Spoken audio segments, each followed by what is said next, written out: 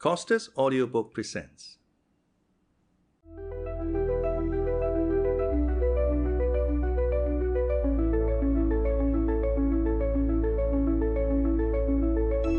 The Last Unicorn, written by Peter S. Beagle.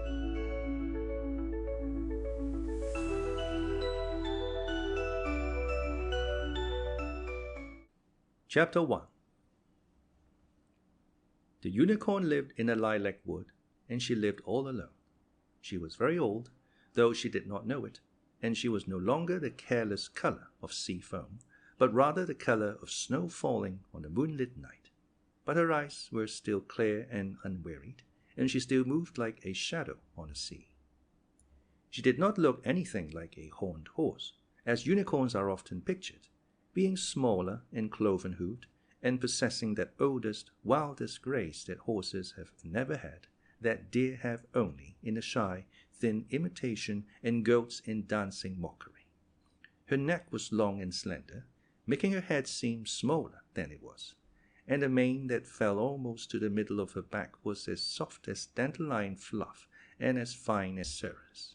She had pointed ears and thin legs, with feathers of white hair at the ankles, and a long horn above her eyes shone and shivered with its own seashell light even in the deepest midnight. She had killed dragons with it, and healed a king whose poisoned wound would not close, and knocked down ripe chestnuts for bear cubs. Unicorns are immortal. It is their nature to live alone in one place, usually a forest where there is a pool clear enough for them to see themselves, for they are a little vain, knowing themselves to be the most beautiful creatures in all the world, and magic besides. They mate very rarely, and no place is more enchanted than one where a unicorn has been born. The last time she had seen another unicorn, the young virgins who still came seeking her now and then had called to her in a different tongue. But then she had no idea of months and years and centuries, or even of seasons. It was always spring in the forest, because she lived there, and she wandered all day among the great beech trees, keeping watch over the animals that lived in the ground and under bushes, in nests and caves, earths and treetops. Generation after generation, wolves and rabbits alike, they hunted and loved and had children and died, and as the unicorn did none of these things, she never grew tired of watching them. One day it happened that two men with long bows rode through her forest, hunting for deer. The unicorn followed them, moving so warily that not even the horses knew she was near. The sight of men filled her with an old, slow, strange mixture of tenderness and terror. She never let one see her if she could help it, but she liked to watch them ride by and hear them talking. "I must like the feel of this forest," the elder of the two hunters grumbled. "Creatures that live in a unicorn's wood learn a little magic of their own in time, mainly concerned with disappearing. We'll find no game here." "Unicorns are long gone," the second man said, "if indeed they ever were. This is a forest like any other." "Then why do the leaves never fall here, or the snow? I tell you, there is one unicorn left in the world. Good luck to the lonely old thing, I say, and as long as it lives in this forest, there won't be a hunter take so much as a titmouse home at his saddle. Ride on, you see. I know their ways, unicorns." "From books," answered the other. "Only from books and tales and songs. Not in the reign of 3 kings has there been even a whisper of a unicorn seen in this country or any other. You know no more about unicorns than I do, for I've read the same books and heard the same stories, and I've never seen one either." The first hunter was silent for a time, and the second whistled sourly to himself. Then the first said, "My great-grandmother saw a unicorn once. She used to tell me about it when I was little." "Oh, indeed? And did she capture it with a golden bridle?" "No, she didn't have one. You don't have to have a golden bridle to catch a unicorn. That part's the fairy tale. You need only to be pure of heart." Yes, the younger man chuckled. "Did she ride her unicorn then, bareback under the trees, like a nymph in the early days of the world?" "My great-grandmother was afraid of large animals," said the first hunter. "She didn't ride it, but she sat very still, and the unicorn put its head in her lap and fell asleep.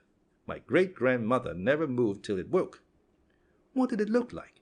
"Pliny describes the unicorns as being very ferocious, similar in the rest of its body to a horse, with the head of a deer, the feet of an elephant, the tail of a bear, a deep bellowing voice, and a single black horn, 2 cubits in length, and a Chinese.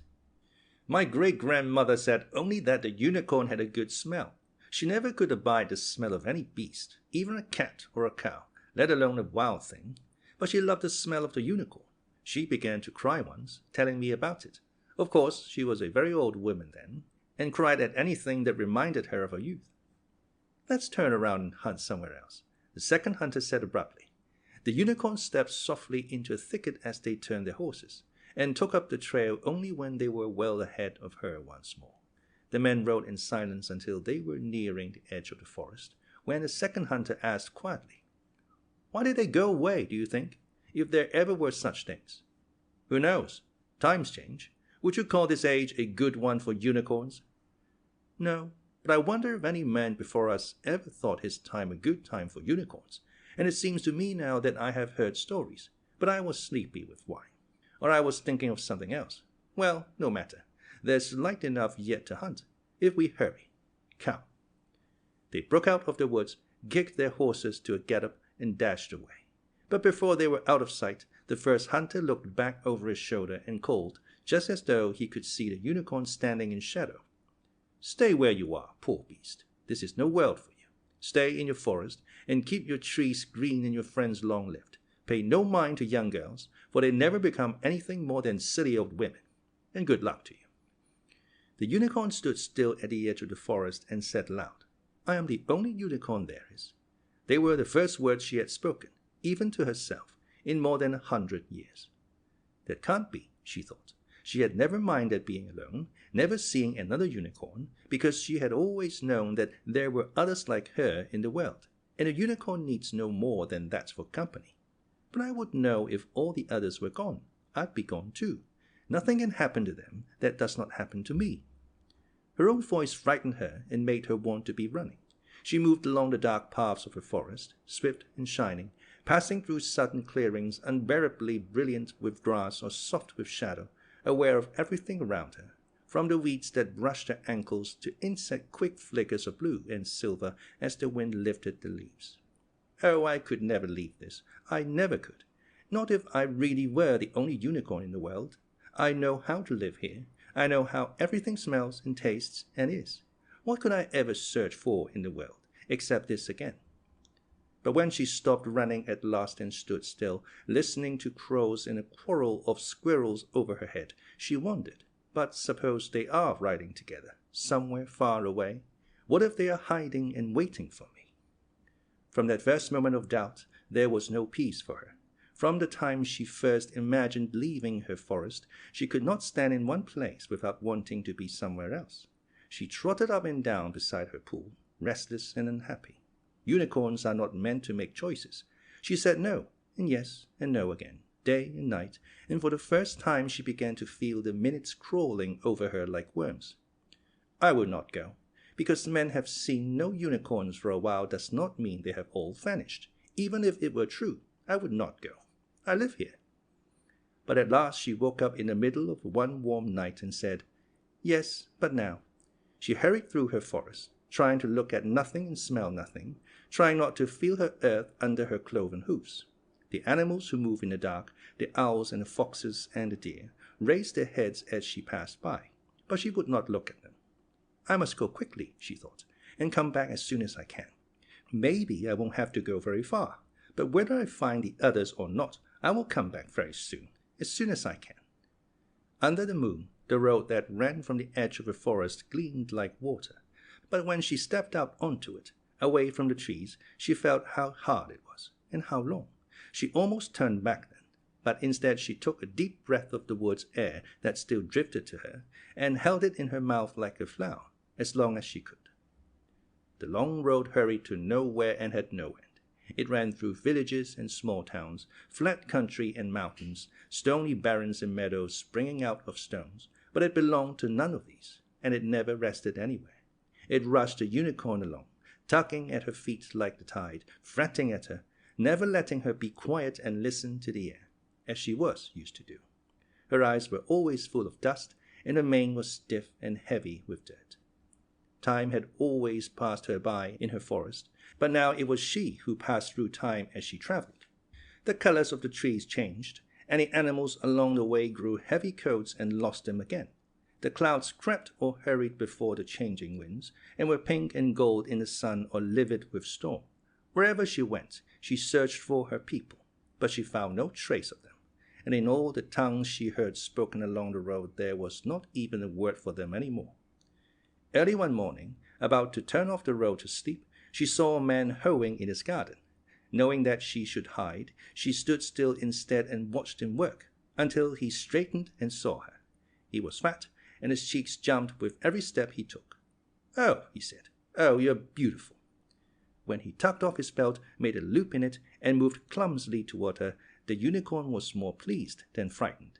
The man knew what she was, and what he himself was for: to hoe turnips and pursue something that shone and could run faster than he could. She sidestepped his first lunge as lightly as though the wind of it had blown her out of his reach. "I've been hunted with bells and banners in my time," she told him. "Men knew that the only way to hunt me was to make the chase so wondrous that I would come near to see it, and even so, I was never once captured." "My foot must have slipped," said the man. "Steady now, you pretty thing." "I've never really understood," the unicorn mused as the man picked himself up, "what you dream of doing with me once you've caught me." The man leaped again, and she slipped away from him like rain. "I don't think you know yourselves," she said. "Ah, steady, steady, easy now." The man's sweating face was stripped with dirt, and he could hardly get his breath. "Pretty," he gasped, "you pretty little mare." "Mare!" The unicorn trumpeted the word so shrilly that the man stopped pursuing her and clapped his hands to his ears. "Mare!" she demanded. "I, a horse? Is that what you take me for? Is that what you see?" "Good horse," the fat man panted. He leaned on the fence and wiped his face. "Curry you up, clean you off. You be the prettiest old mare anywhere." He reached out with the belt again. "Take you to the fair," he said. "Come on, horse." "A horse," the unicorn said. "That's what you were trying to capture. A white mare with her mane full of burrs." As the man approached her, she hooked her horn through the belt, jerked it out of his grasp, and hurled it across the road into a patch of daisies. "A horse, am I?" she snorted. "A horse, indeed." For a moment the man was very close to her, and her great eyes stared into his own, which were small and tired and amazed. Then she turned and fled up the road, running so swiftly that those who saw her exclaimed, "Now there's a horse. There's a real horse." One old man said quietly to his wife, "That's an Arab horse. I was on a ship with an Arab horse once." From that time the unicorn avoided towns, even at night, unless there was no way at all to go around them. Even so, there were a few men who gave chase, but always to a wandering white mare, never in the gay and reverent manner proper to the pursuit of a unicorn. They came with ropes and nets and baits of sugar lumps, and they whistled and called her Bess and Nellie. Sometimes she would slow down enough to let their horses catch her scent, and then watch as the beasts reared and wheeled and ran away with their terrified riders. The horses always knew her. "How can it be?" she wondered. "I suppose I could understand it if men had simply forgotten unicorns, or if they had changed so that they hated all unicorns now and tried to kill them when they saw them. But not to see them at all, to look at them and see something else. What do they look like to one another then? What do trees look like to them, or houses, or real horses, or their own children?" Sometimes she thought, if men no longer know what they are looking at, there may well be unicorns in the world yet, unknown and glad of it. But she knew beyond both hope and vanity that men had changed, and the world with them, because the unicorns were gone. Yet she went on along the hard road, although each day she wished a little more that she had never left her forest. Then one afternoon the butterfly wobbled out of a breeze and lit on the tip of her horn. He was velvet all over, dark and dusty, with golden spots on his wings, and he was as thin as a flower petal. Dancing along her horn, he saluted her with his curling feelers. "I am a roving gambler. How do you do?" The unicorn laughed for the first time in her travels. "Butterfly, what are you doing out on such a windy day?" she asked him. "You'll take cold and die long before your time." "Death takes what men would keep," said the butterfly, "and leaves what men would lose. Blow, wind, and crack your cheeks. I warm my hands before the fire of life and get full-weight relief." He glimmered like a scrap of owl light on her horn. "Do you know what I am, Butterfly?" the unicorn asked hopefully, and he replied, "Excellent well. You're a fishmonger. You are my everything. You are my sunshine. You are old and grey and full of sleep. You are my pickle face, consumptive Mary Jane." He paused, fluttering his wings against the wind, and added conversationally, "Your name is a golden bell hung in my heart. I would break my body to pieces to call you once by your name." "Say my name, then," the unicorn begged him. "If you know my name, tell it to me." "Rumpelstiltskin," the butterfly answered happily. "Gotcha! You don't get no medal." He jigged and twinkled on her horn, singing, "Won't you come home, Bill Bailey? Won't you come home, where once he could not go? Buckle down, Windsocky, go and catch a falling star. Clay lies still, but blood's a rover, so I should be called Kill Devil all the parish over." His eyes were gleaming scarlet in the glow of the unicorn's horn.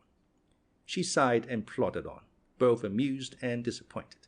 "It serves you right," she told herself. "You know better than to expect a butterfly to know your name. All they know are songs and poetry, and anything else they hear. They mean well, but they can't keep things straight. And why should they? They die so soon." The butterfly swaggered before her eyes, singing, "1, 2, 3, oh Larry," as he whirled, chanting, "Not, I'll not, carry and comfort, look down that lonesome road. For, oh, that damned minute tells he o'er who dotes, yet doubts. Hasten, mirth, and bring with thee a host of furious fancies whereof I am commander, which will be on sale for 3 days only at bargain summer prices. I love you, I love you. Oh, the horror, the horror. And Arointhe, which, Arointhe, indeed and truly you've chosen a bad place to be lame in. Willow, willow, willow." His voice tinkled in the unicorn's head like silver money falling.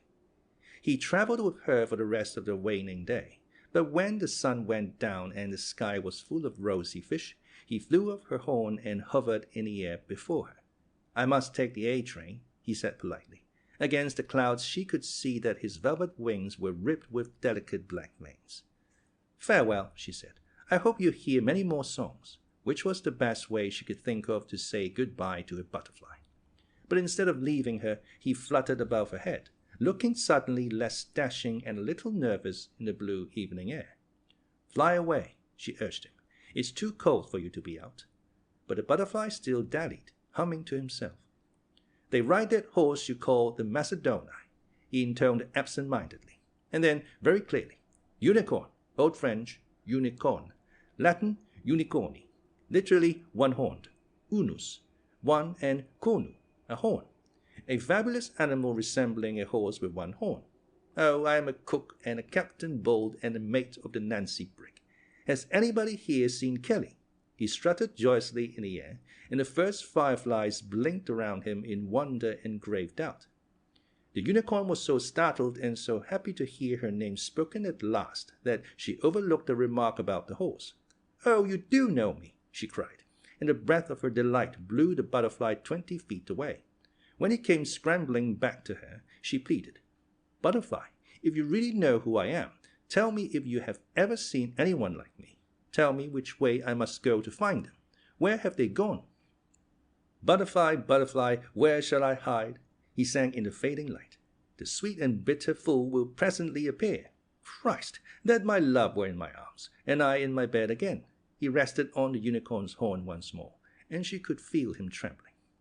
"Please," she said, "all I want to know is that there are other unicorns somewhere in the world. Butterfly, tell me that there are still others like me, and I will believe you and go home to my forest. I have been away so long, and I said that I would come back soon." "Over the mountains of the moon," the butterfly began, "down the valley of the shadow, ride, boldly ride." Then he stopped suddenly and said in a strange voice, "No, no, listen, don't listen to me, listen. You can find your people if you are brave. They passed down all the roads long ago, and the Red Bull ran close behind them and covered their footprints. Let nothing you dismay, but don't be half safe." His wings brushed against the unicorn's skin. "The Red Bull?" she asked. "What is the Red Bull?" The butterfly started to sing. "Follow me down, follow me down, follow me down, follow me down." But then he shook his head wildly and recited, "His firstling bull has majesty, and his horns are the horns of a wild ox. With them he shall push the peoples, all of them, to the ends of the earth. Listen, listen, listen quickly." "I am listening," the unicorn cried. "Where are my people, and what is the Red Bull?" But the butterfly swooped close to her ear, laughing. "I have nightmares about crawling around on the ground," he sang. "The little dogs, Tray, Blanche, Sue, they bark at me. The little snakes, they hiss at me. The beggars are coming to town. Then at last come the clams." For a moment more he danced in the dusk before her. Then he shivered away into the violet shadows by the roadside, chanting defiantly. "It's you or me, moth, hand to hand to hand to hand to hand." The last the unicorn saw of him was a tiny skittering between the trees, and her eyes might have deceived her, for the night was full of wings now. "At least he did recognize me," she thought sadly. "That means something." But she answered herself, "No, that means nothing at all, except that somebody once made up a song about unicorns or a poem. But the Red Bull, what could he have meant by that? Another song, I suppose." She walked on slowly, and the night drew close about her. The sky was low and almost pure black, save for one spot of yellowing silver where the moon paced behind the thick clouds. The unicorn sang softly to herself, a song she had heard a young girl singing in the forest long ago. "Sparrows and cats will live in my shoe. Sooner than I will live with you. Fish will come walking out of the sea. Sooner than you will come back to me." She did not understand the words, but the song made her think longingly of her home. It seemed to her that she had heard autumn beginning to shake the beech trees the very moment that she stepped out into the road. At last she lay down in the cold grass and fell asleep. Unicorns are the wariest of all wild things, but they sleep soundly when they sleep. All the same, if she had not been dreaming of home, she would surely have roused at the sound of wheels and jingling coming closer through the night, even though the wheels were muffled in rags and the little bells wrapped in wool. But she was very far away, farther than the soft bells could go, and she did not wake. There were 9 wagons, each draped in black, each drawn by a lean black horse, and each bearing barred sides like teeth when the wind blew through the black hangings. The lead wagon was driven by a squat old woman, and it bore signs on its shrouded sides that said in big letters, "Mommy Fortuna's Midnight Carnival," and below, in smaller print, "Creatures of Night brought to light." When the first wagon drew even with the place where the unicorn lay asleep, the old woman suddenly pulled her black horse to a stop. All the other wagons stopped too and waited silently as the old woman swung herself to the ground with an ugly grace. Gliding close to the unicorn, she peered down at her for a long time, and then said, "Well, well, bless my old husk of a heart, and here I thought I'd seen the last of them." Her voice left a flavor of honey and gunpowder on the air. "If he knew," she said, and she showed pebbly teeth as she smiled, "but I don't think I'll tell him." She looked back at the black wagons and snapped her fingers twice. The drivers of the second and third wagon got down and came toward her. One was short and dark and stony, like herself. The other was a tall, thin man with an air of resolute bewilderment. He wore an old black cloak, and his eyes were green. "What do you see?" the old woman asked the short man. "Rug, what do you see lying there?" "Dead horse," he answered. "No, not dead. Give it to the manticore or the dragon." His chuckle sounded like matches striking. "You're a fool," Mommy Fortuna said to him. Then to the other, "What about you, wizard, seer, thaumaturge? What do you see with your sorcerer's sight?" She joined with the man Rook in a rackety roar of laughter, but it ended when she saw that the tall man was still staring at the unicorn. "Answer me, you juggler," she snarled, but the tall man did not turn his head. The old woman turned it for him, reaching out a crab-like hand to yank his chin around. His eyes fell before her yellow stare. "A horse," he muttered, "a white mare." Mommy Fortuna looked at him for a long time. "You're a fool too, magician," she snickered at last, "but a worse fool than Rook, and a more dangerous one. He lies only out of greed, but you lied out of fear. Or could it be kindness?" The man said nothing, and Mommy Fortuna laughed by herself. "All right," she said, "it's a white mare. I want her for the carnival. The 9th cage is empty." "I'll need a rope," Rook said. He was about to turn away, but the old woman stopped him. "The only rope that could hold her," she told him, "would be the cord with which the old gods bound the Fenris wolf." That one was made of fish's breath, bird spittle, a woman's beard, the meowing of a cat, the sinews of a bear, and one thing more. I remember mountain roots. Having none of these elements, nor dwarfs to weep them for us, we'll have to do the best we can with iron bars. I'll put a sleep on her, thus.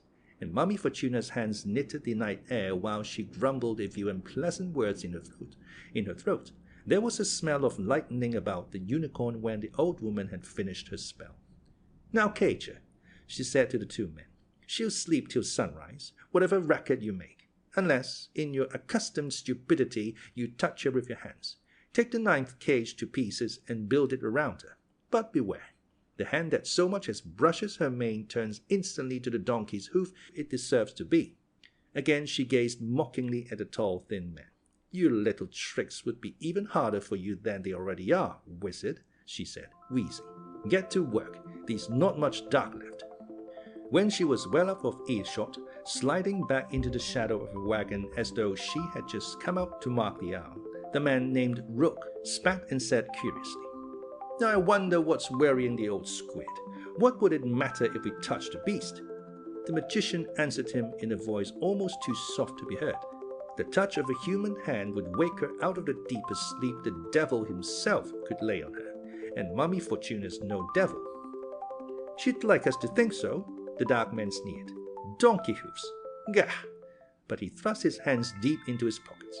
"Why would the spell be broken? It's just an old white mare." But the magician was walking away toward the last of the black wagons. "Hurry," he called over his shoulder. "It will be day soon." It took them the rest of the night to pull down the 9th cage, bars and floor and roof, and then to put it back together around the sleeping unicorn. Rook was tugging at the door to make sure that it was securely locked when the great trees in the east boiled over and the unicorn opened her eyes. The two men slipped hurriedly away, but the tall magician looked back in time to see the unicorn rise to her feet and stare at the iron bars, her low head swaying like the head of an old white horse.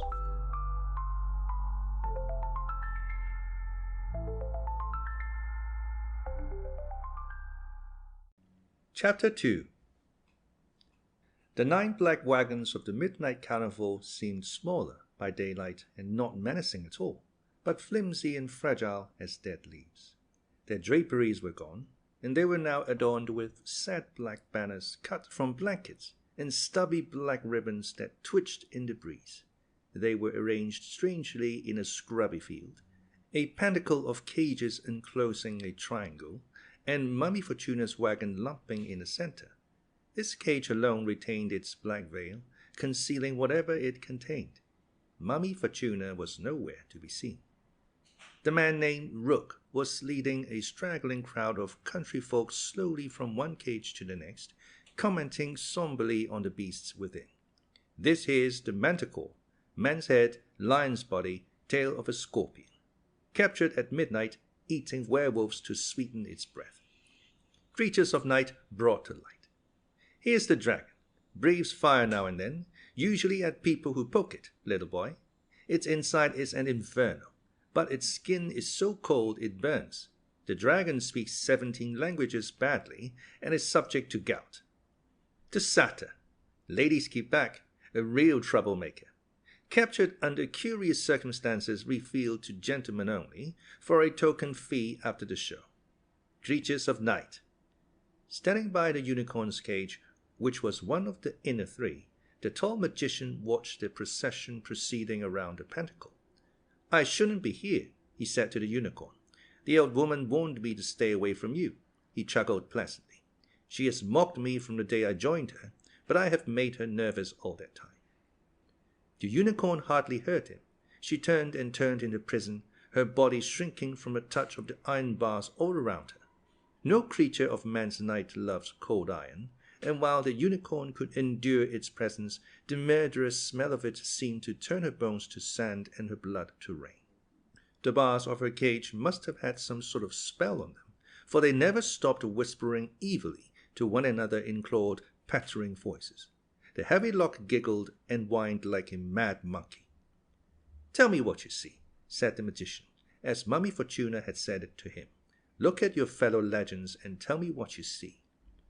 Rook's iron voice came clanging through the warm afternoon. "Gatekeeper of the underworld, 3 heads and a healthy coat of vipers, as you can see. Last seen above ground in the time of Hercules, who dragged him up under one arm, but we lured him to light again with promises of a better life. Cerberus, look at those 6 cheated red eyes. You may look into them again one day. This way to the Midgard serpent. This way." The unicorn stared through the bars at the animal in the cage. Her eyes were wide with disbelief. "It's only a dog," she whispered. "It's a hungry, unhappy dog with only 1 head and hardly any coat at all. The poor thing. How could they ever take it for Cerberus? Are they all blind?" "Look again," the magician said. "And a satyr," the unicorn continued. "The satyr is an ape. An old ape with a twisted foot. The dragon is a crocodile, much more likely to breathe fish than fire. And the great manticore is a lion. A perfectly good lion, but no more monstrous than the others. I don't understand." "It's got the whole world in its coils," Rook was droning. And once more the magician said, "Look again." Then, as though her eyes were getting used to darkness, the unicorn began to perceive a second figure in each cage. They loomed hugely over the captives of the midnight carnival, and yet they were joined to them. Stormy dreams sprung from a grain of truth. So there was a manticore, famine-eyed, slobber-mouthed, roaring, curving his deadly tail over his back until the poisoned spine lolled and nodded just above his ear. And there was a lion too, tiny and absurd by comparison. Yet they were the same creature. The unicorn stamped in wonder. It was so in all the other cages. The shadow dragon opened his mouth and hissed harmless fire to make the gapers gasp and cringe, while hell's snake-furred watchdog howled triple dooms and devastations down on his betrayers, and a satyr limped leering to the bars and beckoned young girls to impossible delights, right there in public. As for the crocodile, the ape, and the sad dog, they faded steadily before the marvelous phantoms until they were only shadows themselves, even to the unicorn's undeceived eyes. "This is a strange sorcery," she said softly. "There's more meaning than magic to this." The magician laughed with pleasure and great relief. Well said indeed. I knew the old horror wouldn't dazzle you with her 2-penny spells." His voice grew hard and secret. "She's made her 3rd mistake now," he said, "and that's at least 2 too many for a tired old trickster like herself. The time draws near." "The time draws near," Rook was telling the crowd, as though he had overheard the magician. "Ragnarok. On that day, when the gods fall, the serpent of the Midgard will spit a storm of venom at great Thor himself, till he tumbles over like a poisoned fly. And so he waits for Judgment Day, and dreams about the part he'll play. It may be so. I couldn't say. Creatures of night, brought to light." The cage was filled with snake. There was no head to it, and no tail. Nothing but a wave of tarnished darkness rolling from one end of the cage to the other, leaving no room for anything but its own thunderous breathing. Only the unicorn saw, coiled in a corner, a baleful boa, brooding, perhaps, over its own judgment on the midnight carnival. But it was tiny and dim as the ghost of a worm in the serpent's shadow. A wondering gawk stuck up his hand and demanded of Rook, "If this big snake do be coiled around the world, as you say, how come you be having a piece of it in your wagon? And if it can shatter the sea just by stretching of itself, what's to keep it from crawling off wearing your whole show like a necklace?" There were murmurs of agreement, and some of the murmurs began to back warily away. "I'm glad you asked me that, friend," Rook said with a scowl. "It just so happens that the Midgard serpent exists in like another space from ours, another dimension. Normally, therefore, he's invisible, but dragged into our world, as Thor hooked him once.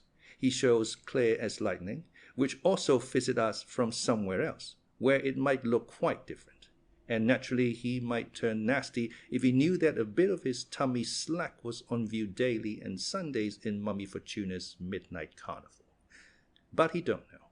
He's got other things to think about than what becomes of his belly button, and we take our chances, as do you all, on his continued tranquility."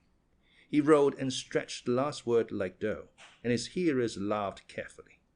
"Spells of seeming," the unicorn said. "She cannot make things." "Nor truly change them," added the magician.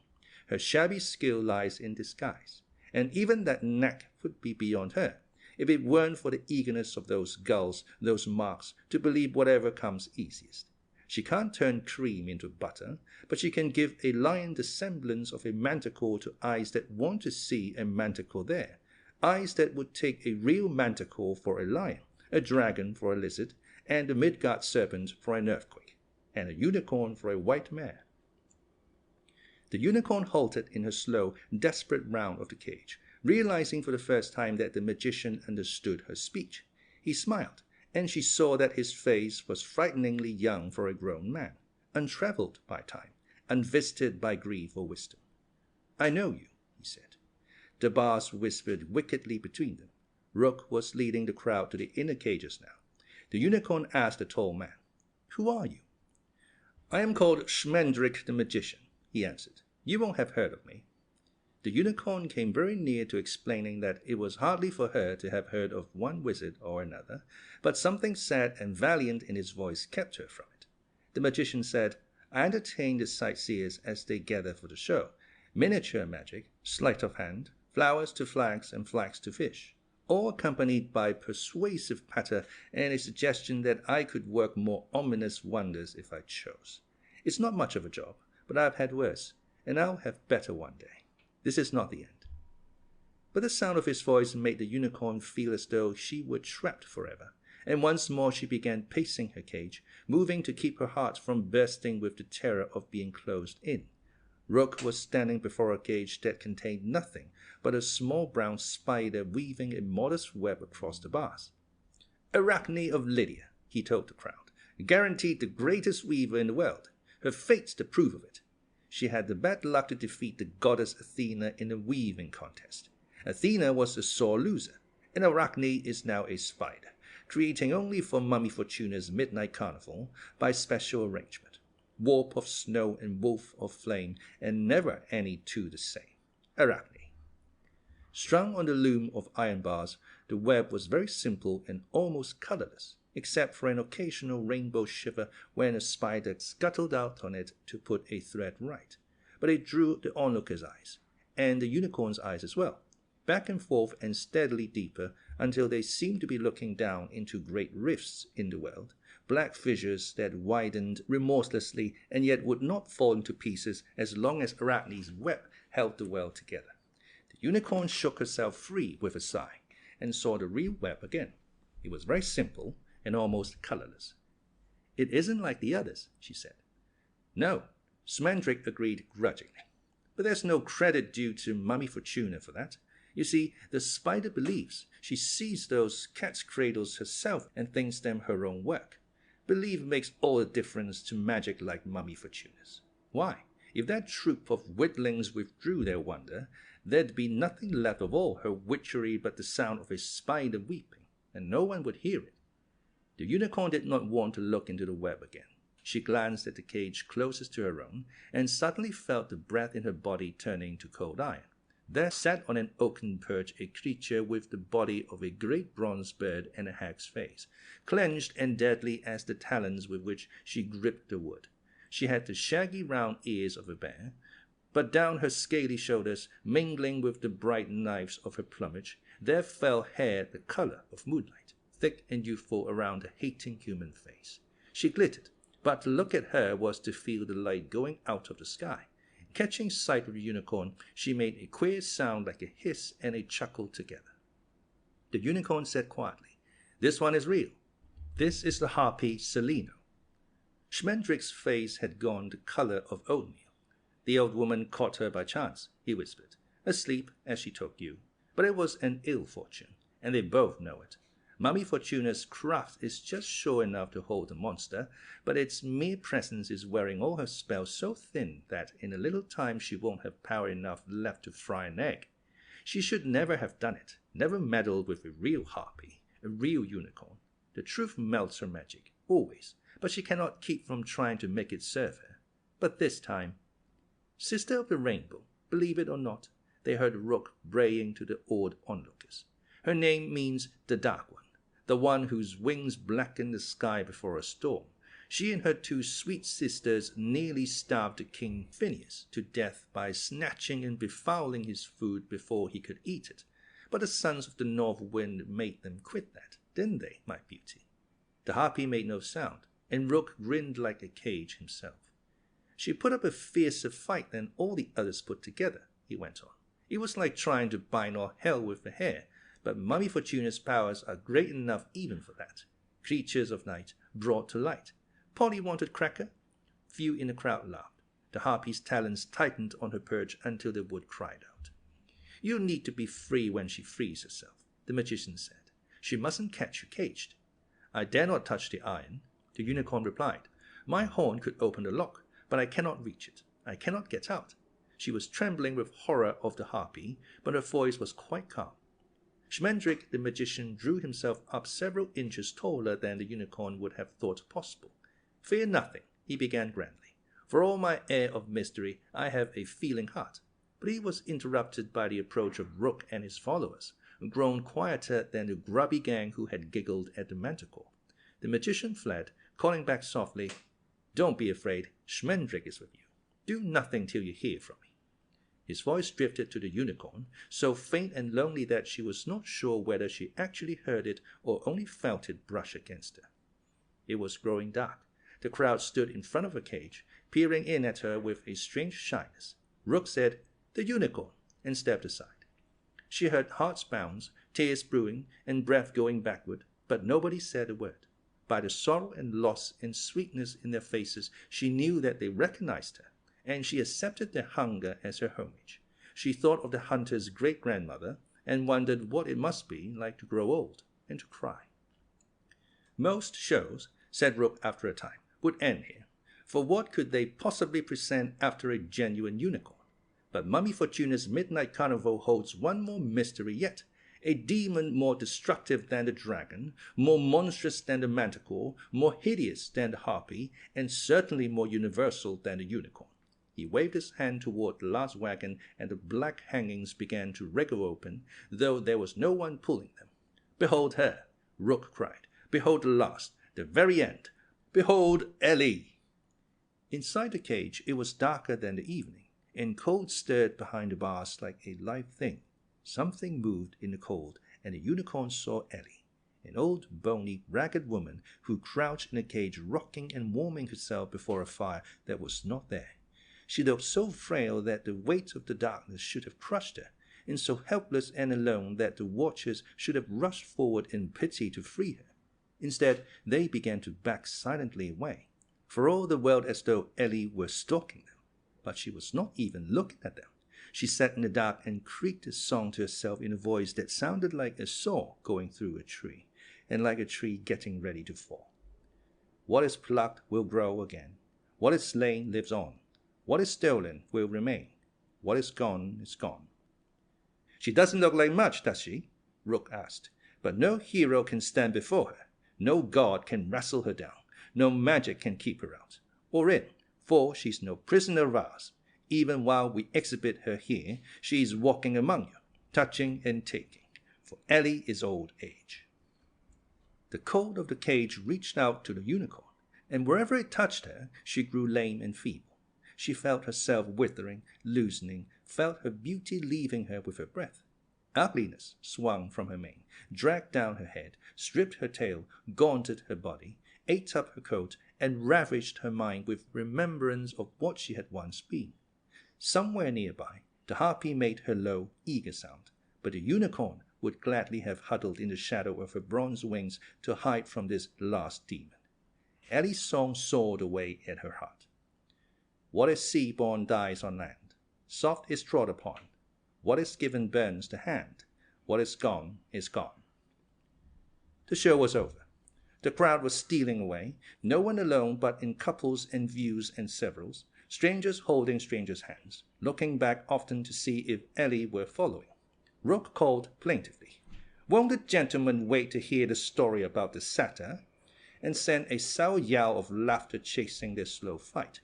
Creatures of night brought to light. They struggled through the stiffening air, past the unicorn's cage, and on way, with Rook's laughter yapping them home, and Ellie still singing. This is illusion, the unicorn told herself. This is illusion, and somehow raised her head heavy with death, stared deep into the dark of the last cage and see, not old age, but Mommy Fortuna herself, stretching and snickering and clambering to the ground with her old eerie ease. And the unicorn knew then that she had not become mortal and ugly at all, but she did not feel beautiful again. Perhaps that was illusion too, she thought wearily. I enjoyed that, Mommy Fortuna said to Rook. I always do. I guess I'm just stage-struck at heart. You better check on that damn harpy, Rook said. I could feel her working loose this time. It was like I was rope holding her, and she was untying me. He shuddered and lowered his voice. Get rid of her, he said hoarsely, before she scatters us across the sky like bloody clouds. She thinks about it all the time. I can feel her thinking about it. Fool, be still. The witch's own voice was fierce with fear. I can turn her into wind if she escapes, or into snow, or into 7 notes of music. But I choose to keep her. No other witch in the world holds a harpy captive, and none ever will. I would keep her if I could do it only by feeding her a piece of your liver every day. Oh, that's nice, Rook said. He sidled away from her. What if she only wanted your liver? He demanded. What would you do then? Feed her yours anyway, Mommy Fortuna said. She wouldn't know the difference. Harpies aren't bright. Alone in the moonlight, the old woman glided from cage to cage, rattling locks and prodding her enchantments as a housewife squeezes melons in a market. When she came to the harpy's cage, the monster made a sound as shrill as a spear, and spread the horrid glory of its wings. For a moment it seemed to the unicorn that the bars of the cage began to wriggle and run like rain.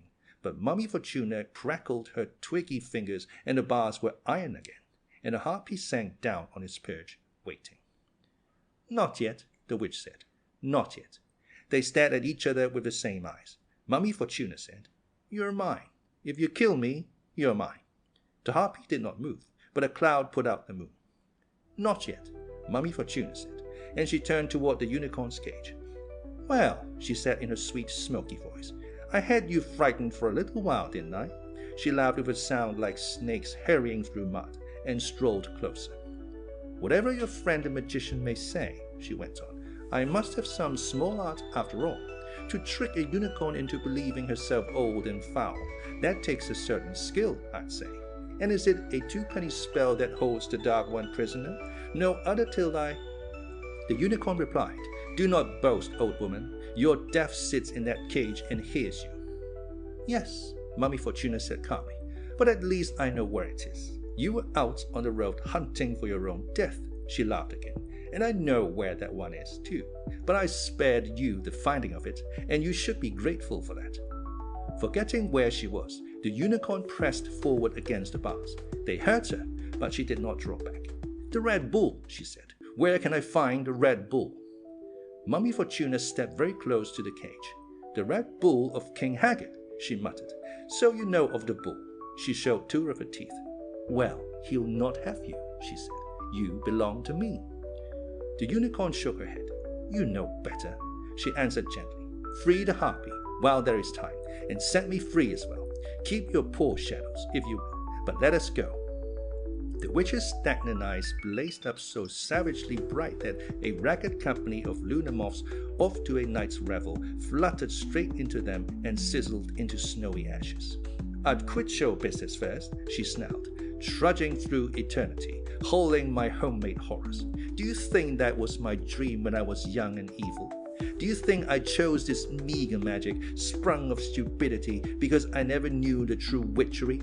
I play tricks with dogs and monkeys because I cannot touch the grass, but I know the difference.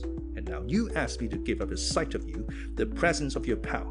I told Rook I'd feed his liver to the harpy if I had to, and so I would. And to keep you, I'd take your friend Schmendrick, and I'd... She raised herself to gibberish, and at last to silence. Speaking of livers, the unicorn said, real magic can never be made by offering up someone else's liver. You must tear out your own, and not expect to get it back. The true witches know that. A few grains of sand rustled down Mommy Fortuna's cheek as she stared at the unicorn. All witches weep like that. She turned and walked swiftly toward her wagon, but suddenly she turned again and grinned her rubbly grin. But I tricked you twice anyway, she said. Did you really think that those gogglers knew you for yourself without any help from me? No, I had to give you an aspect they could understand and a horn they could see. These days, it takes a cheap carnival witch to make folk recognize a real unicorn. You do much better to stay with me and be false, for in this whole world only the Red Bull will know you when he sees you. She disappeared into her wagon, and the harpy let the moon come out again.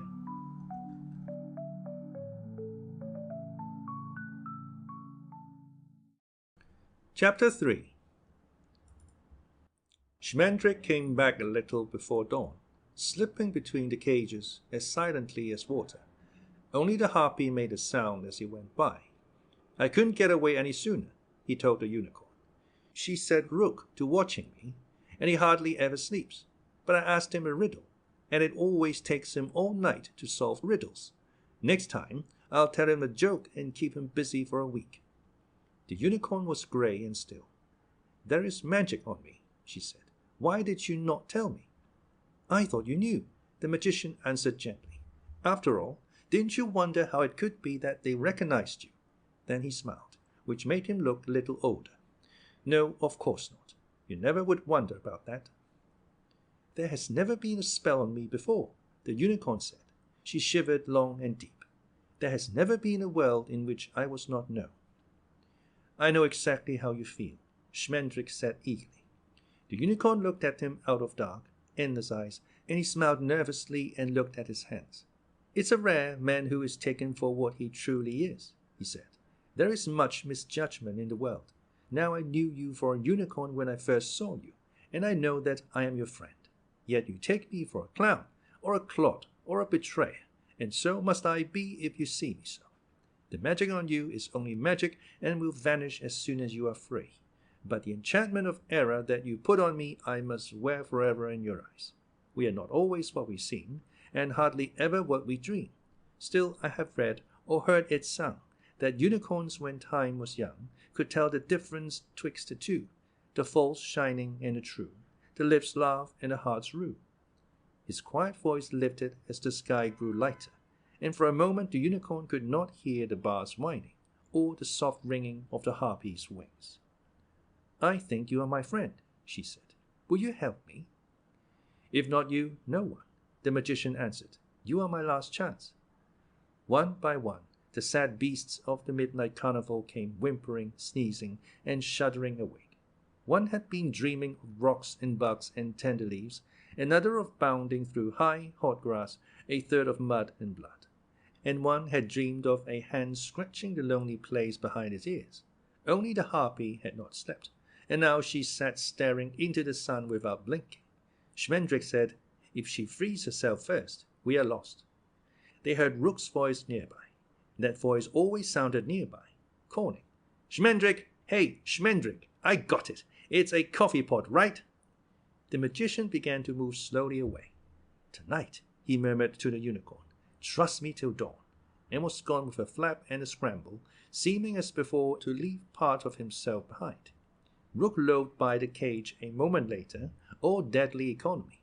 Hidden in her black wagon, Mommy Fortuna grumbled Ellie's song to herself. Here is there, and high is low. All may be undone. What is true, no two men know. What is gone is gone. Soon a new catch of spectators began to come sauntering up to see the show.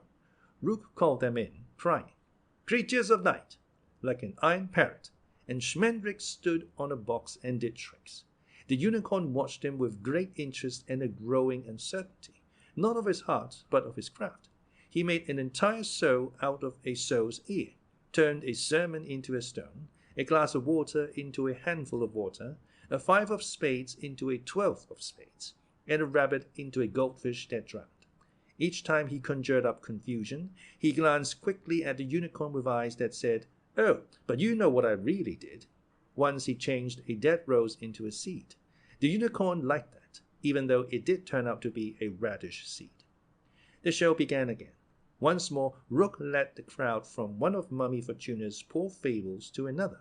The dragon blazed, Cerberus howled for hell to come and help him, and the satyr tempted women until they wept. They squinted and pointed at the manticore's yellow tusks and swollen sting, grew still at the thought of the Midgard serpent, and wondered at Arachne's new web, which was like a fisherman's net with the dripping moon in it. Each of them took it for a real web, but only the spider believed that it held the real moon. This time Rook did not tell the story of King Phineas and the Argonauts. Indeed, he hurried his sightseers past the harpy's cage as quickly as he could, gabbling only her name and the meaning of it. The harpy smiled. Nobody saw her smile except the unicorn, and she wished that she had chanced to be looking somewhere else at the time. When they stood in front of her cage, gazing silently in at her, the unicorn thought bitterly, "Their eyes are so sad. How much sadder would they be, I wonder, if the spell that disguises me dissolved, and they were left staring at a common white mare? The witch is right. Not one would know me." But then a soft voice, rather like the voice of Schmendrick the magician, said inside her, "But their eyes are so sad." And when Rook shrieked, "Behold the very end!" and the black hanging slithered back to reveal Ellie, mumbling in the cold and the darkness, the unicorn felt the same helpless fear of growing old that set the crowd to flight, even though she knew that it was only Mommy Fortuna in a cage. She thought, the witch knows more than she knows she knows. Night came quickly, perhaps because the harpy hurried it on. The sun sank into dirty clouds like a stone into the sea, and with about as much chance of rising again, and there was no moon or any stars. Mommy Fortuna made her gliding rounds of the cages. The harpy did not move when she drew near, and that made the old woman stand and stare at her for a long while. "Not yet," she muttered at last. "Not yet." But her voice was weary and doubtful. She peered briefly at the unicorn, her eyes a stir of yellow in the greasy gloom. "Well, one day more," she said in a cackling sigh, and turned away again. There was no sound in the carnival after she was gone. All the beasts were asleep, save the spider, who wove, and the harpy, who waited. Yet the night creaked tighter and tighter, until the unicorn expected it to split wide open, ripping a seam down the sky, to reveal more bars, she thought. Where is the magician? At last he came hurrying through the silence, spinning and dancing like a cat in the cold, stumbling over shadows. When he reached the unicorn's cage, he made a joyful bow to her and said proudly, "Schmendrick is with you." In the cage nearest to hers, the unicorn heard the edged shivering of bronze. "I think we have very little time," she said. "Can you truly set me free?" The tall man smiled, and even his pale, solemn fingers grew merry. "I told you that the witch has made 3 great mistakes. Your capture was the last, and the taking of the harpy the second, because you are both real. And Mommy Fortuna can no more make you hers than she can make the winter a day longer. But to take me for a mountebank like herself, that was her first and fatal folly. For I too am real. I am Schmendrick the magician, the last of the red-hot swarmies, and I am older than I look." "Where is the other?" the unicorn asked. Schmendrick was pushing back his sleeves. "Don't worry about Rook. I asked him another riddle, one that has no answer. He may never move again." He spoke 3 angled words and snapped his fingers. The cage disappeared. The unicorn found herself standing in a grove of trees, orange and lemon, pear and pomegranate, almond and acacia, with soft spring earth under her feet and a sky growing over her. Her heart turned light as smoke, and she gathered up the strength of her body for a great bound into the sweet night. But she let the leap drift out of her, untaken, for she knew, although she could not see them, that the bars were still there. She was too old not to know. "I'm sorry," Schmendrick said, somewhere in the dark. "I would have liked it to be that spell that freed you." Now he sang something cold and low, and the strange trees blew away like dandelion down. "This is a surer spell," he said. "The bars are now as brittle as old cheese, which I crumble and scatter. So." Then he gasped and snatched his hands away. Each long finger was dripping blood. "I must have gotten the accent wrong," he said hoarsely. He hid his hands in his cloak and tried to make his voice light. It comes and goes. A scratching of flinty phrases this time, and Schmendrick's bloody hands flickering across the sky. Something grey and grinning, something like a bear, but bigger than a bear, something that chuckled muddily, came limping from somewhere, eager to crack the cage like a nut and pick out bits of the unicorn's flesh with its claws. Schmendrick ordered it back into the night, but it wouldn't go. The unicorn backed into a corner and lowered her head, but the harpy stirred softly in her cage, ringing, and a grey shape turned what must have been its head and saw her. It made a foggy, globbering sound of terror, and was gone. The magician cursed and shivered.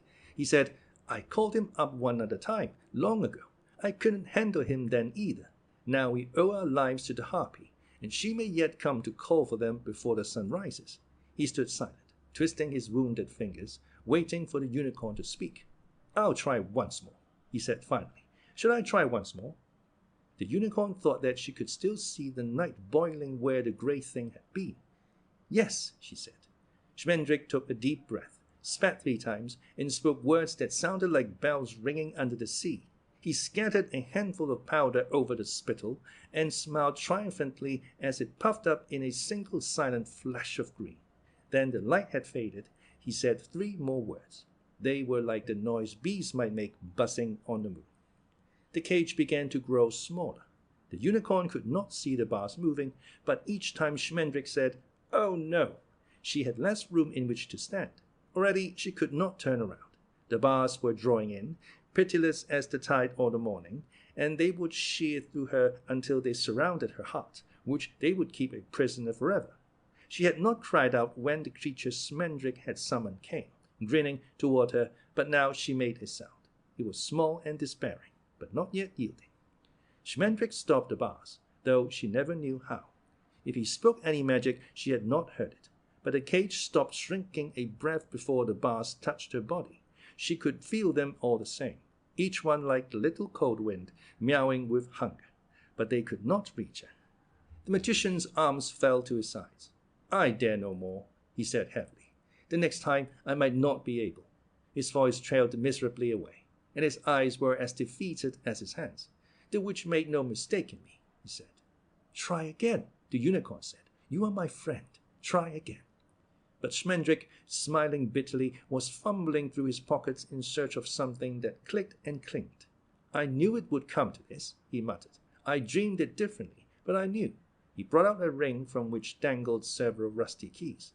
"You deserve the services of a great wizard," he said to the unicorn, "but I am afraid you'll have to be glad of the aid of a second-rate pickpocket. Unicorns know naught of need, or shame, or doubt, or debt. But mortals, as you may have noticed, take what they can get, and Rook can only concentrate on one thing at a time."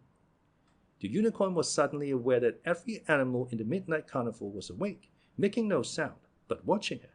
In the next cage, the harpy began to stamp slowly from one foot to the other. "Hurry," the unicorn said. "Hurry." Schmendrick was already fitting a key into the snickering lock. At his first attempt, which failed, the lock fell silent, but when he tried another key it cried out loudly. "Ho, some magician, some magician." It had Mommy Fortuna's voice. "Ah, turned blue," the magician mumbled, but the unicorn could feel him blushing. He twisted the key, and the lock snapped open with one last grunt of contempt. Schmendrick swung the cage door wide and said softly, "Step down, lady. You are free." The unicorn stepped lightly to the ground, and Schmendrick the magician drew back in sudden wonder. "Oh," he whispered, "it was different when there were bars between us. You looked smaller, and not as... oh my." She was home in her forest, which was black and wet and ruined because she had been gone so long. Someone was calling to her from a long way off, but she was home, warming the trees and waking the grass. Then she heard Rook's voice, like a boat bottom gritting on pebbles. "Okay, Schmendrick, I give up. Why is a raven like a writing desk?" The unicorn moved away into deepest shadow, and Rook saw only the magician and the empty, dwindled cage. His hand jumped to his pocket and came away again. "Why, you thin thief," he said, grinning iron. "She'll string you on barbed wire to make a necklace for the harpy." He turned then and headed straight for Mommy Fortuna's wagon.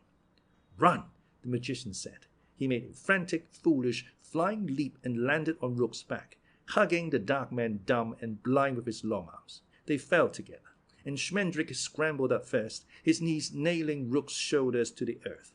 "Barbed wire," he gasped. "You pile of stones, you waste, you desolation. I'll stuff you with misery till it comes out of your eyes. I'll change your heart into green grass and all you love into a sheep. I'll turn you into a bad poet with dreams. I'll set all your toenails growing inward. You mess with me." Rook shook his head and sat up, hurling Schmendrick 10 feet away. "What are you talking about?" he chuckled. "You can't turn cream into butter." The magician was getting to his feet, but Rook pushed him back down and sat on him. "I never did like you," he said pleasantly. "You give yourself airs, and you're not very strong." Heavy as night, his hands closed on the magician's throat. The unicorn did not see. She was out at the farthest cage, where the manticore growled and whimpered and lay flat. She touched the point of her horn to the lock, and was gone to the dragon's cage without looking back. One after another, she set them all free. The satyr, Cerberus, the Midgard serpent. The enchantments vanished as they felt their freedom, and they leaped and lumbered and slithered away into the night, once more a lion, an ape, a snake, a crocodile, a joyous dog. None of them thanked the unicorn, and she did not watch them go. Only the spider paid no mind when the unicorn called softly to her through the open door. Arachne was busy with a web which looked to her as though the Milky Way had begun to fall like snow. The unicorn whispered, "Weaver, freedom is better. Freedom is better." But the spider fled unhearing up and down her iron loom. She never stopped for a moment, even when the unicorn cried, "It's really very attractive, Arachne, but it's not art." The new web drifted down the bars like snow. Then the wind began. The spider web blew across the unicorn's eyes and disappeared. The harpy had begun to beat her wings, calling her power in, as a crouching wave draws sand and water roaring down the beach.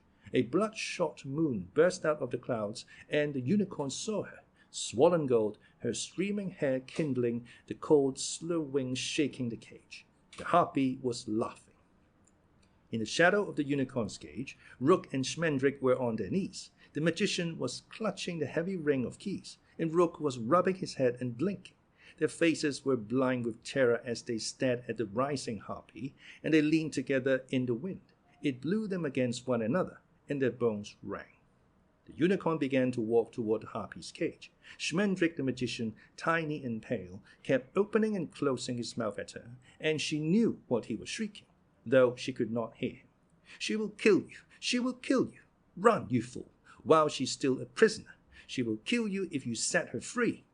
But the unicorn walked on, following the light of her horn, until she stood before Celaeno, the Dark One.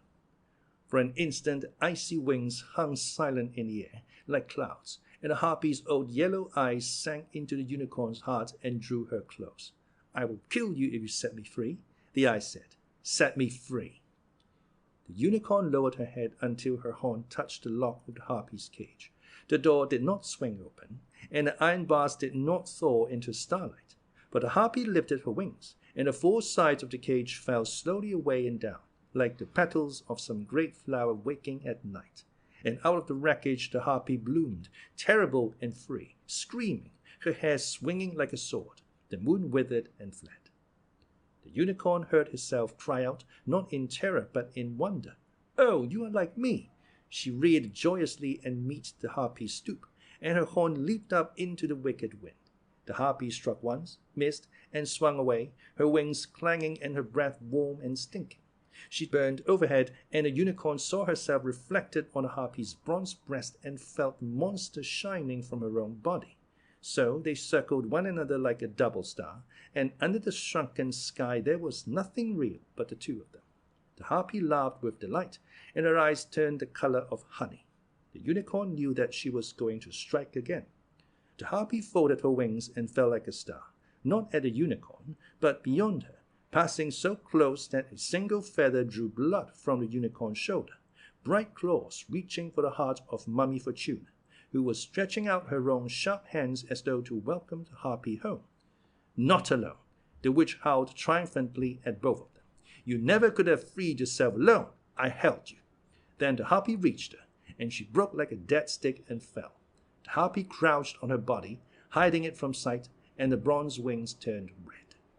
The unicorn turned away. Close by, she heard a child's voice telling her that she must run. She must run. It was the magician. His eyes were huge and empty, and his face, always too young, was collapsing into childhood as the unicorn looked at him. "No," she said. "Come with me." The harpy made a thick, happy sound that melted the magician's knees, but the unicorn said again, "Come with me." and together they walked away from the midnight carnival. The moon was gone, but to the magician's eyes the unicorn was the moon, cold and white and very old, lighting his way to safety or to madness. He followed her, never once looking back, even when he heard the desperate scrambling and skidding of heavy feet, the boom of bronze wings, and Rook's interrupted scream.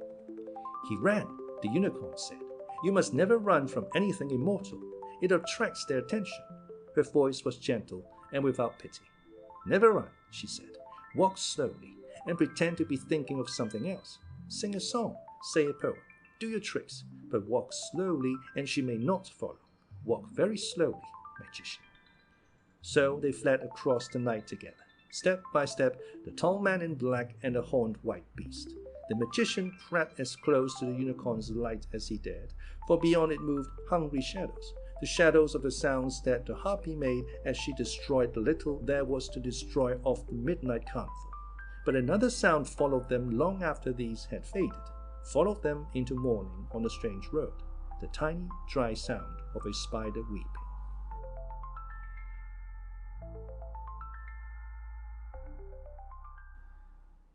Chapter 4. Like a newborn child, the magician wept for a long time before he could speak. The poor old woman, he whispered at last. The unicorn said nothing, and Schmendrick raised his head and stared at her in a strange way. A grey morning rain was beginning to fall, and she shone through it like a dolphin. No, she said, answering his eyes, I can never regret. He was silent, crouched by the road in the rain, drawing his soaked cloak close round his body until he looked like a broken black umbrella. The unicorn waited, feeling the days of her life falling around her with the rain. I can sorrow, she offered gently, but it's not the same thing. When Schmendrick looked at her again, he had managed to pull his face together, but it was still struggling to escape from him. Where will you go now? He asked. Where were you going when she took you? I was looking for my people, the unicorn said. Have you seen them, magician? They are wild and sea-white, like me. Schmendrick shook his head gravely. I've never seen anyone like you, not while I was awake. There were supposed to be a few unicorns left when I was a boy, but I knew only one man who had ever seen one. They are surely gone, lady, all but you. When you walk, you make an echo where they used to be. No, she said, for others have seen them. It gladdened her to hear that there had still been unicorns as recently as the magician's childhood. She said, a butterfly told me of the Red Bull, and the witch spoke of King Haggard, so I am going wherever they are to learn whatever they know. Can you tell me where Haggard is king? The magician's face almost got away, but he caught it and began to smile very slowly, as though his mouth had turned to iron. He bent it into the proper shape in time, but it was an iron smile. I can tell you a poem, he said. Where all the hills are lean as knives, and nothing grows, not leaves nor lives. Where hearts are sour as boiled beer, Haggard is the ruler here. I will know when I get there then, she said, thinking that he was mocking her. Do you know any poems about the Red Bull? There are none, Schmendrick answered. He rose to his feet, pale and smiling. About King Haggard I know only what I have heard, he said. He is an old man, stingy as late November, who rules over a barren country by the sea. Some say that the land was green and soft once, before Haggard came, but he touched it and it withered.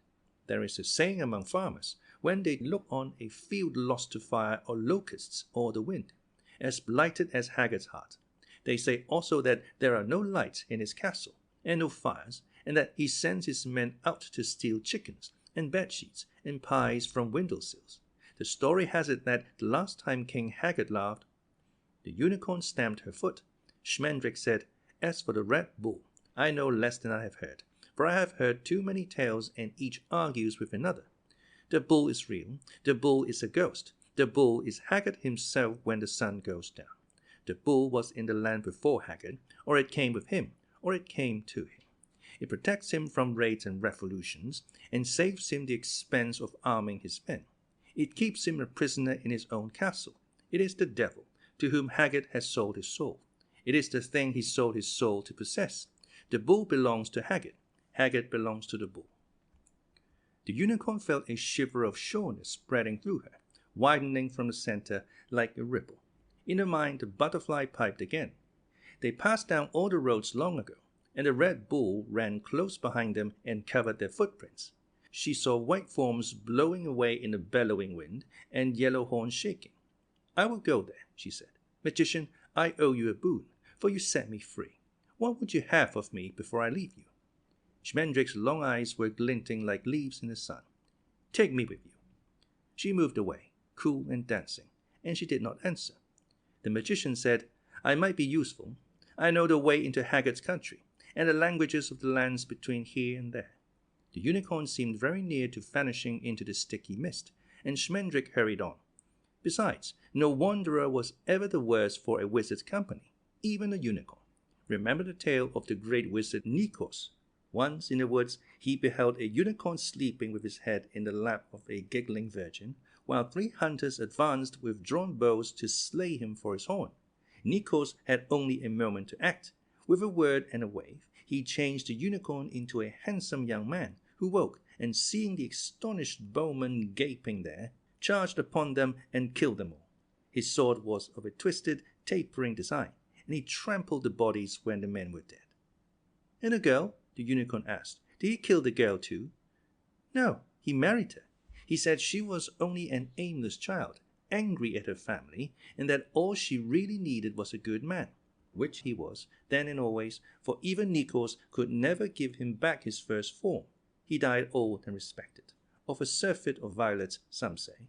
He never could get enough violets. There were no children." The story lodged itself somewhere in the unicorn's breath. The magician did him no service, but great ill, she said softly. "How terrible it would be if all my people had been turned human by well-meaning wizards, exiled, trapping in burning houses. I would sooner find that the Red Bull had killed them all." "Where you are going now," Schmendrick answered, "few will mean you anything but evil, and a friendly heart, however foolish, may be as welcome as water one day. Take me with you, for laughs, for luck, for the unknown. Take me with you." The rain faded as he spoke. The sky began to clear, and the wet grass glowed like the inside of a seashell. The unicorn looked away, searching through a fog of kings for one king, and through a snowy glitter of castles and palaces for one built on the shoulders of a bull. "No one has ever traveled with me," she said, "but then no one ever caged me before, or took me for a white mare, or disguised me as myself. Many things seem determined to happen to me for the first time, and your company will surely not be the strangest of them, nor the last. So you may come with me if you like, though I wish you had asked me for some other reward." Schmendrick smiled sadly. "I thought about it." He looked at his fingers, and the unicorn saw the half-moon marks where the bars had bitten him. "But you could never have granted my true wish." "There it is," the unicorn thought, feeling the first spidery touch of sorrow on the inside of her skin. "That is how it will be to travel with a mortal all the time." "No," she replied, "I cannot turn you into something you are not, no more than the witch could. I cannot turn you into a true magician." "I didn't think so," Schmendrick said. "It's all right. Don't worry about it." "I'm not worrying about it," the unicorn said. A blue jay swooped low over them on that first day of their journey, said, "Well, I'll be a squab under glass," and flapped straight home to tell his wife about it. She was sitting on the nest, singing to their children in a dreary drone. Spiders and snowbugs and beetles and crickets, slugs from the roses and ticks from the thickets, grasshoppers, snails, and a quail's egg or two, all to be regurgitated for you. Lullaby, lullaby, swindles and schemes. Flying's not near as much fun as it seems. "Saw a unicorn today," the blue jay said as he lit. "You didn't see any supper, I notice," his wife replied coldly. "I hate a man who talks with his mouth empty." "Baby, a unicorn!" The jay abandoned his casual air and hopped up and down on the branch. "I haven't seen one of those since the time—" "You've never seen one," she said. "This is me, remember? I know what you've seen in your life and what you haven't." The jay paid no attention. "There was a strange-looking party in black with her," he rattled. "They were going over Cat Mountain. I wonder if they were heading for Haggard's country." He cocked his head to the artistic angle that had first won his wife. "What a vision for old Haggard's breakfast," he marveled. "A unicorn coming to call, bold as you please, rat-tat-tat on his dismal door. I'll give anything to see." I suppose the two of you didn't spend a whole day watching unicorns, his wife interrupted with a click of her beak. At least, I understand that she used to be considered quite imaginative in matters of spare time. She advanced on him, her neck feathers ruffling. Honey, I haven't even seen her, the blue jay began, and his wife knew that he hadn't, and wouldn't dare, but she batted him one anyway. She was one woman who knew what to do with a slight moral edge. The unicorn and the magician walked through the spring, over Soft Cat Mountain, and down into a violet valley where apple trees grew. Beyond the valley were low hills, as fat and docile as sheep, lowering their heads to sniff at the unicorn in wonder as she moved among them. After these came the slower heights of summer, and the baked plains where the air hung shiny as candy. Together she and Schmendrick forded rivers, scrambled up and down brambly banks and bluffs, and wandered in woods that reminded the unicorn of her home, though they could never resemble it, having known time. So has my forest now, she thought, but she told herself that it did not matter, that all would be as before when she returned. At night, while Schmendrick slept the sleep of a hungry, footsore magician, the unicorn crouched awake waiting to see the fast form of the Red Bull come charging out of the moon. At times she caught what she was sure was his smell, a dark, sly reek easing through the night, reaching out to find her. Then she would spring to her feet with a cold cry of readiness, only to find 2 or 3 deer gazing at her from a respectful distance. Deer love and envy unicorns. Once, a buck in his second summer, prodded forward by his giggling friends, came quite close to her and mumbled without meeting her eyes, "You are very beautiful. You are just as beautiful as our mother said." The unicorn looked silently back at him, knowing that he expected no answer from her. The other deer snickered and whispered, "Go on, go on." Then the buck raised his head and cried out swiftly and joyously, "But I know someone more beautiful than you." He wheeled and dashed away in the moonlight, and his friends followed him. The unicorn lay down again.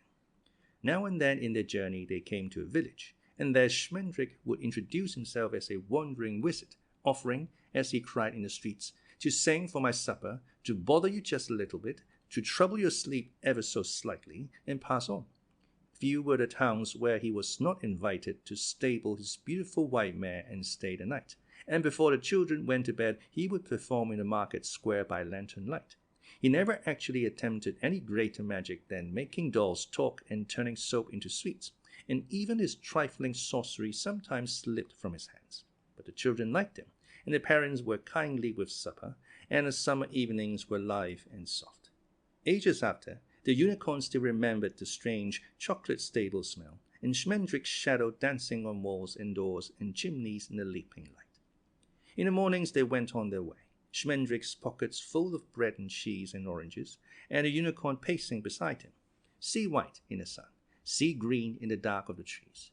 His tricks were forgotten before he was out of sight, but his white mare troubled the nights of many a villager, and there were women who woke weeping from dreams of her. One evening they stopped in a plump, comfortable town where even the beggars had double chins and the mice waddled. Schmendrick was immediately asked to dinner with the mayor and several of the rounder councilmen, and the unicorn, unrecognized as always, was turned loose in the pasture where the grass grew sweet as milk. Dinner was served out of doors, at a table in the square, for the night was warm and the mayor was pleased to show off his guests. It was an excellent dinner.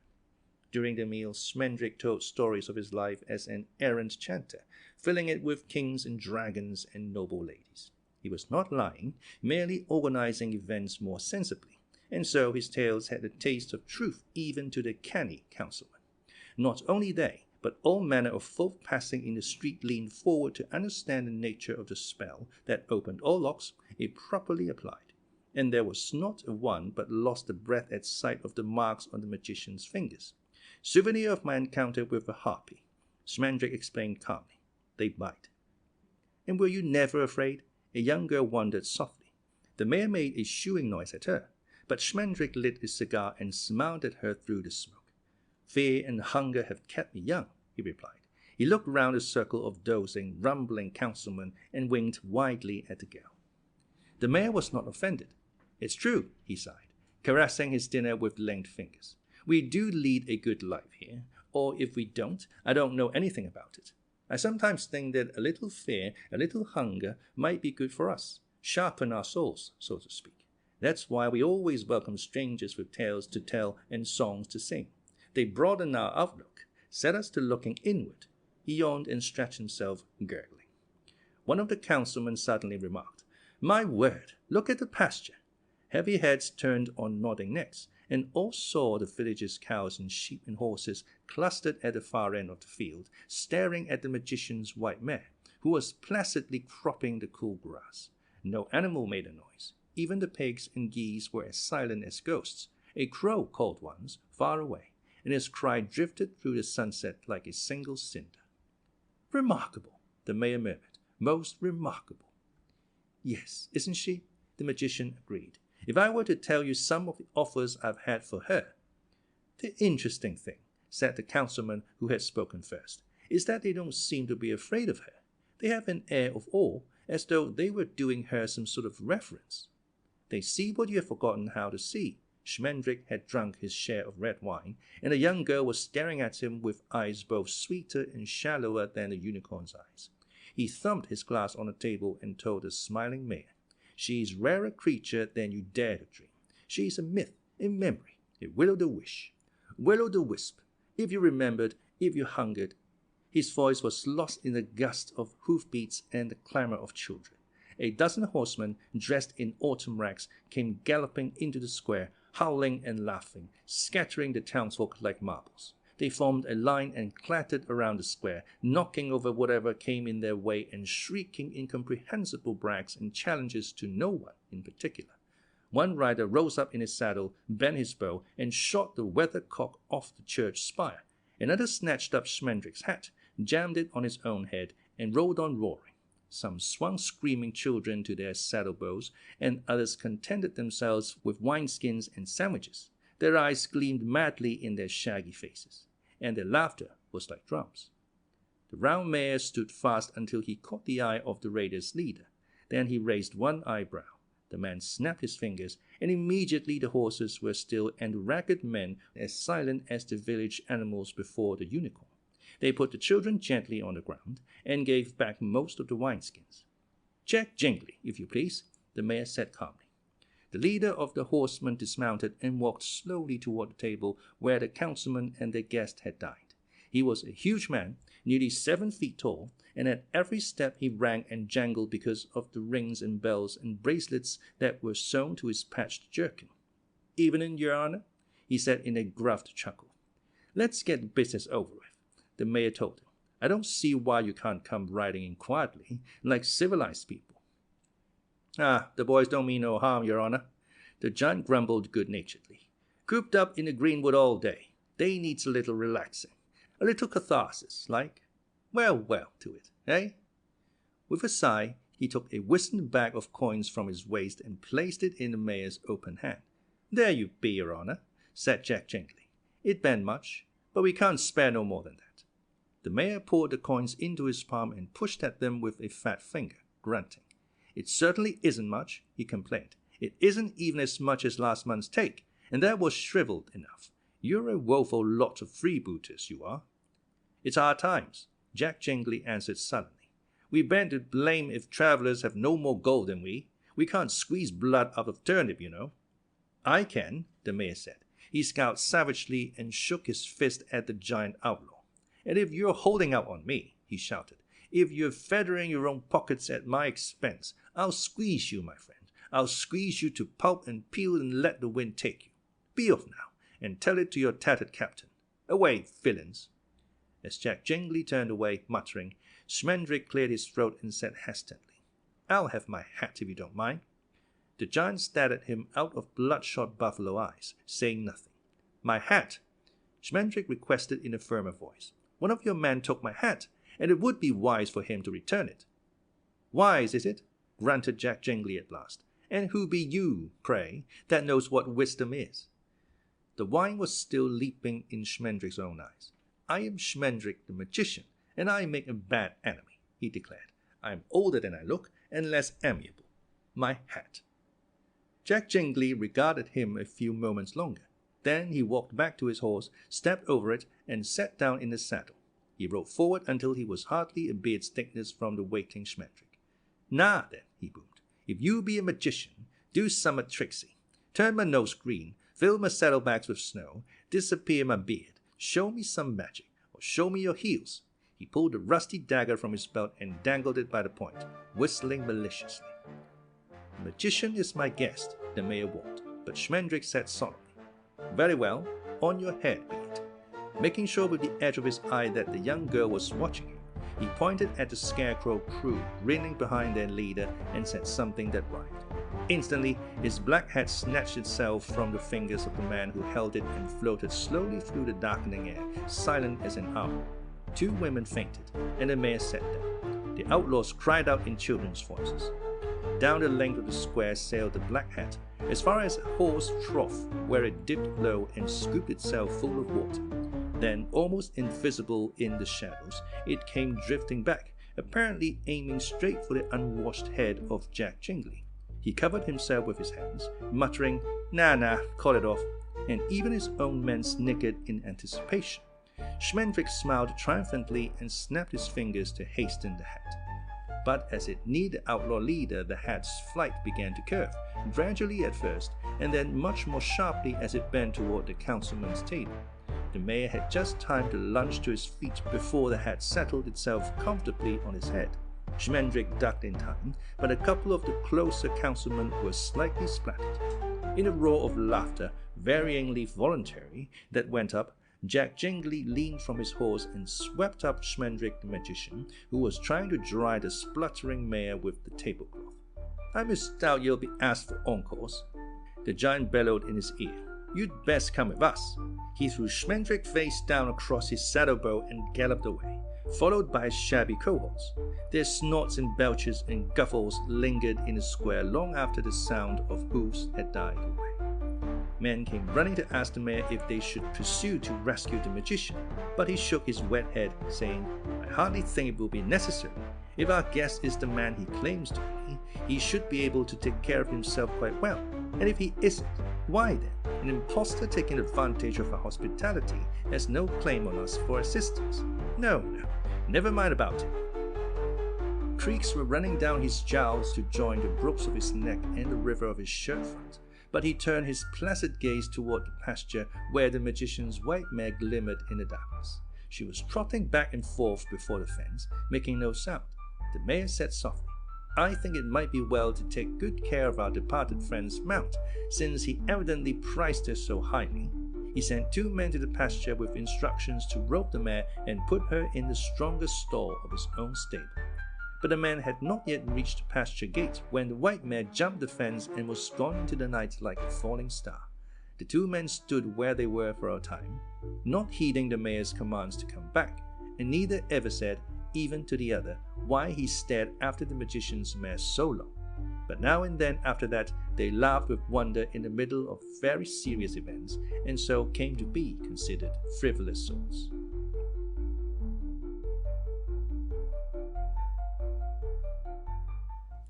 Chapter 5.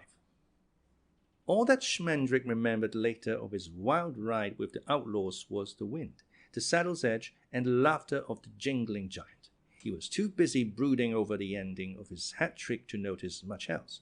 Too much English, he suggested to himself. Overcompensation. But he shook his head, which was difficult in his position. The magic knows what it wants to do, he thought, bouncing as the horse dashed across the creek. But I never know what it knows. Not at the right time, anyway. I'd write it a letter if I knew where it lived. Brush and branches raked his face, and owls hooted in his ears. The horses had slowed to a trot, then to a walk. A high, trembling voice called out, "Halt and give the password." "Damn it, here we go," Jack Jingley muttered. He scratched his head with a sound like sawing, raised his voice, and answered, "A short life and a merry one. Here in the sweet green wood, jolly comrades united, to victory plighted." "Liberty," the thin voice corrected. "To liberty plighted.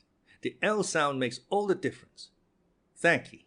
To liberty blighted. Comrades united.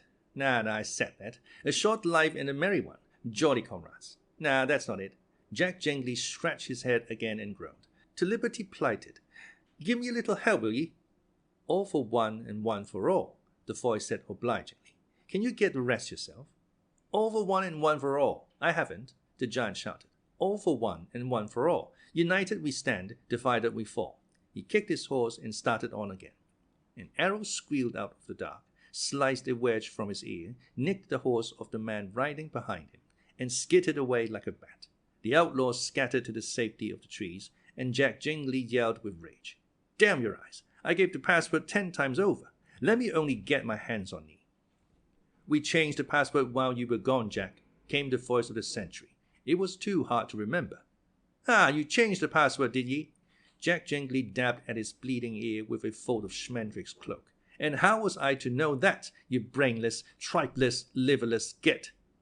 Don't get mad, Jack, the sentry answered soothingly. You see, it doesn't really matter if you don't know the new password, because it's so simple. You just call like a giraffe. The captain thought of it himself. Call like a giraffe. The giant swore till even the horses fidgeted with embarrassment. Ye ninny, a giraffe makes no sound at all. The captain might as well have us call like a fish or a butterfly. I know. That way, nobody can forget the password, even you. Isn't the captain clever? There's no limit to the man, Jack Jingley said wonderingly. But see here, what's to keep a ranger or one of the king's men from calling like a giraffe when you hail him? Aha, the sentry chuckled. That's where the cleverness of it is. You have to give the call 3 times, 2 long and 1 short. Jack Jingley sat silent on his horse, rubbing his ear. 2 long and 1 short, he sighed presently. Ah well, 'tis no more foolish than the time he'd have no password at all, and shot any who answered the challenge. 2 long and 1 short. Right. He rode on through the trees, and his men trailed after him. Voices murmured somewhere ahead, sullen as robbed bees. As they drew nearer, Schmendrick thought he could make out a woman's tone among them. Then his cheek felt firelight, and he looked up. They had halted in a small clearing where another 10 or 12 men sat around a campfire, fretting and grumbling. The air smelled of burned beans. A freckled, red-haired man, dressed in somewhat richer rags than the rest, strode forward to greet them. Well, Jack, he cried, who is it you bring us, comrade or captive? Over his shoulder he called to someone. Add some more water to the soup, love. There's company. I don't know what he is myself, Jack Jingley rumbled. He began to tell the story of the mayor and the hat, but he had hardly reached the roaring descent upon the town where he was interrupted by a thin thorn of a woman who came pushing through the ring of men to shrill. I'll not have it, Cully. The soup's no thicker than sweat as it is. She had a pale, bony face with fierce, tawny eyes, and hair the color of dead grass. And who's this long lout? She asked, inspecting Schmendrick as though he were something she had found sticking to the sole of her shoe. He's no townsman. I don't like the look of him. Slit his wizard. She had meant to say either wizard or gizzard, and had said both, but the coincidence trailed down Schmendrick's spine like wet seaweed. He slid off Jack Jingley's horse and stood before the outlaw captain. I'm Schmendrick the magician, he announced, swirling his cloak with both hands until it billowed feebly. And are you truly the famous Captain Cully of the Greenwood, boldest of the bold and freest of the free? A few of the outlaws snickered, and a woman groaned. I knew it, she declared. Gut him, Cully, from gills to gilt, before he does you the way the last one did. But the captain bowed proudly, showing an eddy of boldness on his crown, and answered, That am I. He who hunts me for my head shall find a fearful foe, but he who seeks me as a friend may find me friend enow. How do you come here, sir? On my stomach, said Schmendrick, and unintentionally, but in friendship nonetheless, though your lemon doubts it, he added, nodding at the thin woman. She spat on the ground. Captain Cully grinned and laid his arm warily along the woman's sharp shoulders. Ah, that's only Molly Grue's way, he explained. She guards me better than I do myself. I am generous and easy, to the point of extravagance, perhaps, an open hand to all fugitives from tyranny. That's my motto. It is only natural that Molly should become suspicious, pinched, dour, prematurely old, even a touch tyrannical. The bright balloon needs the knot at one end, eh, Molly? But she's a good heart, a good heart. The woman shrugged herself away from him, but the captain did not turn his head. You are welcome here, Sir Sorcerer, he told Schmendrick. Come to the fire and tell us your tale. How do they speak of me in your country? What have you heard of dashing Captain Cully and his band of freemen? Have a tackle. Schmendrick accepted the place by the fire, graciously declined the jellied morsel, and replied, "I have heard that you are the friend of the helpless and the enemy of the mighty, and that you and your merrymen lead a joyous life in the forest, stealing from the rich and giving to the poor. I know the tale of how you and Jack Jangly cracked one another's crowns with quarterstaffs and became blood brothers thereby, and how you saved your Molly from marriage to the rich old man her father had chosen for her." In fact, Schmendrick had never heard of Captain Cully before that very evening, but he had a good grounding in Anglo-Saxon folklore and knew the type. And of course, he hazarded, there was a certain wicked king. "Haggard, rot and ruin him," Cully cried. "Aye, there's not one here but's been done wrong by old King Haggard, driven from his rightful land, robbed of his rank and rents, skinned out of his patrimony. They live only for revenge, mark you, magician, and one day Haggard will pay such a reckoning." A score of shaggy shadows hissed assent, but Molly Grue's laughter fell like hail, rattling and stinging. "Mayhap he will," she mocked, "but it won't be to such chattering cravens he'll pay it. His castle rots and totters more each day, and his men are too old to stand up in armor, but he'll rule forever, for all Captain Cully dares." Schmendrick raised an eyebrow, and Cully flushed reddish red. "You must understand," he mumbled. "King Haggard has this bull." "Ah, the Red Bull, the Red Bull," Molly hooted. "I tell you what, Cully, after all these years in the wood with you, I've come to think the bull's naught but the pat name you give your cowardice. If I hear that fable once more, I'll go and download Haggard myself, and know you for a—" "Enough!" Cully roared. "Not before strangers." He tugged at his sword, and Molly opened her arms to it, still laughing. Around the fire, greasy hands twiddled dagger hilts and longbows seemed to string themselves. But Schmendrick spoke up then, seeking to salvage Cully's sinking vanity. He hated family scenes. "They sing a ballad of you in my country," he began. "I forget just how it goes." Captain Cully spun like a cat ambushing its own tail. "Which one?" he demanded. "I don't know," Schmendrick answered, taken aback. "Are there more than one?" "Aye, indeed," Cully cried, glowing and growing, as though pregnant with his pride. Willie Gentle! Where is the lad?" A lank-haired youth with a lute and pimples shambled up. "Sing one of my exploits for the gentleman," Captain Cully ordered him. "Sing the one about how you joined my band. I've not heard it since Tuesday last." The minstrel sighed, struck a chord, and began to sing in a wobbly countertenor. "Oh, it was Captain Cully came riding home from slaying the king's gay deer, when whom should he spy but a pale young man, game drooping o'er the Lír. What news, my pretty young man? What ails ye, that ye sigh so deep? Is it for the loss of your lady fair, or are ye but scabbard in your grief?" "I'm nae scabbard, whatever that means, and my grief is as well as a grief may be. But I do sigh for my lady fair, whom my 3 brothers have riven from me. I am Captain Cully of the sweet greenwood, and the men at my call are fierce and free. If I do rescue your lady fair, what service will ye render me?" "If ye do rescue my lady fair, I will break your nose, ye silly old gawk, but she wore an emerald at her throat, which my 3 brothers also took." Then the captain has gone to the 3 bold thieves, and he's made his sword bathe to shiver and sing. "Ye may keep the lass, but I have the stain, for it's fit for the crown of a royal king." "Now comes the best part," Cully whispered to Schmendrick. He was bouncing eagerly on his toes, hugging himself. "Then it's 3 cloaks off, and it's 3 swords out, and it's 3 swords whistling like the tea. By the faith of my body, says Captain Cully, now ye shall have never the stain nor she. And he's driven them up, and he's driven them down, and he's driven them to and fro like sheep." "Like sheep," Cully breathed. He rocked and hummed and parried 3 swords with his forearm for the remaining 17 stanzas of the song, rapturously oblivious to Molly's mockery and the restlessness of his men. The ballad ended at last, and Schmendrick applauded loudly and earnestly, complimenting Willie Gentle on his right-hand technique. "I call it Alanadale picking," the minstrel answered. He would have expounded further, but Cully interrupted him, saying, "Good, Willie, good boy. Now play the others." He beamed at what Schmendrick hoped was an expression of pleased surprise. "I said that there were several songs about me.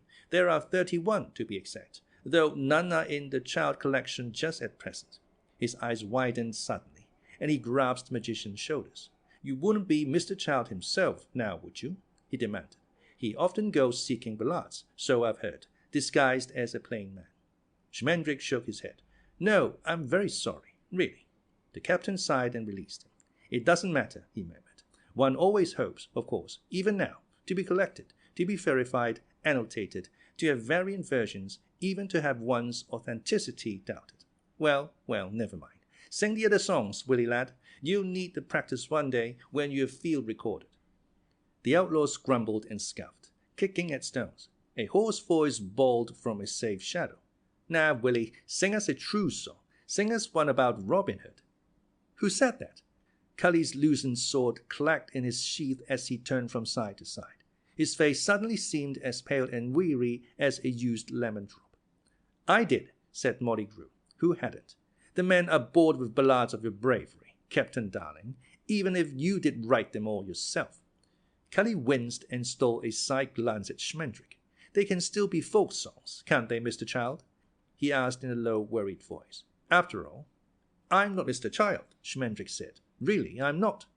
I mean, you can't leave epic events to the people. They get everything wrong. An aging rogue in tattered velvet now slunk forward. Captain, if we're to have folk songs, and I suppose we must, then we feel they ought to be true songs about real outlaws, not this lying life we live. No offense, Captain, but we're really not very merry. When all's said, I'm merry 24 hours a day, Dick Fancy, Cully said coldly. That is a fact. We don't steal from the rich and give to the poor, Dick Fancy hurried on. We steal from the poor because they can't fight back, most of them, and the rich take from us because they could wipe us out in a day. We don't rob the fat, greedy mayor on the highway. We pay him tribute every month to leave us alone. We never carry off proud bishops and keep them prisoner in the wood, feasting and entertaining them, because Molly hasn't any good dishes. And besides, we just wouldn't be very stimulating company for a bishop. When we go to the fair in disguise, we never win at the archery or at single stick. We do get some nice compliments on our disguises, but no more than that. I sent a tapestry to the judging once, Molly remembered. It came in 4th, 5th, a night at vigil. Everyone was doing vigils that year. Suddenly she was scrubbing her eyes with horny knuckles. Damn you, Cully. What? He yelled in exasperation. Is it my fault you didn't keep up with your weaving? Once you had your man, you let all your accomplishments go. You don't sew or sing anymore. You haven't illuminated a manuscript in years. And what happened to that Viola da Gamba I got you? He turned to Schmendrick. We might as well be married, the way she's gone to seed. The magician nodded fractionally and looked away. And as for righting wrongs and fighting for civil liberties, that sort of thing, Dick Fancy said, it wouldn't be so bad. I mean, I'm not the crusader type myself. Some are and some aren't. But then we have to sing those songs about wearing Lincoln green and aiding the oppressed. We don't, Cully. We turn them in for the reward. And those songs are just embarrassing, that's all. And there's the truth of it. Captain Cully folded his arms, ignoring the outlaw's snarls of agreement. Sing the songs, Willie. I'll not. The minstrel would not raise a hand to touch his lute. And you never fought my brothers for any stone, Cully. You wrote them a letter, which you didn't sign. Cully drew back his arm, and blades blinked among the men as though someone had blown on a heap of coals. At this point, Schmendrick stepped forward again, smiling urgently. If I may offer an alternative, he suggested, why not let your guest earn his night's lodging by amusing you? I can neither sing nor play, but I have my own accomplishments, and you may not have seen the like. Jack Jingley agreed immediately, saying, Aye, Cully, a magician. 'Twould be a rare treat for the lads. Molly Grue grumbled some savage generalization about wizards as a class, but the men shouted with quick delight, throwing one another into the air. The only real reluctance was shown by Captain Cully himself, who protested sadly. Yes, but the songs. Mr. Child must hear the songs. And so I will, Schmendrick assured him. Later. Cully brightened then and cried to his men to give way and make room. They sprawled and squatted in the shadows, watching with sprung grins as Schmendrick began to run through the old flummeries with which he had entertained the country folk at the midnight carnival. It was poultry magic, but he thought it diverted enough for such a crew as Cully's. But he had judged them too easily. They applauded his rings and scarves, his ears full of goldfish and aces, with a proper politeness but without wonder. Offering no true magic, he drew no magic back from them, and when a spell failed, as when, promising to turn a duck into a duke for them to rob, he produced a handful of duke cherries, he was clapped just as kindly and vacantly as though he had succeeded. They were a perfect audience. Cully smiled impatiently, and Jack Jangly dozed, but it startled the magician to see the disappointment in Molly Grue's restless eyes. Sudden anger made him laugh. He dropped 7 spinning balls that had been glowing brighter and brighter as he juggled them. Let go all his hated skills and closed his eyes. Do as you will, he whispered to the magic. Do as you will. It sighed through him, beginning somewhere secret, in his shoulder blade perhaps, or in the marrow of his shin bone. His heart filled and tautened like a sail, and something moved more surely in his body than he ever had. It spoke with his voice, commanding. Weak with power, he sank to his knees and waited to be Schmendrick again. I wonder what I did. I did something. He opened his eyes. Most of the outlaws were chuckling and tapping their temples, glad of the chance to mock him. Captain Cully had risen, anxious to pronounce that part of the entertainment ended. Then Molly Grue cried out in a soft, shaking voice, and all turned to see what she saw. A man came walking into the clearing. He was dressed in green, but for a brown jerkin and a slanting brown cap with a woodcock's feather in it. He was very tall, too tall for a living man. The great bow slung over his shoulder looked as long as Jack Jangly, and his arrows would have made spears or stars for Captain Cully. Taking no notice at all of the still, shabby forms by the fire, he strode through the light and vanished, with no sound of breath or footfall. After him came others, one at a time or two together, some conversing, many laughing, but none making any sound.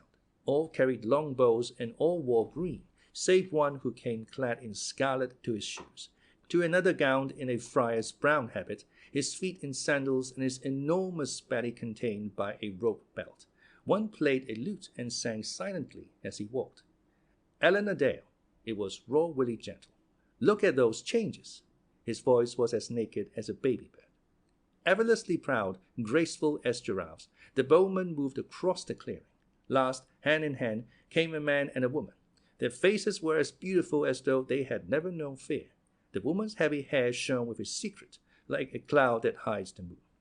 Oh, said Molly Grue, Marianne. Robin Hood is a myth, Captain Cully said nervously.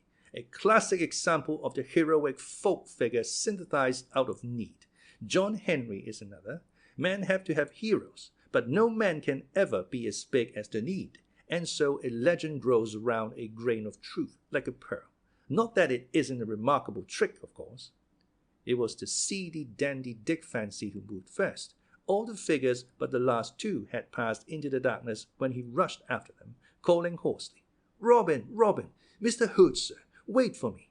Neither the man nor the woman turned, but every man of Cully's band, saving only Jack Jangly and the captain himself, ran to the clearing's edge, tripping and trampling one another, kicking the fire so that the clearing churned with shadows.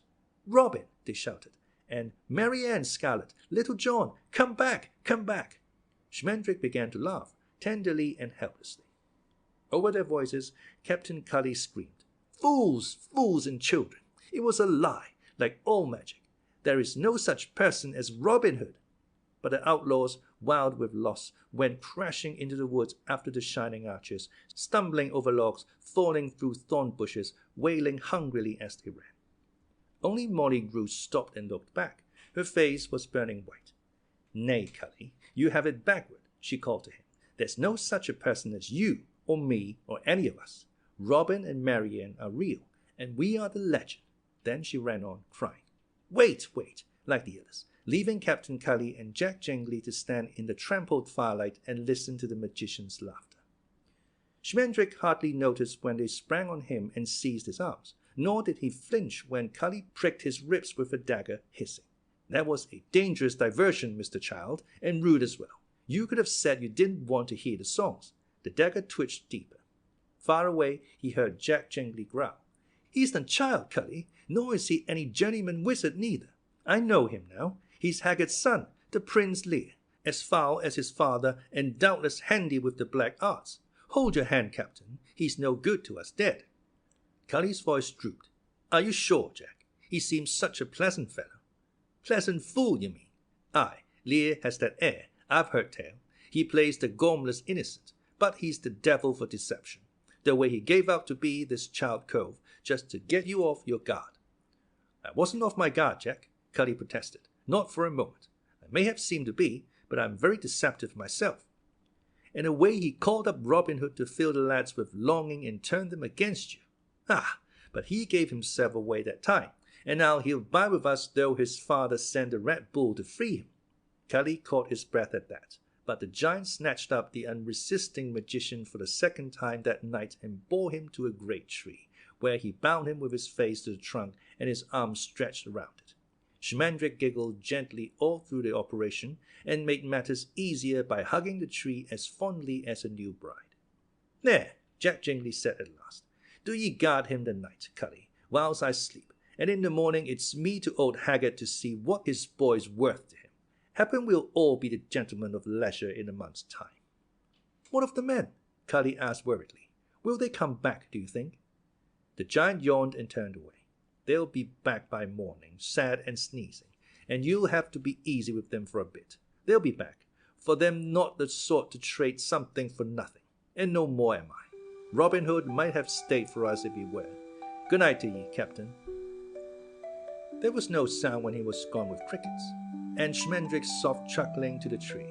The fire faded, and Cully turned in circles, sighing as each ember went out. Finally, he sat down on a stump and addressed the captive magician. "Haggard's son you may be," he mused, "and not the collected child, as you claim. But whoever you are, you know very well that Robin Hood is the fable and I am the reality. No ballads will accumulate around my name unless I write them myself.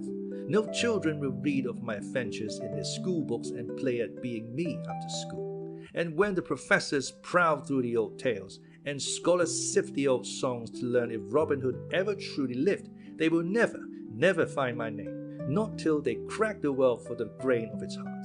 But you know, and therefore I am going to sing you the songs of Captain Cully. He was a good, gay rascal who stole from the rich and gave to the poor. In their gratitude, the people made up these simple verses about him." Whereupon he sang them all, including the one that Willie Gentle had sung for Schmendrick. He paused often to comment on the varying rhythm patterns, the assonantal rhymes, and the modal melodies.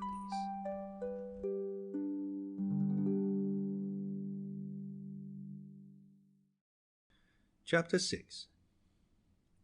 Captain Cully fell asleep 13 stanzas into the 19th song, and Schmendrick, who had stopped laughing somewhat sooner, promptly set about trying to free himself. He strained against his bonds with all his strength, but they held fast.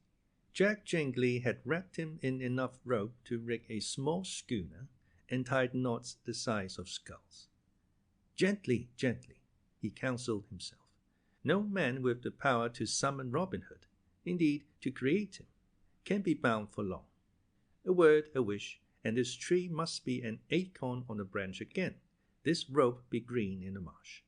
But he knew before he called on it that whatever had visited him for a moment was gone again, leaving only an ache where it had been. He felt like an abandoned chrysalis. "Do as you will," he said softly.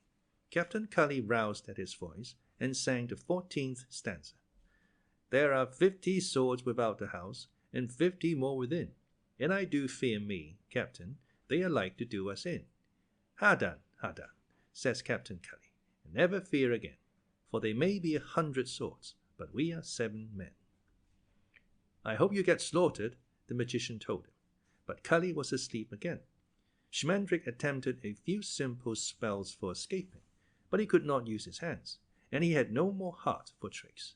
What happened instead was that the tree fell in love with him and began to murmur fondly of the joy to be found in the eternal embrace of a red oak.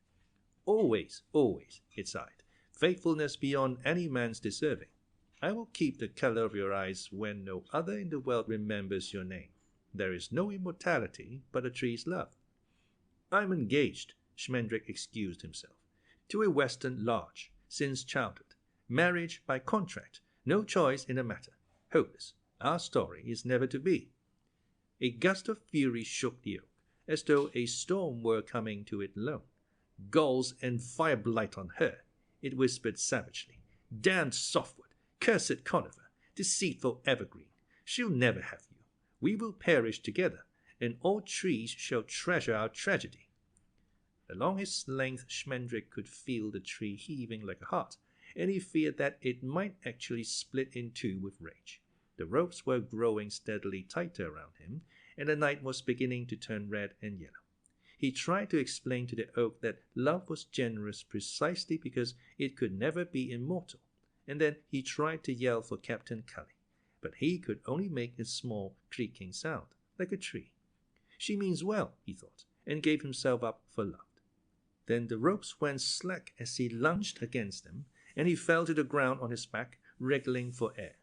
The unicorn stood over him, dark as blood in his darkened vision. She touched him with her horn. When he could rise, she turned away, and the magician followed her, wary of the oak, though it was once again as still as any tree that had never loved. The sky was still black, but it was a watery darkness through which Schmendrick could see the violet dawn swimming. Hard silver clouds were melting as the sky grew warm. Shadows dulled. Sounds lost their shape, and shapes had not yet decided what they were going to be that day. Even the wind wondered about itself. "Did you see me?" he asked the unicorn. "Were you watching? Did you see what I made?" "Yes," she answered. "It was true magic." The loss came back, cold and bitter as a sword. "It's gone now," he said. "I had it. It had me, but it's gone now. I couldn't hold it." The unicorn floated on before him, silent as a feather. Close by, a familiar voice said, "Leaving us so early, magician? The men will be sorry they missed you." He turned and saw Molly Grue leaning against a tree, dress and ditty hair tattered alike, bare feet bleeding and beslimed. She gave him a bat's grin. "Surprise," she said. "It's Maid Marianne." Then she saw the unicorn. She neither moved nor spoke, but her tawny eyes were suddenly big with tears. For a long moment she did not move. Then each fist seized a handful of her hem, and she warped her knees into a kind of trembling crouch. Her ankles were crossed and her eyes were lowered, but for all that it took Schmendrick another moment to realize that Molly Grue was curtsying. He burst out laughing, and Molly sprang up, red from hairline to throat hollow. "Where have you been?" she cried. "Damn you, where have you been?" She took a few steps toward Schmendrick, but she was looking beyond him, at a unicorn. When she tried to get by, the magician stood in her way. "You don't talk like that," he told her, still uncertain that Molly had recognized the unicorn. "Don't you know how to behave, woman? You don't curtsy either." But Molly pushed him aside and went up to the unicorn, scolding her as though she were a strayed milk cow. "Where have you been?" Before the whiteness and the shining horn, Molly shrank to a shrilling beetle. But this time it was the unicorn's old dark eyes that looked down. "I'm here now," she said at last. Molly laughed with her lips flat. "And what good is it to me that you're here now? Where were you 20 years ago, 10 years ago? How dare you? How dare you come to me now, when I am this?" With a flap of her hand she summed herself up, barren face, desert eyes, and yellowing heart. "I wish you had never come. Why do you come now?" The tears began to slide down the sides of her nose. The unicorn made no reply, and Schmendrick said, "She is the last. She is the last unicorn in the world." "She would be," Molly sniffed. "It would be the last unicorn in the world that came to Molly Grue." She reached up then to lay her hand on the unicorn's cheek, but both of them flinched a little, and the touch came to rest on the swift, shivering place under the jaw. Molly said, "It's all right. I forgive you." Unicorns are not to be forgiven. The magician felt himself growing giddy with jealousy, not only of the touch, but of something like a secret that was moving between Molly and the unicorn. "Unicorns are for beginnings," he said, "for innocence and purity, for newness. Unicorns are for young girls." Molly was stroking the unicorn's throat as timidly as though she were blind. She dried her grimy tears on the white mane. "You don't know much about unicorns," she said. The sky was jade grey now, and the trees that had been drawn on the dark a moment ago were real trees again, hissing in the dawn wind. Schmendrick said coldly, looking at the unicorn, "We must go." Molly agreed promptly. "Aye, before the men stumble on us and slit your throat for cheating them, the poor lads." She looked over her shoulder. "I had some things I wanted to take, but they don't matter now. I'm ready." Schmendrick barred her way again as he stepped forward. "You can't come with us. We are on a quest. His voice and eyes were as stern as he could make them, but he could feel his nose being bewildered. He had never been able to discipline his nose. Molly's own face closed like a castle against him, trundling out the guns and slings and cauldrons of boiling lead. "And who are you to say we?" "I'm her guide," the magician said importantly. The unicorn made a soft wondering sound, like a cat calling her kittens. Molly laughed loud and made it back. "You don't know much about unicorns," she repeated. "She's letting you travel with her, though I can't think why. But she has no need of you. She doesn't need me either. Heaven knows, but she'll take me too. Ask her." The unicorn made the soft sound again, and the castle of Molly's face lowered the drawbridge and threw wide even its deepest keep. "Ask her," she said.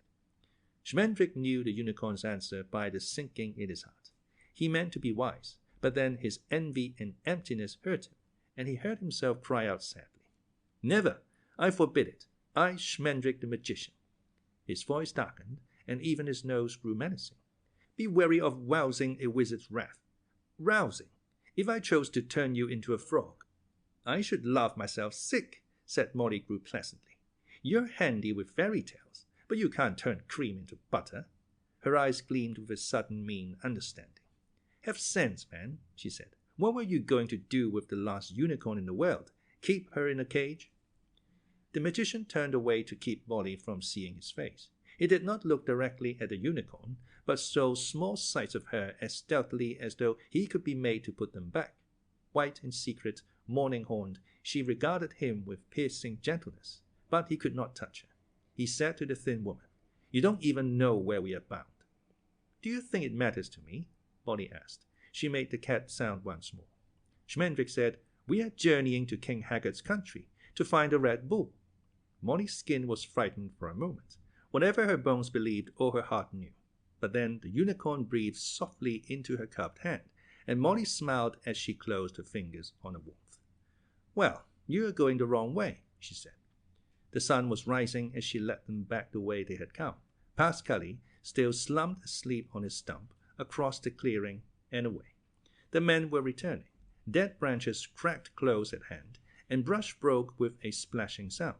Once they had to crouch among the thorns while two of Cully's weary rogues limped by, wondering bitterly whether the vision of Robin Hood had been real or not.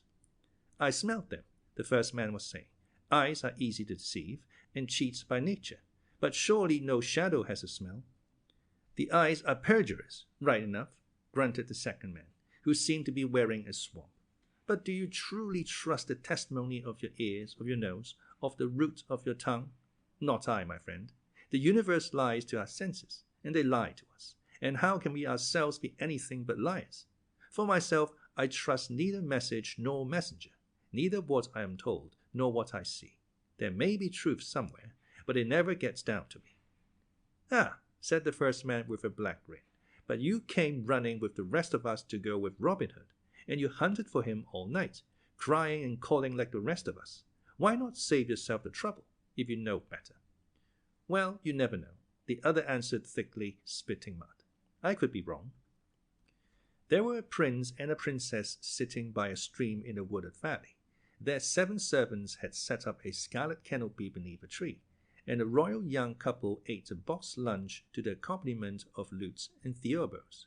They hardly spoke a word to one another until they had finished the meal, and then the princess sighed and said, "Well, I suppose I'd best get this silly business over with." The prince began to read a magazine. "You might at least," said the princess, but the prince kept on reading. The princess made a sign to 2 of the servants, who began to play an older music on their lutes. Then she took a few steps on the grass, held up a bridle bright as butter, and called, "Here, unicorn, here, here, my pretty, here to me. Come, come, come, come, come." The prince snickered. "It's not chickens you're calling, you know," he remarked without looking up. "Why don't you sing something, instead of clucking like that?" "Well, I'm doing the best I can," the princess cried. "I've never called one of these things before." But after a little silence, she began to sing. "I am a king's daughter, and if I cared to care, the moon that has no mistress would flutter in my hair. No one dares to cherish what I choose to crave. Never have I hungered that I did not have." I am a king's daughter, and I grow old within the prison of my person, the shackles of my skin, and I would run away and beg from door to door, just to see your shadow once and never more." So she sang and sang again, and then she called, "Nice unicorn, pretty, pretty, pretty," for a little longer, and then she said angrily, "Well, I've done as much as I'll do. I'm going home." The prince yawned and folded his magazine. "You satisfied custom well enough," he told her, "and no one expected more than that. It was just a formality. Now we can be married." "Yes," the princess said, "now we can be married." The servants began to pack everything away again, while the two with the lutes played joyous wedding music. The princess's voice was a little sad and defiant as she said, "If there really were such things as unicorns, one would have come to me. I called as sweetly as anyone could, and I had the golden bridle. And of course I'm pure and untouched." "For all of me, you are," the prince answered indifferently. "As I say, you satisfy custom. You don't satisfy my father, but then neither do I. That would take a unicorn." He was tall, and his face was as soft and pleasant as a marshmallow. When they and their retinue were gone, the unicorn came out of the wood, followed by Molly and the magician, and took up her journey again. A long time later, wandering in another country where there were no streams and nothing green, Molly asked her why she had not gone to the princess's song. Schmendrick drew near to listen to the answer, though he stayed on his side of the unicorn. He never walked on Molly's side. The unicorn said, "That king's daughter would never have run away to see my shadow. If I had shown myself, and she had known me, she would have been more frightened than if she had seen a dragon, for no one makes promises to a dragon. I remember that once it never mattered to me whether or not princesses meant what they sang. I went to them all and laid my head in their laps, and a few of them rode on my back, though most were afraid. But I have no time for them now, princesses or kitchen maids. I have no time." Molly said something strange then, for a woman who never slept a night through without walking many times to see if the unicorn was still there, and whose dreams were all of golden bridles and gentle young thieves. "It's the princesses who have no time," she said. "The sky spins and drags everything along with it. Princesses and magicians and poor Cully and all, but you stand still. You never see anything just once. I wish you could be a princess for a little while, or a flower, or a duck, something that can't wait." She sang a verse of a doleful, limping song, halting after each line as she tried to recall the next. "Who has choices need not choose. We must who have none. We can love but what we lose. What is gone is gone." Schmendrick peered over the unicorn's back into Molly's territory. "Where did you hear that song?" he demanded. It was the first he had spoken to her since the dawn when she joined the journey. Molly shook her head. "I don't remember. I've known it a long time." The land had grown leaner day by day as they traveled on, and the faces of the folk they met had grown bitter with the brown grass. But to the unicorn's eyes, Molly was becoming a softer country, full of pools and caves, where old flowers came burning out of the ground. Under the dirt and indifference, she appeared only 37 or 38 years old, no older than Schmendrick, surely, despite the magician's birthday list face. Her rough hair bloomed, her skin quickened, and her voice was nearly as gentle to all things as it was when she spoke to the unicorn. The eyes would never be joyous, any more than they could ever turn green or blue, but they too had wakened in the earth. She walked eagerly into King Haggard's realm on bare, blistered feet, and she sang often. And far away on the other side of the unicorn, Schmendrick the magician stalked in silence. His black cloak was sprouting holes, coming undone, and so was he. The rain that renewed Molly did not fall on him, and he seemed ever more parched and deserted, like the land itself. The unicorn could not heal him. A touch of her horn could have brought him back from death, but over despair she had no power, nor over magic that had come and gone. So they journeyed together, following the fleeing darkness into a wind that tasted like nails. The rind of the country cracked, and the flesh of it peeled back into gullies and ravines or shriveled into scabby hills. The sky was so high and pale that it disappeared during the day, and the unicorn sometimes thought that the three of them must look as blind and helpless as slugs in the sunlight, with their log or their dank rock tumbled away.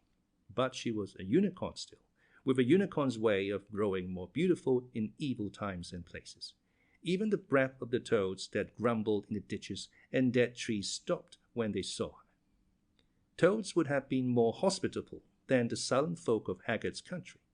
Their villages lay bald as bones between knife-like hills where nothing grew, and they themselves had hearts unmistakably as sour as boiled beer. Their children stoned strangers into town, and their dogs chased them out again. Several of the dogs never returned, for Schmendrick had developed a quick hand and a taste for mongrel. This infuriated the townsmen as no mere theft would have done. They gave nothing away, and they knew that their enemies were those who did. The unicorn was weary of human beings, watching her companions as they slept, seeing the shadows of their dreams scurry over their faces. She would feel herself bending under the heaviness of knowing their names. Then she would run until morning to ease the ache. Swifter than rain, swift as loss, racing to catch up with the time when she had known nothing at all but the sweetness of being herself. Often then, between the rush of one breath and the reach of another, it came to her that Schmendrick and Molly were long dead, and King Haggard as well, and the Red Bull met and mastered, so long ago that the grandchildren of the stars that had seen it all happen were withering now, turning to coal, and that she was still the only unicorn left in the world. Then, one hourless autumn evening, they rounded a ridge and saw the castle. It crept into the sky from the far side of a long, deep valley, thin and twisted, bristling with thorny turrets, dark and jagged as a giant's grin. Molly laughed outright, but the unicorn shivered, for to her the crooked towers seemed to be groping toward her through the dusk. Beyond the castle, the sea glimmered like iron. Haggard's fortress, Schmendrick murmured, shaking his head in wonderment. Haggard's dire keep. A witch built it for him, they say, but he wouldn't pay her for her work, so she put a curse on the castle. She swore that one day it would sink into the sea with Haggard when his greed caused the sea to overflow. Then she gave a fearful shriek, the way they do, and vanished in a sulphurous puff. Haggard moved in right away. He said no tyrant's castle was complete without a curse. I don't blame him for not paying her, Molly Grue said scornfully. I could jump on that place myself and scatter it like a pile of leaves. Anyway, I hope the witch has something interesting to do while she waits for that curse to come home. The sea is greater than anyone's greed. Bony birds struggled across the sky, squealing, "Help me, help me, help me!" And small black shapes bubbled at the lightless windows of King Haggard's castle. A wet, slow smell found the unicorn. "Where is the bull?" she asked. "Where does Haggard keep the bull?" "No one keeps the Red Bull," the magician replied quietly. "I've heard that he roams at night and lies up by day in a great cavern beneath the castle. We'll know soon enough, but that's not our problem now. The nearer danger lies there." He pointed down into the valley, where a few lights had begun to shiver. "That is Hagsgate," he said.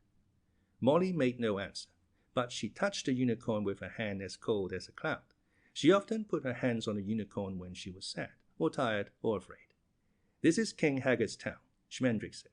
"The first one he took when he came over the sea. The one that has lain longest under his hand. It has a wicked name, though none I ever met could say exactly why. No one goes into Hagsgate, and nothing comes out of it but tales to make children behave.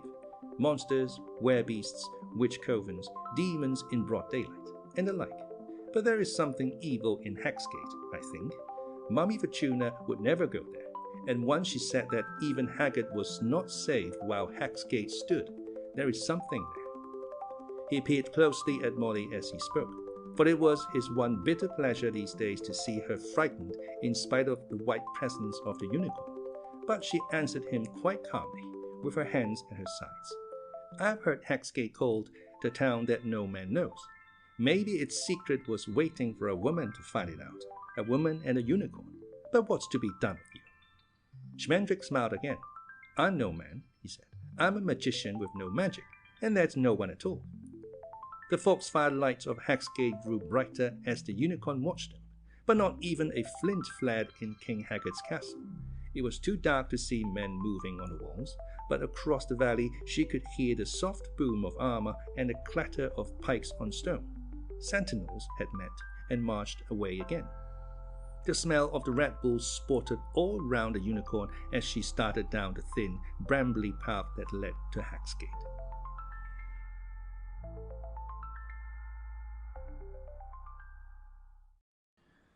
Chapter 7. The town of Hagsgate was shaped like a footprint, long toes splay from a broad paw and ending in the dark claws of a dagger, and indeed, where the other towns of King Haggard's realm seemed to scratch like sparrows at the mean land, Hagsgate was well and deeply dug in. Its streets were smoothly paved, its gardens glowed, and its proud houses might have grown up out of the earth like trees. Lights shone in every window, and the three travellers could hear voices, and dogs barking, and dishes being scrubbed until they squeaked. They halted by a high hedge, wondering. "Do you suppose we took a wrong turn somewhere, and this isn't Hagsgate at all?" Molly whispered. She brushed foolishly at her hopeless rags and tatters. "I knew I should have brought my good dress," she sighed. Schmendrick rubbed the back of his neck wearily. "It's Hagsgate," he answered her. "It must be Hagsgate, and yet there's no smell of sorcery, no air of black magic. But why the legends, then? Why the fables and fairy tales? Very confusing, especially when you've had half a turnip for dinner."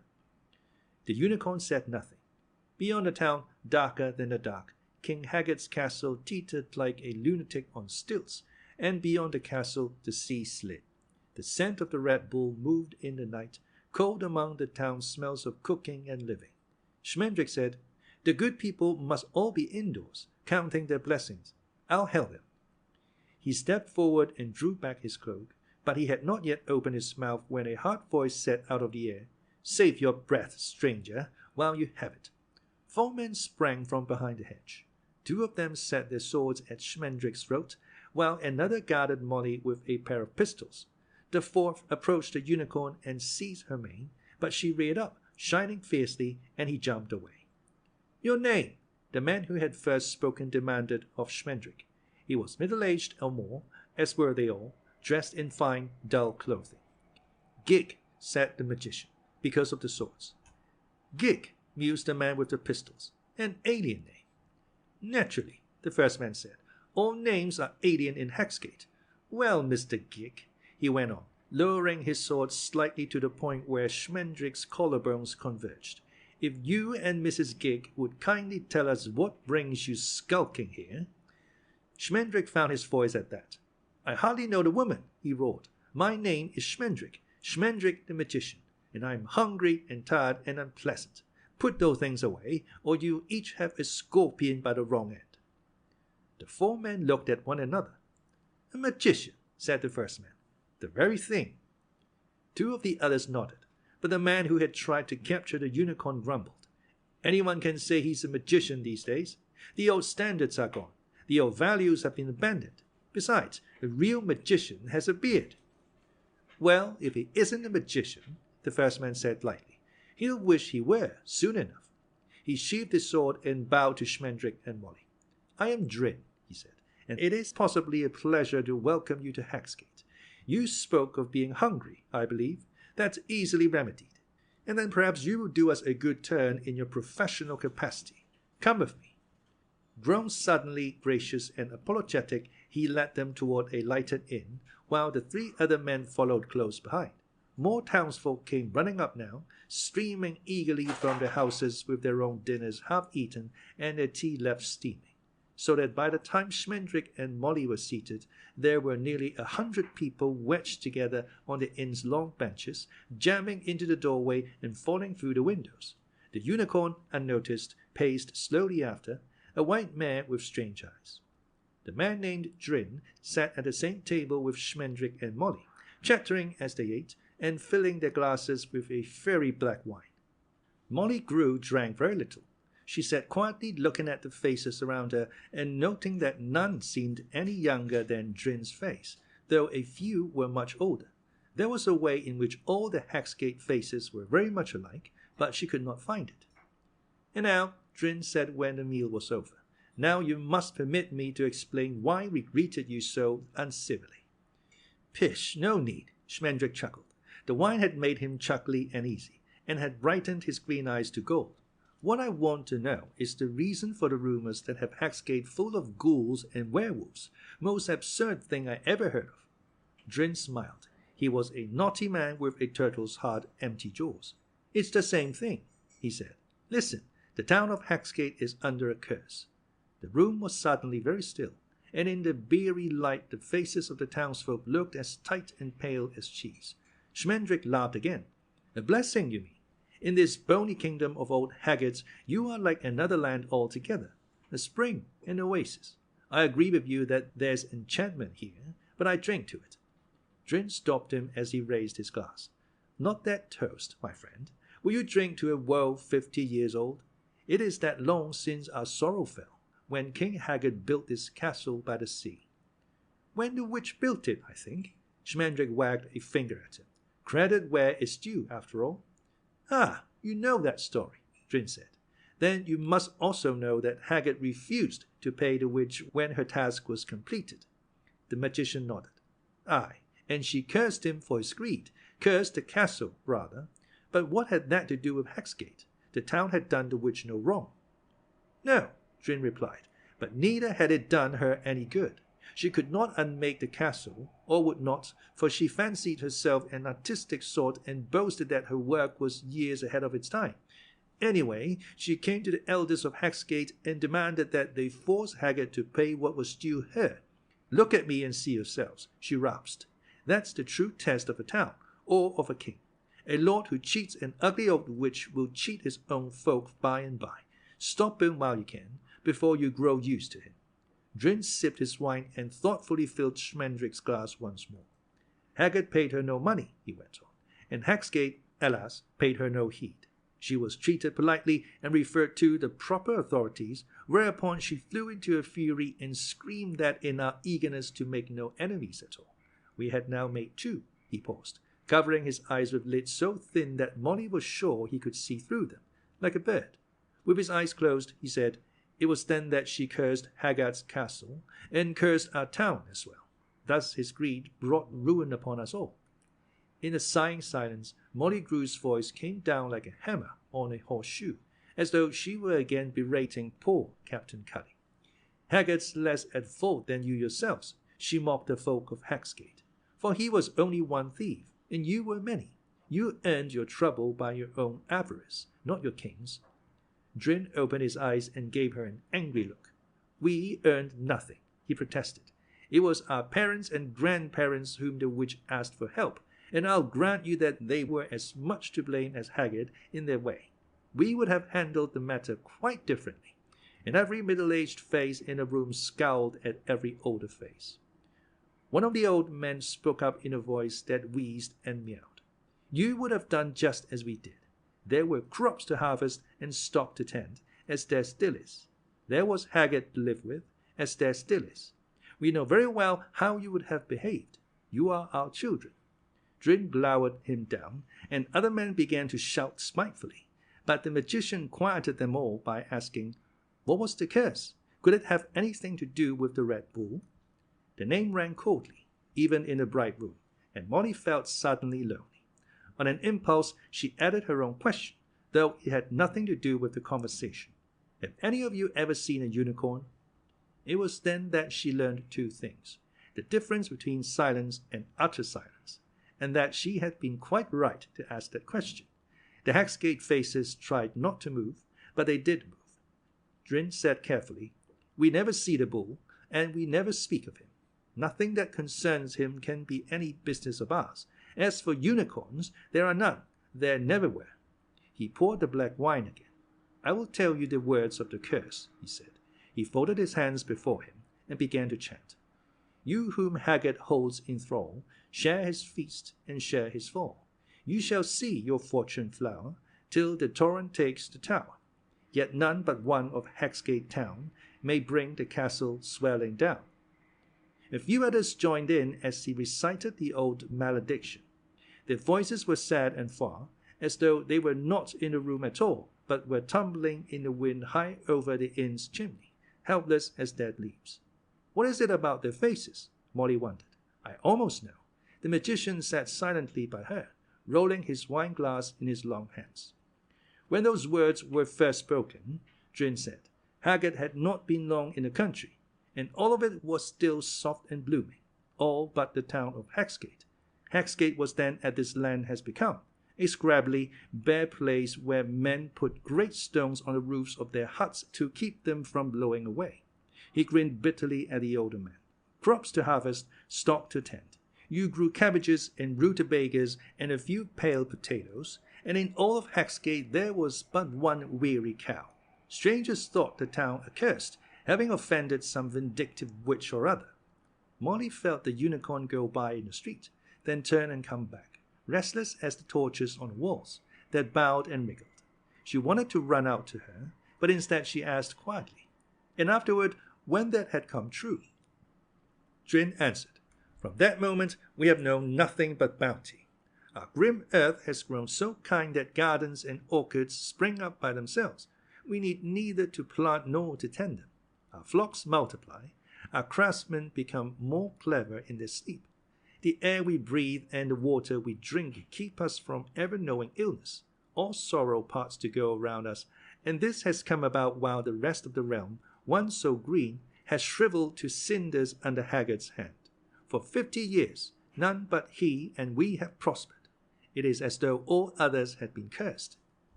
"Share his feast and share his fall," Schmendrick murmured. I see. He gulped another glass of the black wine and laughed.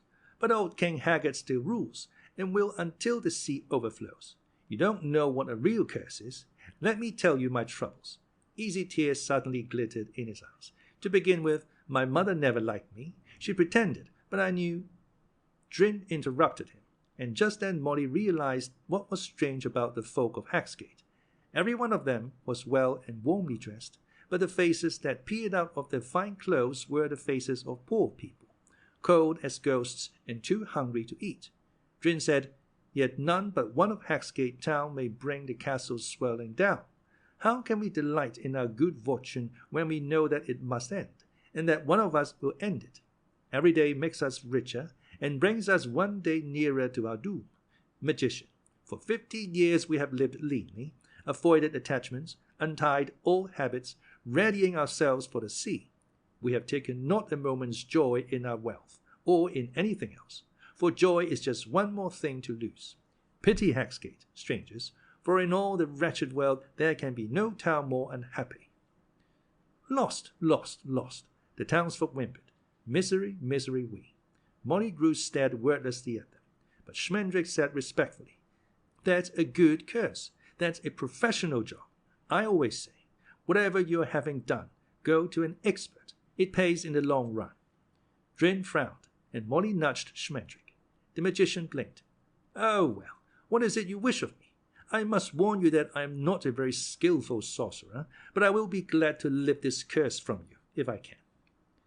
"I had not taken you for any more than you are," Drin answered. "But, such as you are, you should do as well as any. I think we will leave the curse the way it is. If it were lifted, we might not become poor again, but we would no longer grow steadily richer, and that would be just as bad. No, our real task is to keep Haggard's tower from falling, and since the hero who will destroy it can only come from Hagsgate, this should not be impossible. For one thing, we allow no strangers to settle here. We keep them away, by force if we must, but more often by guile. Those dark tales of Hagsgate that you spoke of, we invented them ourselves, and spread them as widely as we could to make certain that we would have few visitors." He smiled proudly with his hollow jaws. Schmendrick propped his chin on his knuckles and regarded Drin with a sagging smile. "What about your own children?" he asked. "How can you keep one of them from growing up fulfilling the curse?" He looked around the inn, sleepily studying every wrinkled face that looked back at him. "Come to think of it," he said slowly, "are there no young people in this town? How early do you send children to bed in Hagsgate?" No one answered him.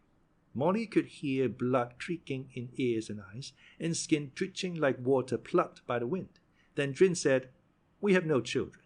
We have had none since the day that the curse was laid upon us." He coughed into his fist and added, "It seemed the most obvious way of foiling the witch."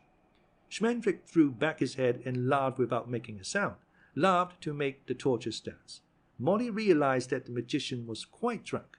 Drin's mouth disappeared, and his eyes hardened into cracked porcelain.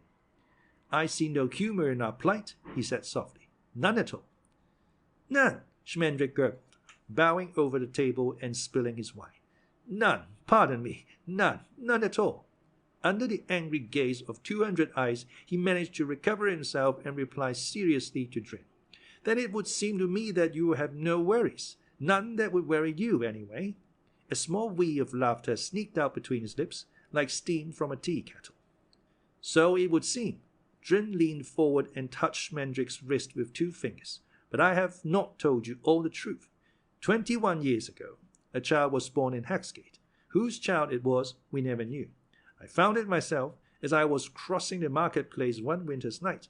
It was lying on a butcher's block, not crying, although there was snow, but warm and chuckling under a comforter of stray cats. They were all purring together, and the sound was heavy with knowledge. I stood by the strange cradle for a long time, pondering while the snow fell and the cats purred prophecy." He stopped, and Molly Grue said eagerly, "You took the child home with you, of course, and raised it as your own." Drin laid his hands palm up on the table. "I chased the cats away," he said, "and went home alone." Molly's face turned the color of mist. Drin shrugged slightly. "I know the birth of a hero when I see it," he said. "Omens and portents, snakes in the nursery. Had it not been for the cats, I might have chanced the child, but they made it so obvious, so mythological. What was I to do? Knowingly harbor Hagsgate's doom?" His lip twitched, as though a hook had set in it.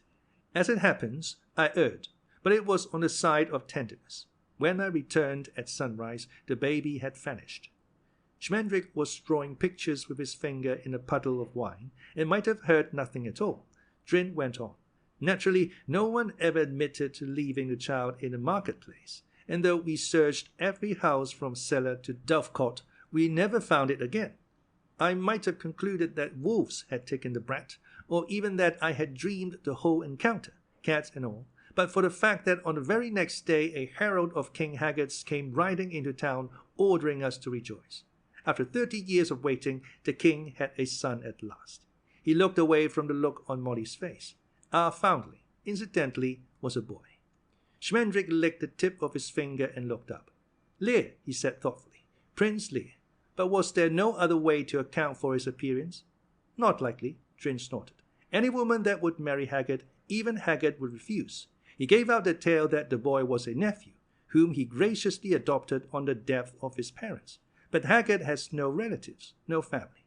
There are those who say that he was born of an overcast, as Venice was born out of the sea. No one would give King Haggard a child to raise."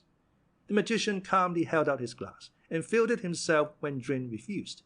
"Well, he got one somewhere, and good for him. But how could he have come by your little cat baby?" Drin said, "He walks in Hagsgate at night, not often, but now and then. Many of us have seen him, tall, haggard, grey as driftwood, prowling alone under an iron moon, picking up dropped coins, broken dishes, spoons, stones, handkerchiefs, rings, stepped-on apples, anything, everything. No reason to it. It was Haggard who took the child. I am as certain of it as I am certain that Prince Lír is the one who will topple the tower and sink Haggard and Hagsgate together." "I hope he is," Molly broke in. "I hope Prince Lír is that baby you left to die, and I hope he drowns your town, and I hope the fish nibble you bare as corncobs." Schmendrick kicked her ankle as hard as he could, for the listeners were beginning to hiss like embers, and a few were rising to their feet. He asked again, "What is it you wish of me?" "You are on your way to Haggard's castle, I believe." Schmendrick nodded. "Ah," Drin said. "Now, a clever magician would find it simple to become friendly with Prince Lír, who is reputed to be a young man of eagerness and curiosity. A clever magician might be acquainted with all manner of odd potions and powders, puppets and philters, herbs and banes and unguents." A clever magician, mind you. I said clever, no more. A clever magician might be able, under the proper circumstances. He let the rest drift away unspoken, but no less said. "For a meal?" Schmendrick stood up, knocking his chair over. He leaned on the table with both hands, breathing harshly. "Is that the going rate these days? Dinner and wine the price of a poisoned prince? You have to do better than that, friend Drin. I wouldn't do in a chimney sweep for such a fee." Molly Grue gripped his arm, crying. "What are you saying?" The magician shook her hand away, but at the same time he lowered one eyelid in a slow wink. Drin leaned back in his chair, smiling. "I never haggle with a professional," he said. 25 pieces of gold." They haggled for half an hour, Schmendrick demanding 100 gold pieces, and Drin refusing to offer more than 40. At last they settled at 70, half to be paid then, and half upon Schmendrick's successful return. Drin counted out the money on the spot from a leather pouch at his belt. "You'll spend a night in Hagsgate, of course," he said. "I would be pleased to put you up myself." But the magician shook his head. "I think not. We will go on to the castle, since we're so near it now. The sooner there, the sooner back, eh?" And he grinned a crafty and conspiratorial grin. "Haggard's castle is always dangerous," Drin warned, "but it is never more dangerous than at night." "They say that about Hagsgate too," Schmendrick replied. "You mustn't believe everything you hear, Drin." He walked to the door of the inn, and Molly followed him. There he turned and beamed at the folk of Hagsgate, hunched in their finery. "I would like to leave you with this last thought," he told them. "The most professional curse ever snarled or crooked or thundered can have no effect on a pure heart. Good night." Outside, the night lay coiled in the street, cobra cold and scaled with stars. There was no moon. Schmendrick stepped out boldly, chuckling to himself and jingling his gold coins. Without looking at Molly, he said, "Suckers! To assume so lightly that all magicians dabble in death. Now, if they had wanted me to lift the curse, I might have done that for no more than the meal. I might have done it for a single glass of wine." "I'm glad you didn't," Molly said savagely. "They deserve their fate. They deserve worse. To leave the child out in the snow." "Well, if they hadn't, he couldn't have grown up to be a prince. Haven't you ever been in a fairy tale before?" The magician's voice was kind and drunken, and his eyes were as bright as his new money. "The hero has to make a prophecy come true, and the villain is the one who has to stop him. Though in another kind of story, it's more often the other way around. And a hero has to be in trouble from the moment of his birth, or he's not a real hero. It's a great relief to find out about Prince Lír. I have been waiting for this tale to turn up a leading man." The unicorn was there as a star is suddenly there, moving a little way ahead of them, a sail in the dark. Molly said, "If Lír is the hero, what is she?" "That's different. Haggard and Lír and Drin and you and I, we are in a fairy tale, and must go where it goes. But she is real. She's real." Schmendrick yawned and hiccuped and shivered all at once. "We'd better hurry," he said. "Perhaps we should have stayed the night, but old Drin makes me nervous. I'm sure I deceived him completely, but all the same." It seemed to Molly, dreaming and waking as she walked, that Hagsgate was stretching itself like a paw to hold the three of them back, curling around them and batting them gently back and forth, so that they trod in their own tracks over and over. In 100 years they reached the last house at the end of the town. In another 50 years they had blundered through the damp fields, the vineyards, and the crouching orchards. Molly dreamed that sheep leered at them from treetops, and that old cows stepped on their feet and shoved them off the withering path. But the light of the unicorn sailed on ahead, and Molly followed it, awake or asleep. King Haggard's castle was stalking in the sky, a blind blackbird that fished the valley by night. Molly could hear the breathing of his wings. Then the unicorn's breath stirred in her hair, and she heard Schmendrick asking, "How many men?" "3 men, the unicorn said. "They have been behind us since we left Hagsgate, but now they are coming swiftly. Listen." Steps too soft for their quickness, voices too muffled to mean any good. The magician rubbed his eyes. "Perhaps Drin has started to feel guilty about underpaying his poisoner," he murmured. "Perhaps his conscience is keeping him awake. Anything is possible. Perhaps I have feathers." He took Molly by the arm and pulled her down into a hard hollow by the side of the road. The unicorn lay nearby, still as moonlight. Daggers gleaming like fish trails on a dark sea. A voice, suddenly loud and angry. "I tell you, we've lost him. We passed him a mile back, where I heard that rustling. I'm damned if I'll run any farther." "Be still," a second voice whispered fiercely. "Do you want them to escape and betray us? You're afraid of the magician, but you'd do better to be afraid of the Red Bull. If Haggard finds out about our half of the curse, he'll send the bull to trample us all into crumbs." The first man answered in a softer tone. "It isn't that I'm afraid. A magician without a beard is no magician at all, but we're wasting our time." They left the road and cut across country as soon as they knew we were following. We could chase along here all night and never come up with them. Another voice, wearier than the first two. We have chased them all night. Look over there. Dawn is coming. Molly found that she had wriggled halfway under Schmendrick's black cloak and buried her face in a clump of spiny dead grass. She dared not raise her head, but she opened her eyes and saw that the air was growing strangely light. The second man said, "You're a fool. It's a good 2 hours to morning, and besides, we're heading west." "In that case," the third voice replied, "I'm going home." Footsteps started briskly back up the road. The first man called, "Wait, don't go. Wait, I'll go with you." To the second man, he muttered hastily, "I'm not going home. I just want to retrace our trail a little way. I still think I heard them, and I've dropped my tinderbox somewhere." Molly could hear him edging off as he spoke. "Damn you for cowards," the second man swore. "Wait a moment then. Will you wait till I try what Drin told me?"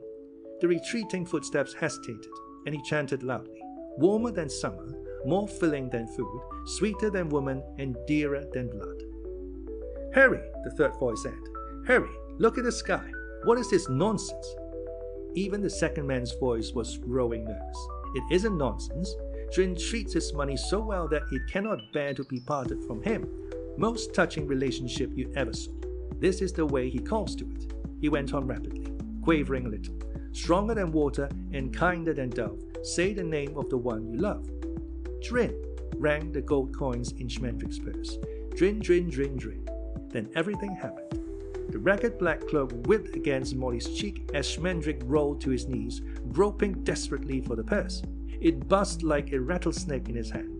He hurled it far into the brush, but the three men were running at them together, daggers as red as though they had already struck. Beyond King Haggard's castle, a burning brightness was rising, breaking into the night like a great shoulder.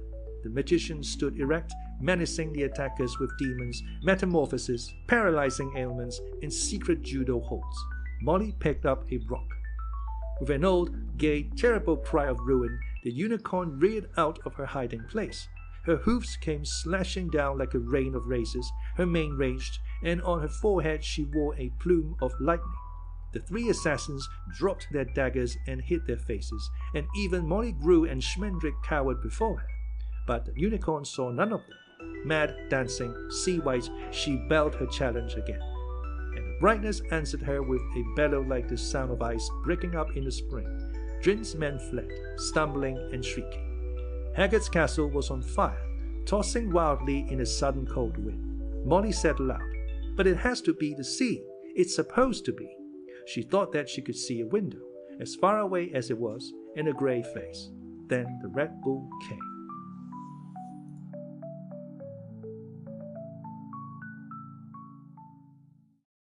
Chapter 8. He was the color of blood, not the springing blood of the heart, but the blood that stirs under an old wound that never really healed.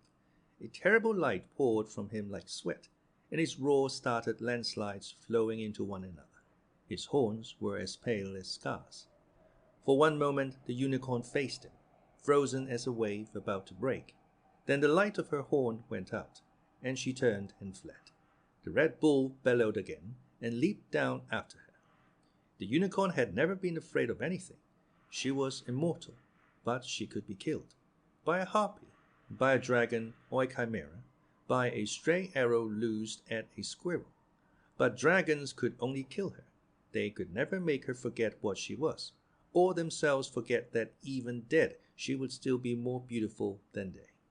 The Red Bull did not know her, and yet she could feel that it was herself he sought, and no white mare. Fear blew her dark then, and she ran away, while the bull's raging ignorance filled the sky and spilled over into the valley. The trees lunged at her, and she veered wildly among them. She who slipped so softly through eternity without bumping into anything. Behind her they were breaking like glass in the rush of the Red Bull. He roared once again, and a great branch clubbed her on the shoulder so hard that she staggered and fell. She was up immediately, but now roots hummed under her feet as she ran, and others burrowed as busily as moles to cut across the path. Vines struck at her like strangling snakes, creepers wove webs between the trees, dead boughs crashed all around her. she fell a second time. The bull's hoofs on the earth boomed through her bones, and she cried out. She must have found some way out of the trees, for she was running on the hard, bald plain that lay beyond the prosperous pasture lands of Haggard.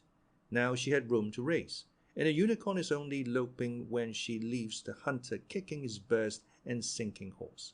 She moved with the speed of life, winking from one body to another or running down a sword, swifter than anything burdened with legs or wings. Yet without looking back, she knew that the Red Bull was gaining on her, coming like the moon, the sullen, swollen hunter's moon.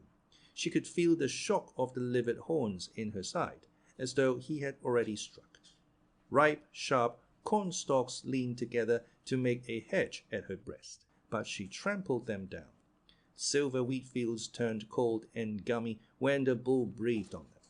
They dragged at her legs like snow. Still she ran, bleating and defeated, hearing the butterflies' icy chiming.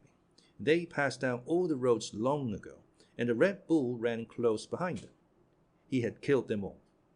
Suddenly the bull was facing her, as though he had been lifted like a chess piece, swooped through the air, and sat down again to bar her way. He did not charge immediately, and she did not run.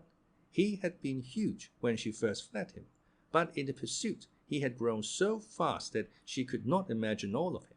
Now he seemed to curve with the curve of the bloodshot sky, his legs like great whirlwinds, his head rolling like the northern lights.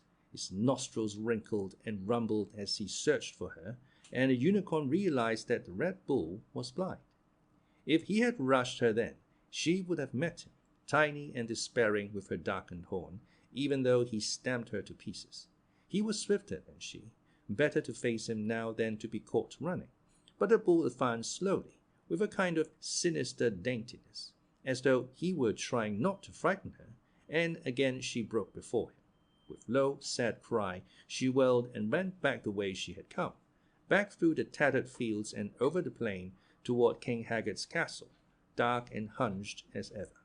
And the Red Bull went after her, following her fear. Schmendrick and Molly had been spun away like chips when the bull went by. Molly slammed breathless and witless against the ground, and the magician hurled into a tangle of thorns that cost him half his cloak and an eighth of his skin. They got up when they could, and went limping in pursuit, leaning on one another. Neither one said a word. The way through the trees was easier for them than the unicorn had found it, for the Red Bull had been there since. Molly and the magician scrambled over great tree trunks, not only smashed, but trodden halfway into the ground, and dropped to hands and knees to crawl around crevices they could not fathom in the dark. No hoofs could have made these, Molly thought dazedly. The earth had torn itself, shrinking from the burden of the bull. She thought of the unicorn, and her heart paled. When they came out on the plain, they saw her, far and faint, a tuft of white water on the wind, almost invisible in the glare of the Red Bull. Molly Grue, a little crazy with weariness and fear, saw them moving the way stars and stones move through space, forever falling, forever following, forever alone. The Red Bull would never catch the unicorn, not until now caught up with new, bygone with begin. Molly smiled serenely. But the blazing shadow loomed over the unicorn until the bull seemed to be all around her. She reared, swerved, and sprang away in another direction, only to meet the bull there, his head lowered and his jaws drooling thunder. Again she turned, and again backing and sidling, making crafty little dashes to this side or that, and each time the Red Bull headed her off by standing still. He did not attack, but he left her no way to go, save one. "He's driving her," Schmendrick said quietly. "If he wanted to kill her, he could have done it by now. He's driving her the way he drove the others, to the castle, to Haggard. I wonder why." Molly said, "Do something." Her voice was strangely calm and casual, and the magician answered her in the same tone. "There is nothing I can do." The unicorn fled once more, pitifully tireless, and the Red Bull let her have room to run, but none to turn. When she faced him for a third time, she was close enough for Molly to see her hind legs shivering like those of a frightened dog. Now she set herself to stand, pawing the ground wickedly and laying back her small, lean ears. But she could make no sound, and her horn did not grow bright again.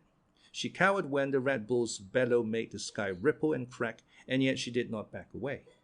"Please," Molly Grue said, "please do something." Schmendrick turned on her, and his face was wild with helplessness. "What can I do? What can I do with my magic? Head tricks, penny tricks, or the one where I scramble stones to make an omelette? Would that entertain the Red Bull, do you think? Or shall I try the trick with the singing oranges? I'll try whatever you suggest, for I would certainly be happy to be of some practical use." Molly did not answer him. The bull came on, and the unicorn crouched lower and lower, until she seemed about to snap in two. Schmendrick said, "I know what to do. If I could, I'd change her into some other creature, some beast too humble for the bull to be concerned with. But only a great magician, a wizard like Nikos, who was my teacher, would have that kind of power, to transform a unicorn. Anyone who could do that could juggle the seasons and shovel years like playing cards, and I have no more power than you have. Less, for you can touch her, and I cannot." Then he said suddenly, "Look, it is over." The unicorn was standing very still before the Red Bull, her head down and her whiteness drabbled to a soapy grey. She looked gaunt and small, and even Molly, who loved her, could not keep from seeing that a unicorn is an absurd animal when the shining has gone out of her. Tail like a lion's tail, deer legs, goat feet, the mane cold and fine as foam over my hand, the charred horn, the eyes. Oh, the eyes! Molly took hold of Schmendrick's arm and dug her nails into it as hard as she could. "You have magic," she said. She heard her own voice, as deep and clear as a sibyl's. "Maybe you can't find it, but it's there. You called up Robin Hood, and there is no Robin Hood, but he came, and he was real, and that is magic. You have all the power you need, if you dare to look for it." Schmendrick regarded her in silence, staring as hard as though his green eyes were beginning the search for his magic in Molly Grue's eyes. The bull stepped lightly toward the unicorn, no longer pursuing, but commanding her with the weight of his presence, and she moved ahead of him, docile, obedient. He followed like a sheepdog, guiding her in the direction of King Haggard's jagged tower and the sea. "Oh, please!" Molly's voice was crumbling now. "Please, it's not fair. It can't be happening. He'll drive her to Haggard, and no one will ever see her again. No one. Please, you're a magician. You won't let him." Her fingers struck even deeper into Schmendrick's arm. "Do something," she wept. "Don't let him. Do something." Schmendrick was prying futilely at her clenched fingers. "I'm not going to do a damn thing," he said through his teeth, "until you let go of my arm." "Oh," Molly said, "I'm sorry." "You can cut off the circulation like that, you know," the magician said severely. He rubbed his arm and took a few steps forward, into the path of the Red Bull. There he stood with his arms folded and his head high, though it drooped now and then because he was very tired. "Maybe this time," Molly heard him mutter. "Maybe this time." Nikos said, what was it that Nikos said? I don't remember. It has been so long. There was an odd sorrow in his voice that Molly had never heard before. Then a gaiety leaped up like a flame as he said, "Well, who knows? Who knows? If this is not the time, perhaps I can make it so. There's this much of comfort, friend Schmendrick. For once, I don't see how you can possibly make things any worse than they already are." And he laughed softly. The Red Bull, being blind, took no notice of the tall figure in the road until he was almost upon it. Then he halted, sniffing the air, storm stirring in his throat, but a certain confusion showing in the swing of his great head. The unicorn stopped when he stopped, and Schmendrick's breath broke to see her so tractable. "Run!" he called to her. "Run now!" But she never looked at him, or back at the bull, or at anything but the ground. At the sound of Schmendrick's voice, the bull's rumble grew louder and more menacing. He seemed eager to be out of the valley with the unicorn, and the magician thought he knew why. Beyond the towering brightness of the Red Bull, he could see 2 or 3 sallow stars and a cautious hint of a warmer light. Dawn was near. "He doesn't care for daylight," Schmendrick said to himself. "That's worth knowing." Once more he shouted to the unicorn to fly, but his only answer came in the form of a roar like a drum roll. The unicorn bolted forward, and Schmendrick had to spring out of her way, or she would have run him down. Close behind her came the bull, driving her swiftly now, as the wind drives the thin, torn mist. The power of his passage picked Schmendrick up and dropped him elsewhere, tumbling and rolling to keep from being trampled. His eyes jarred blind and his head full of flames. He thought he heard Molly Grue scream. Scrabbling to one knee, he saw that the Red Bull had herded the unicorn almost to the beginning of the trees, if she would only try one more time to escape. But she was the bull's and not her own. The magician had one glimpse of her, pale and lost between the pale horns, before the wild red shoulders surged across his sight. Then, swaying and sick and beaten, he closed his eyes and let his hopelessness march through him, until something woke somewhere that had wakened in him once before. He cried aloud for fear and joy. What words the magic spoke this second time, he never knew surely. They left him like eagles, and he let them go. And when the last one was away, the emptiness rushed back with a thunderclap that threw him on his face. It happened as quickly as that. This time he knew before he picked himself up that the power had been and gone. Ahead, the Red Bull was standing still, nosing at something on the ground. Schmendrick could not see the unicorn. He went forward as fast as he could, but it was Molly who first drew near enough to see what the bull was sniffing. She put her fingers in her mouth like a child. At the feet of the Red Bull there lay a young girl, spilled into a very small heap of light and shadow. She was naked, and her skin was the color of snow by moonlight. Fine tangled hair, white as a waterfall, came down almost to the small of her back. Her face was hidden in her arms. "Oh," Molly said. "Oh, what have you done?" And, heedless of any danger, she ran to the girl and knelt beside her. The Red Bull raised his huge, blind head and swung it slowly in Schmendrick's direction. He seemed to be warning and fading as the grey sky grew light, though he still smoldered as savagely bright as crawling lava. The magician wondered what his true size was, and his color, when he was alone. Once more the Red Bull snuffled at the still form, stirring it with his freezing breath. Then, without a sound, he bounded away into the trees and was gone from sight in 3 gigantic strides. Schmendrick had a last vision of him as he gained the rim of the valley. No shape at all, but a swirling darkness. The red darkness you see when you close your eyes in pain. The horns had become the 2 sharpest towers of old King Haggard's crazy castle. Molly Grue had taken the white girl's head onto her lap and was whispering over and over, "What have you done?" The girl's face, quiet in sleep and close to smiling, was the most beautiful that Schmendrick had ever seen. It hurt him and warmed him at the same time. Molly smoothed the strange hair, and Schmendrick noticed on the forehead, above and between the closed eyes, a small raised mark, darker than the rest of the skin. It was neither a scar nor a bruise. It looked like a flower. "What do you mean? What have I done?" he demanded of the moaning Molly. "Only saved her from the bull by magic. That's what I've done. By magic, woman, by my own true magic." Now he was helpless with delight, for he wanted to dance and he wanted to be still. He shook with shouting and speeches, and yet there was nothing that he wanted to say. He ended by laughing foolishly, hugging himself until he gasped, and sprawling down beside Molly as his legs let go. "Give me your cloak," Molly said. The magician beamed at her, blinking. She reached over and ungently pulled the shredded cloak from his shoulders. Then she wrapped it around the sleeping girl, as much as it would wrap. The girl shone through it like the sun through leaves. "Doubtless you are wondering how I plan to return her to her proper shape," Schmendrick offered. "Wonder not. The power will come to me when I need it. I know that much now. One day it will come when I call, but that time is not yet." Impulsively he seized Molly Grue, hugging her head in his long arms. "But you were right," he cried. "You were right. It is there, and it is mine." Molly pulled away from him, one cheek rough red and both ears mashed. The girl sighed in her lap, ceased to smile, turned her face from the sunrise. Molly said, "Schmendrick, you poor man, you magician, don't you see?" "See what? There's nothing to see." But his voice was suddenly hard and weary, and the green eyes were beginning to be frightened. The Red Bull came for a unicorn, so she had to become something else. You begged me to change her.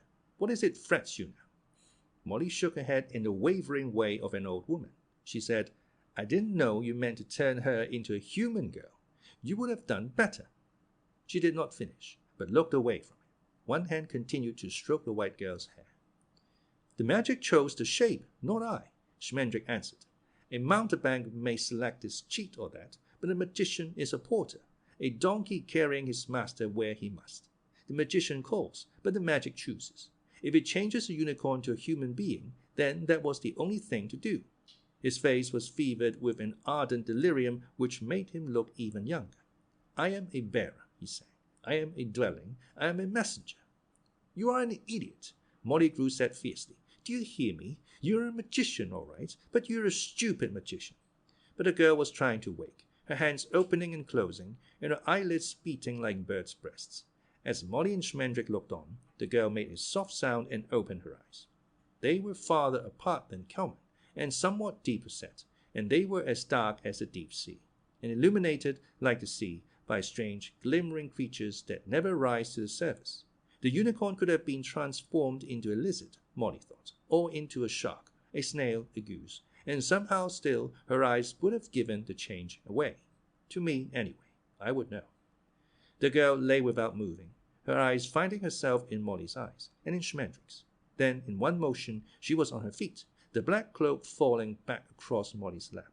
For a moment she turned in a circle, staring at her hands, which she held high and useless, close to her breast. She bobbed and shambled like an ape doing a trick, and her face was the silly, bewildered face of a joker's victim. And yet she could make no move that was not beautiful. Her trapped terror was more lovely than any joy that Molly had ever seen, and that was the most terrible thing about it. "Donkey," Molly said. "Messenger." "I can change her back," the magician answered hoarsely. "Don't worry about it. I can change her back." Shining in the sun, the white girl hobbled to and fro on her strong young legs. She stumbled suddenly and fell, and it was a bad fall because she did not know how to catch herself with her hands. Molly flew to her, but the girl crouched on the ground staring at her, and spoke in a low voice. "What have you done to me?" Molly Grue began to cry. Schmendrick came forward, his face cold and wet, but his voice level. "I turned you into a human being to save you from the Red Bull. There was nothing else I could do. I will turn you to yourself again, as soon as I can." "The Red Bull," the girl whispered. "Ah!"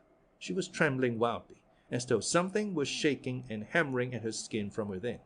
"He was too strong," she said. "Too strong. There was no end to his strength, and no beginning. He is older than I." Her eyes widened, and it seemed to Molly that the bull moved in them, crossing the depths like a flaming fish, and vanishing. The girl began to touch her face timidly, recoiling from the feel of her own features. Her curled fingers brushed the mark on her forehead, and she closed her eyes and gave a thin, stabbing howl of loss and weariness and utter despair. "What have you done to me?" she cried. "I will die here."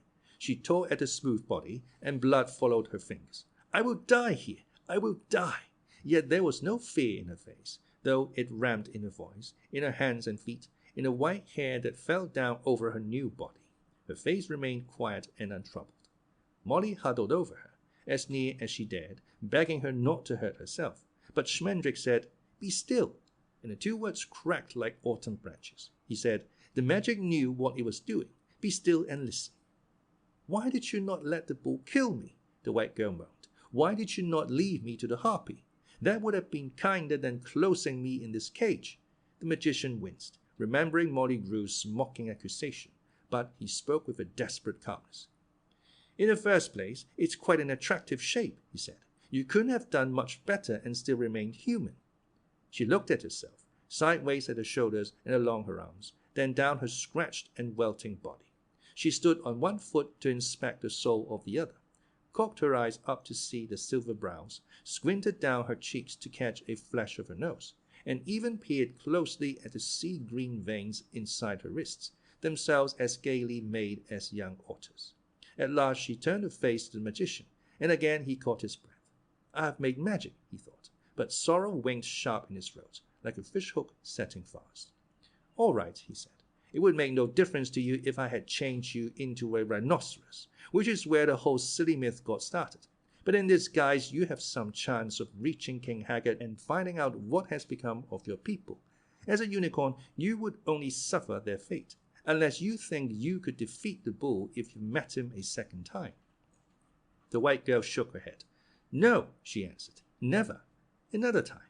I would not stand so long." Her voice was too soft, as though its bones had been broken. She said, "My people are gone, and I will follow them soon, whatever shape you trap me in. But I would have chosen any other than this for my prison. A rhinoceros is as ugly as a human being, and it too is going to die. but at least it never thinks that it is beautiful." "No, it never thinks that," the magician agreed. "That's why it goes on being a rhinoceros and will never be welcome even at Haggard's court.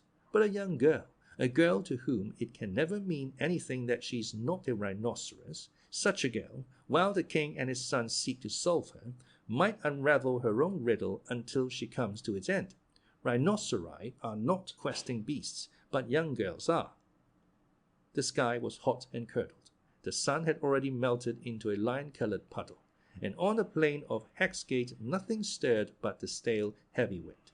The naked girl with the flower mark on her forehead stared silently at the green-eyed man, and the woman watched them both. In the tawny morning, King Haggard's castle seemed neither dark nor accursed, but merely grimy, run down, and poorly designed. Its skinny spires looked nothing like a bull's horns, but rather like those on a jester's cap, or like the horns of a dilemma, Schmendrick thought. They never have just two. The white girl said, "I am myself still. This body is dying. I can feel it rotting all around me. How can anything that is going to die be real? How can it be truly beautiful?" Molly Grue put the magician's cloak around her shoulders again, not for modesty or seemliness, but out of a strange pity, as though to keep her from seeing herself. "I will tell you a story," Schmendrick said. "As a child I was apprenticed to the mightiest magician of all, the great Nikos, whom I have spoken of before. But even Nikos, who could turn cats into cattle, snowflakes into snowdrops, and unicorns into men, could not change me into so much as a carnival card sharp. At last he said to me, 'My son, your ineptitude is so vast, your incompetence so profound, that I am certain you are inhabited by greater power than I have ever known. Unfortunately, it seems to be working backward at the moment, and even I can find no way to set it right. It must be that you are meant to find your own way to reach your power in time, but frankly, you should live so long as that will take you. Therefore, I granted that you shall not age from this day forth, but will travel the world round and round, eternally inefficient, until at last you come to yourself and know what you are. Don't thank me. I tremble at your doom.'" The white girl regarded him out of the unicorn's clear, amaranthine eyes, gentle and frightening in the unused face, but she said nothing. It was Molly Grue who asked, "And if you should find your magic, what then?"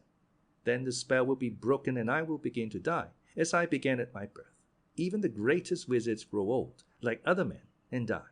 He swayed and nodded, and then snapped awake again, a tall, thin, shabby man, smelling of dust and drink. "I told you that I was older than I look," he said. "I was born mortal, and I have been immortal for a long, foolish time, and one day I will be mortal again. So I know something that a unicorn cannot know. Whatever can die is beautiful, more beautiful than a unicorn, who lives forever, and who is the most beautiful creature in the world. Do you understand me?" "No," she said. The magician smiled wearily. "You will. You're in a story with the rest of us now, and you must go with it, whether you will or no. If you want to find your people, if you want to become a unicorn again, then you must follow the fairy tale to King Haggard's castle, and wherever else it chooses to take you, the story cannot end without the princess." The white girl said, "I will not go." She stepped away, her body weary and the cold hair falling down. She said, "I am no princess, no mortal, and I will not go. Nothing but evil has happened to me since I left my forest, and nothing but evil can have become of unicorns in this country. Give me my true shape again, and I will return to my trees, to my pool, to my own place. Your tale has no power over me. I am a unicorn. I am the last unicorn." Had she said that once more, long ago, in the blue-green silence of the trees, Schmendrick continued to smile, but Molly Grue said, "Change her back. You said you could change her. Let her go home." "I cannot," the magician answered. "I told you, the magic is not mine to command. Not yet. That is why I too must go on to the castle, and the fate or fortune that waits there. If I try to undo the transformation now, I might actually turn her into a rhinoceros. That would be the best thing that could happen. As for the worst," he shivered and fell silent. The girl turned from them and looked away at the castle that stooped over the valley. She could see no movement at any window or among the tottering turrets, or any sign of the Red Bull. Yet she knew that he was there, brooding at the castle's roots till night should fall again, strong beyond strength, invincible as the night itself. For a second time she touched the place on her forehead where her horn had been. When she turned again, they were asleep where they sat, the man and the woman. Their heads were pillowed on air, and their mouths hung open. She stood by them, watching them breathe, one hand holding the black cloak closed at her throat. Very faintly, for the first time, the smell of the sea came to her.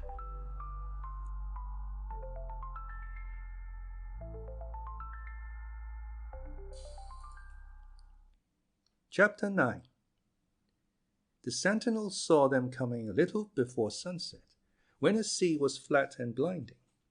The sentinels were pacing the second tallest of the many wry towers that sprouted up from the castle and made it resemble one of those odd trees that grow with their roots in the air. From where they stood, the two men could survey the entire valley of Hexgate as far as the town and the sharp hills beyond, as well as the road that ran from the rim of the valley to the great though sagging front gate of King Haggard's castle. A man and two women, said the first sentinel. He hurried to the far side of the tower, a stomach-startling motion, since the tower tilted so that half of the sentinel's sky was sea.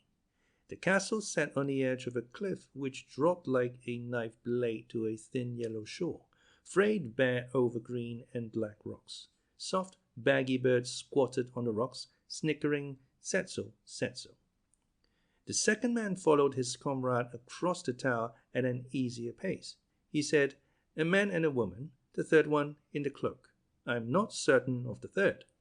Both men were clad in homemade mail, rings, bottle caps, and links of chain sewn onto half-cured hides, and their faces were invisible behind rusted visors. But the second sentinel's voice and gait alike marked him as the elder. "The one in the black cloak," he said again. "Do not be too sure of that one too soon." But the first sentinel leaned out into the orange glare of the tipped-up sea, scraping a few studs loose from his poor armor on the parapet. "It is a woman," he declared. "I would doubt my own sex before hers." "And well you may," the other observed sardonically, "since you do nothing that becomes a man but ride astraddle. I warn you again, be slow to call that third male or female. Wait a little, and see what you see." The first sentinel answered him without turning. "If I had grown up never dreaming that there were two separate secrets to the world, if I had taken every woman I met to be exactly like myself, still I would know that this creature was different from anything I had ever seen before. I have always been sorry that I have never pleased you, but now, when I look at her, I am sorry that I have never pleased myself. Oh, I'm sorry." He bent still further over the wall, straining his eyes toward the three slow figures on the road. A chuckle clattered behind his visor. "The other woman looks sore-footed and bad-tempered," he reported. "The man appears an amiable sort, though plainly of the strolling life. A minstrel, like enough, or a player." He said nothing more for a long while, watching them draw near. In a third, the older man inquired presently, "Your sundown fancy with the interesting hair? Have you outworn her in a quarter of an hour, already seen her closer than love dares?" His voice rustled in his helmet like small clawed feet. "I don't think I could ever see her closely," the sentinel replied, "however close she came." His own voice was hushed and regretful, echoing with lost chances. "She has a newness," he said. "Everything is for the first time. See how she moves, how she walks, how she turns her head.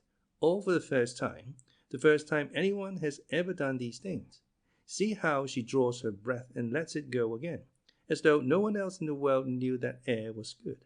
It is all for her. If I learned that she had been born this very morning, I would only be surprised that she was so old." The second sentinel stared down from his tower at the three wanderers. The tall man saw him first, and next the dour woman. Their eyes reflected nothing but his armor, grim and cankered and empty. But then the girl in the ruined black cloak raised her head, and he stepped back from the parapet, putting out one tin glove against her glance. In a moment she passed into the shadow of the castle with her companions, and he lowered his hand. "She may be mad," he said calmly. "No grown girl looks like that unless she is mad. That would be annoying, but far preferable to the remaining possibility." "Which is?" the younger man prompted after a silence. which is that she was indeed born this morning. I would rather that she were mad. Let us go down now. When the men and the women reached the castle, the 2 sentries were standing on either side of the gate, their blunt bent halberds crossed and their falchions hitched round in front of them. The sun had gone down, and their absurd armor grew steadily more menacing as the sea faded. The travellers hesitated, looking at one another. They had no dark castle at their backs, and their eyes were not hidden. "Give your names," said the parched voice of the second sentinel. The tall man stepped a pace forward. "I am Schmendrick the magician," he said. "This is Molly Grue, my helper, and this is the Lady Amalthea." He stumbled over the name of the white girl, as though he had never before spoken it. "We seek audience with King Haggard," he continued. "We have come a long way to see him." The second sentinel waited for the first to speak, but the younger man was looking only at Lady Amalthea. Impatiently he said, "State your business with King Haggard." "I will," the magician replied. "To Haggard himself. What kind of royal matter could it be that I might confide to doormen and porters? Take us to the king." "What kind of royal matter could a wandering wizard with a foolish tongue have to discuss with King Haggard?" the second sentinel asked somberly. But he turned and strode through the castle gate, and the king's visitors straggled after him. Last wandered the younger sentinel, his step grown as tender as that of the Lady Amalthea, whose every movement he imitated unaware. She stayed a moment before the gate, looking out to sea, and the sentinel did the same. His former comrade called angrily to him, but the young sentry was on a different duty, answerable to a new captain for his derelictions. He entered at the gate only after the Lady Amalthea had chosen to go in. Then he followed, singing to himself in a dreamy drone. "What is it that is happening to me? What is it that is happening to me? I cannot tell whether to be glad or be afraid. What is it that is happening to me?" They crossed a cobbled courtyard where cold laundry groped their faces, and passed through a smaller door into a hall so fast that they could not see the walls or the ceiling in the darkness. Great stone pillars rushed up to them as they trudged across the hall, and then leaned away without ever really letting themselves be seen. Breath echoed in that huge place, and the footsteps of other, smaller creatures sounded just as clearly as their own. Molly Grue stayed quite close to Schmendrick. After the great hall, there came another door and then a thin stair. There were a few windows, and no lights. The stair coiled tighter and tighter as it ascended, until it seemed that every step turned round on itself, and that the tower was closing on them all like a sweaty fist. The darkness looked at them and touched them. It had a rainy, doggy smell.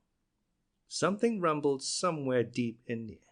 The tower trembled like a ship run aground, and answered with a low stone wail. The 3 travelers cried out, scrambling to keep their feet on the shuddering stairs, but their guide pressed on without faltering or speaking.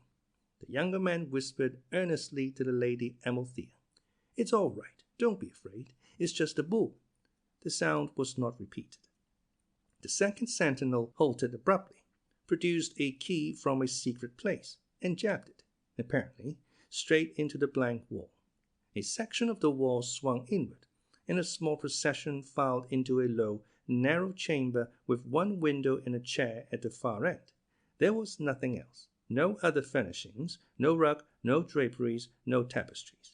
In the room were 5 people, the tall chair, and the mealy light of the rising new moon. "This is King Haggard's throne room," said the sentinel. The magician gripped him by his mailed elbow and turned him until they faced each other. "This is a cell. This is a tomb. No living king sits here. Take us to Haggard, if he is alive." "You must judge that for yourself," replied the scurrying voice of the sentinel. He unlaced his helmet and lifted it from his grey head. "I am King Haggard," he said. His eyes were the same color as the horns of the Red Bull. He was taller than Schmendrick, and though his face was bitterly lined, there was nothing fond or foolish in it. It was a pike's face, the jaws long and cold, the cheeks hard, the lean neck alive with power. He might have been 70 years old, or 80, or more. The first sentinel came forward now with his own helmet under his arm. Molly Grue gasped when she saw his face, for it was the friendly, rumpled face of the young prince who had read a magazine while his princess tried to call a unicorn. King Haggard said, "This is Lír." "Hi," said Prince Lír. "Glad to meet you." His smile wriggled at their feet like a hopeful puppy, but his eyes, a deep shadowy blue behind stubby lashes, rested quietly on the eyes of the Lady Amalthea. She looked back at him, silent as a jewel, seeing him no more truly than men see unicorns. But the prince felt strangely, happily certain that she had looked him round and through, and down into caverns that he had never known were there, where her glance echoed and sang. Prodigies began to waken somewhere southwest of his 12th rib, and he himself, still mirroring the Lady Amalthea, began to shine. "What is your concern with me?" Schmendrick the magician cleared his throat and bowed to the pale-eyed old man. "We seek to enter your service. Far and wide has the fabled court of King Haggard." "I need no servants." The king turned away. His face and body suddenly slack with indifference. Yet Schmendrick sensed a curiosity lingering in the stone-colored skin and at the roots of the grey hair. He said cautiously, "But surely you keep some suite, some following. Simplicity is the richest adornment of a king, I grant you, but for such a king as Haggard—" "You are losing my interest." The rustling voice interrupted him again. "And that is very dangerous. In a moment I will have forgotten you quite entirely, and will never be able to remember just what I did with you. What I forget not only ceases to exist, but never really existed in the first place." As he said this, his eyes, like those of his son, turned to meet Lady Amalthea's eyes. "My court," he continued, "since you choose to call it that, consists of 4 men-at-arms. I would do without them if I could, for they cost more than they are worth, like everything else. But they take their turns as sentries and as cooks, and they give the appearance of an army from a distance. What other attendants should I need?" "But the pleasures of court," the magician cried, "the music, the talk, the women and the fountains, the hunts and masks and the great feasts."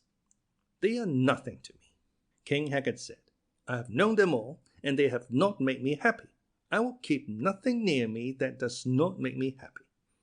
The Lady Amalthea moved quietly past him to the window, and looked out at the night sea. Schmendrick came about to catch the wind again, and declared, "I understand you perfectly. How weary, stale, flat, and unprofitable seem to you all the uses of this world. You are bored with bliss, satiated with sensation, jaded with jejune joys. It is a king's affliction, and therefore no one wants the services of a magician more than a king does. For only to a magician is the world forever fluid, infinitely mutable, and eternally new. Only he knows the secret of change. Only he knows truly that all things are crouched in eagerness to become something else, and it is from this universal tension that he draws his power. To a magician, March is May, snow is green, and grass is grey. This is that, or whatever you say. Get a magician today." He finished on one knee with both arms flung wide. King Haggard stepped nervously away from him, muttering, "Get up, get up. You make my head hurt. Besides, I already have a royal magician." Schmendrick rose heavily to his feet, his face red and empty. "You never said. What is his name?" "He is called Mabruk," King Haggard replied. "I do not often speak of him. Even my men-at-arms do not know that he lives here in the castle. Mabruk is all that you have said a wizard should be, and much more that I doubt you dream of. He is known in his trade as the magician's magician. I can see no reason to replace him with some vagrant, nameless, clownish—" "Ah, but I can," Schmendrick broke in desperately. "I can think of one reason, uttered by you yourself not a minute since. This marvelous Mabruk does not make you happy." Over the king's fierce face there fell a slow shadow of disappointment and betrayal. For a breath he looked like a bewildered young man. "Why, no, that is true," King Haggard murmured. "Mabruk's magic has not delighted me for a long time. How long has it been, I wonder?" He clapped his hands briskly, crying out, "Mabruk, Mabruk, appear, Mabruk." "I am here," said a deep voice from a far corner of the room. An old man in a dark, spangled gown and a pointed, spangled hat was standing there, and no one could say surely that he had not been standing there in plain sight since they entered the throne room. His beard and brows were white, and the cast of his face was mild and wise, but his eyes were as hard as hailstones. "What does your majesty wish of me?" "Mabruk," King Haggard said, "this gentleman is of your fraternity. His name is Schmendrick." The old wizard's icy eyes widened slightly, and he peered at the shabby man. "Why, so it is," he exclaimed in seeming pleasure. "Schmendrick, my dear boy, how nice to see you. You won't remember me, but I was a dear, dear friend of your tutor, dear old Nikos. He had such high hopes for you, the poor man. Well, well, this is a surprise. And are you really still in the profession? My, you're a determined fellow. I always say perseverance is 9/10 of any art. Not that it's much help to be 9/10 an artist, of course. But what can it be that brings you here?" "He has come to take your place." King Haggard's voice was flat and final. "He is now my royal magician." Schmendrick's start of amazement was not lost on old Mabruk, though the wizard himself seemed little surprised by the king's decision. For a moment he obviously considered the worth of wrath, but instead he chose a tone of genial amusement. "As your majesty wills it, now and always," he purred. "But perhaps your majesty might be interested in learning a bit of the history of his new magician. I'm sure dear Schmendrick won't mind my mentioning that he is already something of a legend in the trade. Indeed, among adepts, he is best remembered as Nikos Folly. His charming and complete inability to master the simplest rune, his creative way with the most childish rhyme of theurgy, let alone—" King Haggard made a thin motion with the edge of one hand, and Mabruk was suddenly silent. Prince Lír giggled. The king said, "I do not need to be persuaded of his unfitness for the position. A single glance at him tells me that, as a glance makes it plain that you are one of the great wizards of the world." Mabruk swelled gently, fondling his glorious beard and wrinkling his benign brow. "But that also is nothing to me," King Haggard went on. "In the past, you have performed whatever miracle I required of you, and all it has done has been to spoil my taste for miracles. No task is too fast for your powers, and yet, when the wonder is achieved, nothing has changed. It must be that great power cannot give me whatever it is that I really want. A master magician has not made me happy. I will see what an incompetent one can do. You may go, Mabruk." He nodded his head to dismiss the old wizard. Mabruk's semblance of affability vanished like a spark on snow, and with the same sound. His whole face became like his eyes. "I'm not packed off as easily as that," he said very softly. "Not on a whim, even a king's whim, and not in favor of a fool. Beware, Haggard. Mabruk is no one to anger lightly." A wind began to rise in the dark chamber. It came as much from one place as another, through the window, through the half-open door, but its true source was the clenched figure of the wizard. The wind was cold and rank, a wet, hooty marsh wind, and it leaped here and there in the room like a gleeful animal discovering the flimsiness of human beings. Molly Grue shrank against Schmendrick, who looked uncomfortable. Prince Lír fidgeted his sword in and out of its sheath. Even King Haggard gave back a step before the triumphant grin of old Mabruk. The walls of the room seemed to thaw and run away, and the wizard's starry gown became the huge, howling night. Mabruk spoke no word himself, but the wind was beginning to make a wicked, grunting sound as it gained strength. In another moment it would become visible, burst into shape. Schmendrick opened his mouth, but if he was shouting a counterspell it could not be heard, and it did not work. In the darkness, Molly Grue saw the Lady Amalthea turning far away, stretching out a hand on which the ring and middle fingers were of equal length. The strange place on her forehead was glowing as bright as a flower.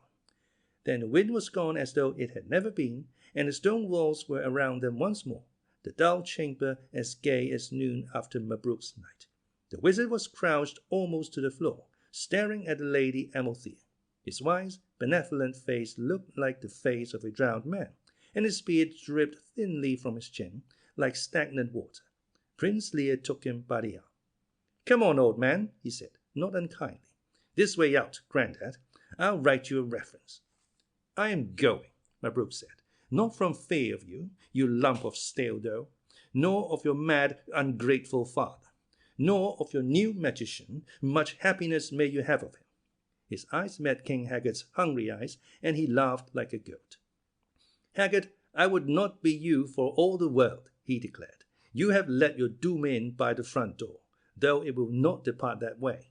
I would explain myself more fully, but I am no longer in your service. That is a pity, for there will come a time when none but a master will be able to save you, and in that hour you will have Schmendrick to call upon. Farewell, poor Haggard, farewell. Still laughing, he disappeared, but his mirth dwelled forever in the corners of that chamber, like the smell of smoke or of old coal dust. Well, said King Haggard in the grey moonlight. Well, he came slowly toward Schmendrick and Molly, his feet silent, his head weaving almost playfully. Stand still, he commanded when they moved. I want to see your faces. His breath rasped like a knife on a grindstone as he peered from one of them to the other. Closer, he grumbled, squinting through the dark. Come closer, closer. I want to see you.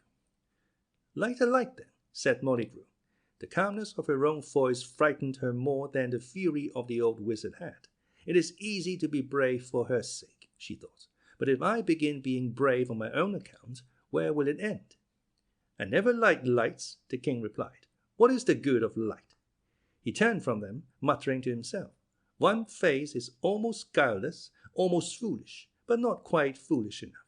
The other is a face like my face, and that must mean danger. Yet I saw all that at the gate. Why did I let them enter, then? Mabrouk was right. I have grown old and daft and easy. Still, I see only Haggard when I look in their eyes. Prince Lír stirred nervously as the king paced across the throne room toward Lady Amalthea. She was again gazing out of the window, and King Haggard had drawn very near before she wheeled swiftly, lowering her head in a curious manner. I will not touch you, he said, and she stood still. Why do you linger at the window? He demanded. What are you looking at? I am looking at the sea, said Lady Amalthea. Her voice was slow and tremulous, not with fear, but with life, as a new butterfly shivers in the sun. Ah, said the king. Yes, the sea is always good. There is nothing that I can look at for very long, except the sea.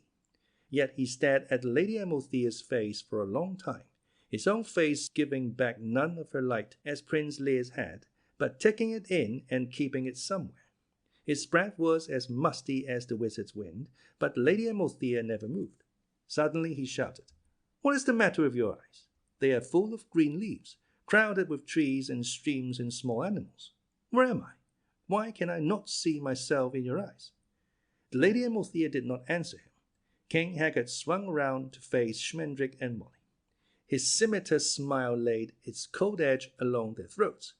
Who is she? He demanded. Schmendrick coughed several times. Lady Amalthea is my niece, he offered. I am her only living relative, and so her guardian. No doubt the state of her attire puzzles you, but it is easily explained. On our journey, we were attacked by bandits and robbed of all our... What nonsense are you jabbering? What about her attire? The king turned again to regard the white girl, and Schmendrick suddenly understood that neither King Haggard nor his son had noticed that she was naked under the rags of his cloak. The Lady Amalthea held herself so gracefully that she made shreds and tatters seem the only fitting dress for a princess, and besides, she did not know that she was naked. It was the armored king who seemed bare before her. King Haggard said, What she wears, what may have befallen you, what you all are to one another. These things are fortunately no concern of mine. In such matters you may lie to me as much as you dare. I want to know who she is. I want to know how she broke Mabrouk's magic without saying a word. I want to know why there are green leaves and foxcubs in her eyes. Speak quickly, and avoid the temptation to lie, especially about the green leaves.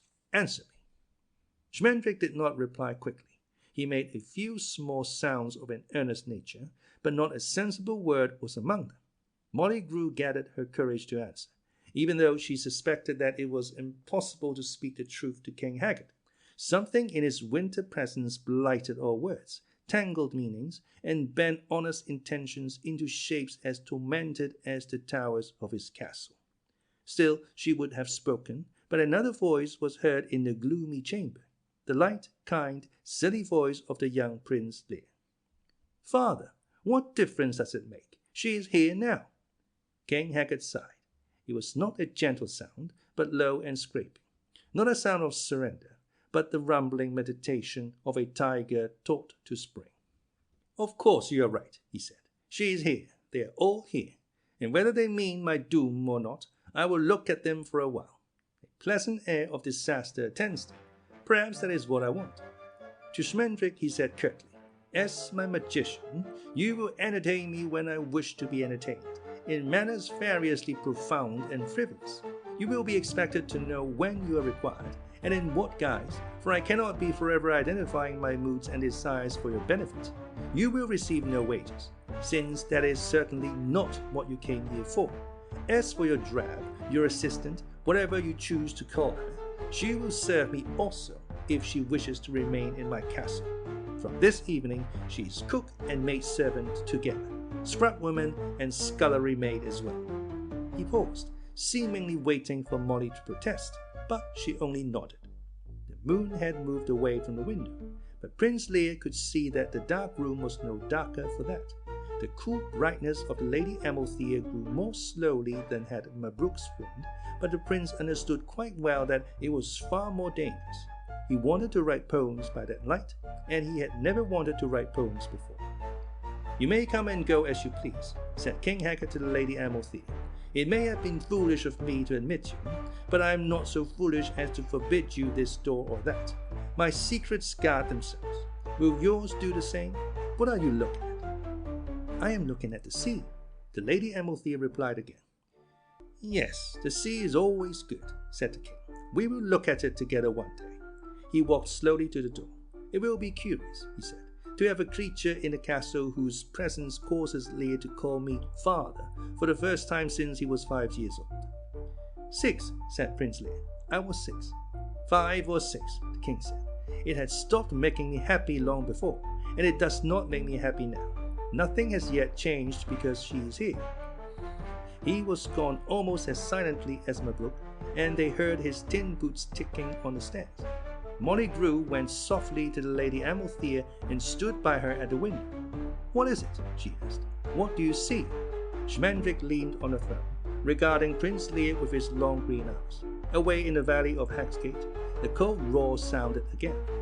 "I will find quarters for you," said Prince Lír. "Are you hungry? I will get you something to eat. I know where there is some cloth, fine satin. You could make a dress." No one answered him. The heavy knight swallowed his words, and it seemed to him that the Lady Amalthea neither heard nor saw him. She did not move, and yet he was certain that she was going away from him as he stood there, like the moon. "Let me help you," Prince Lír said. "What can I do for you? Let me help you."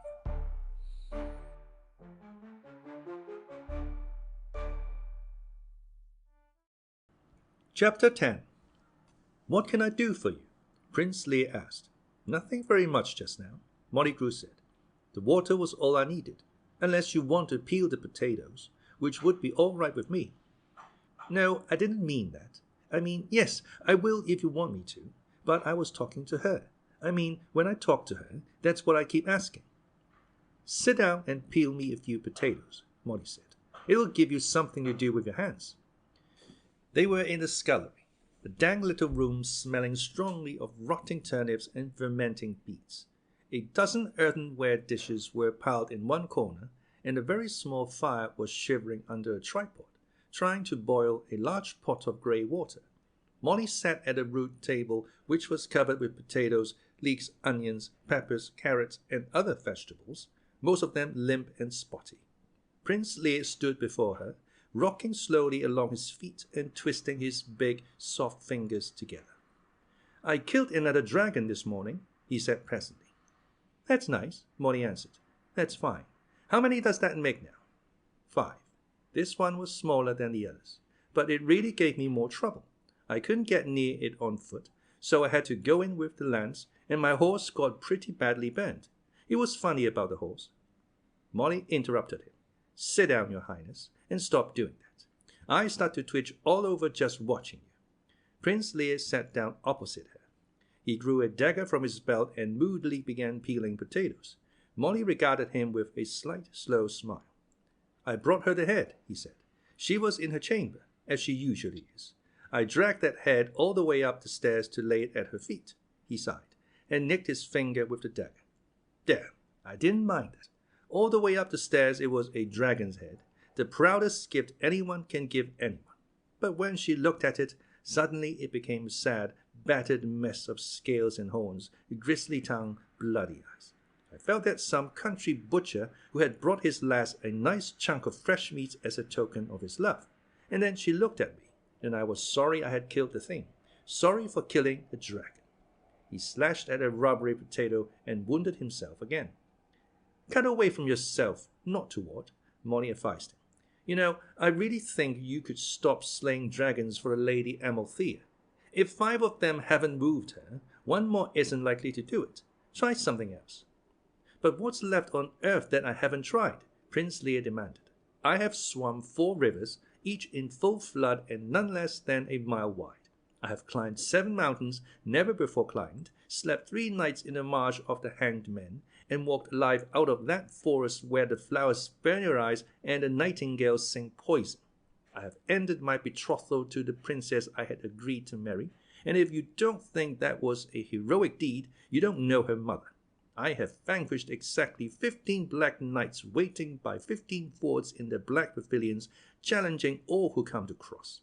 And I have long since lost count of the witches in the thorny woods, the giants, the demons disguised as damsels, the glass hills, fatal riddles, and terrible tasks. The magic apples, rings, lamps, potions, swords, cloaks, boots, neckties, and nightcaps. Not to mention the winged horses, the basilisks, the sea serpents, and all the rest of the livestock." He raised his head, and the dark blue eyes were confused and sad. "And all that for nothing," he said. "I cannot touch her, whatever I do. For her sake, I have become a hero. I, Sleepy Lír, my father's sport and shame, but I might just as well have remained the dull fool I was. My great deeds mean nothing to her." Molly took up her own knife and began to slice the peppers. "Then perhaps the Lady Amalthea is not to be won by great deeds." The prince stared at her, frowning in puzzlement. "Is there another way to win a maiden?" he asked earnestly. "Molly, do you know another way? Will you tell it to me?" He leaned across the table to seize her hand. "I like being brave well enough, but I will be a lazy coward again if you think that would be better. The sight of her makes me want to do battle with all evil and ugliness, but it also makes me want to sit still and be unhappy. What should I do, Molly?" "I don't know," she said, suddenly embarrassed. "Kindness, courtesy, good works, that sort of thing. A good sense of humor." A small copper and ashes cat with a crooked ear jumped into her lap, purring thunderously and leaning against her hand. Hoping to change the subject, she asked, "What about your horse? What was funny?" But Prince Lír was staring at the little cat with the crooked ear. "Where did he come from? Is he yours?" "No," Molly said. "I just feed him, and hold him sometimes." She stroked the cat's thin throat, and it closed its eyes. "I thought he lived here." The prince shook his head. "My father hates cats. He says that there is no such thing as a cat. It is just a shape that all manner of imps, hobs, and devilkins like to put on, to gain easy entrance into the homes of men. He would kill it if he knew you had it here." "What about the horse?" Molly asked. Prince Lír's face grew glum again. That was strange. When she took no delight in the gift itself, I thought she might be interested to hear how it was won. So I told her about the view and the charge. You know, about the hissing and the naked wings and the way dragons smell, especially on a rainy morning, and the way the black blood jumped at the point of my lance. But she heard none of it, not a word, until I spoke of the rush of fire that nearly burned my poor horse's legs from under him. Then she came back from wherever she goes when I talk to her, and she said that she must go and see my horse. So I led her to the stable where the poor brute stood crying with the pain, and she put her hand on him, on his legs, and he stopped moaning. That's a terrible sound they make when they're really hurt. When they stop, it's like a song. The prince's dagger lay glittering among the potatoes. Outside, great gusts of rain growled round and round the castle walls, but those in the scullery could only hear it, for there was not a single window in the cold room, nor was there any light, except for the meager glow of the cooking fire. It made the cat dozing in Molly's lap look like a heap of autumn leaves. "And what happened then?" she asked, "when the Lady Amalthea touched your horse?" "Nothing happened. Nothing at all." Prince Lír suddenly seemed to become angry. He slammed his hand down on the table, and leeks and lentils leaped in all directions. "Did you expect something to happen?" She did. "Did you expect the beast's burns to heal on the instant, the crackling skin to knit, the black flesh to be whole again?" She did. By my hope of her, I swear it. And when his legs didn't grow well under her hand, then she ran away. I don't know where she is now. His voice softened as he spoke, and a hand on the table curled sadly on his side. He rose and went to look into the pot over the fire. "It's boiling," he said, "if you want to put the vegetables in." She wept when my horse's legs did not heal. I heard her weeping, and yet there were no tears in her eyes when she ran away. Everything else was there, but no tears. Molly put the cat gently on the floor and began gathering the venerable vegetables for the pot. Prince Lír watched her as she moved back and forth around the table and across the dewy floor. She was singing. "If I danced with my feet as I dance in my dreaming, as graceful and gleaming as death in disguise. Oh, that would be sweet. But then would I hunger to be 10 years younger, or wedded, or wise?" The prince said, "Who is she, Molly? What kind of woman is it who believes, who knows, for I saw her face, that she can cure wounds with a touch, and who weeps without tears?" Molly went on about her work, still humming to herself. "Any woman can weep without tears," she answered over her shoulder, "and most can heal with their hands. It depends on the wound. She is a woman, your highness, and that's riddle enough." But the prince stood up to bar her way, and she stopped, her apron full of herbs and her hair trailing into her eyes. Prince Lír's face bent toward her, older by 5 dragons, but handsome and silly still. He said, "You sing. My father sets you to the weariest work there is to do, and still you sing. There has never been singing in this castle, or cats, or the smell of good cooking. It is the Lady Amalthea who causes this, as she causes me to ride out in the morning seeking danger."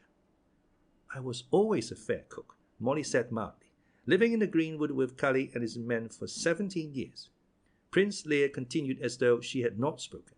"I want to serve her, as you do, to help her find whatever she has come here to find.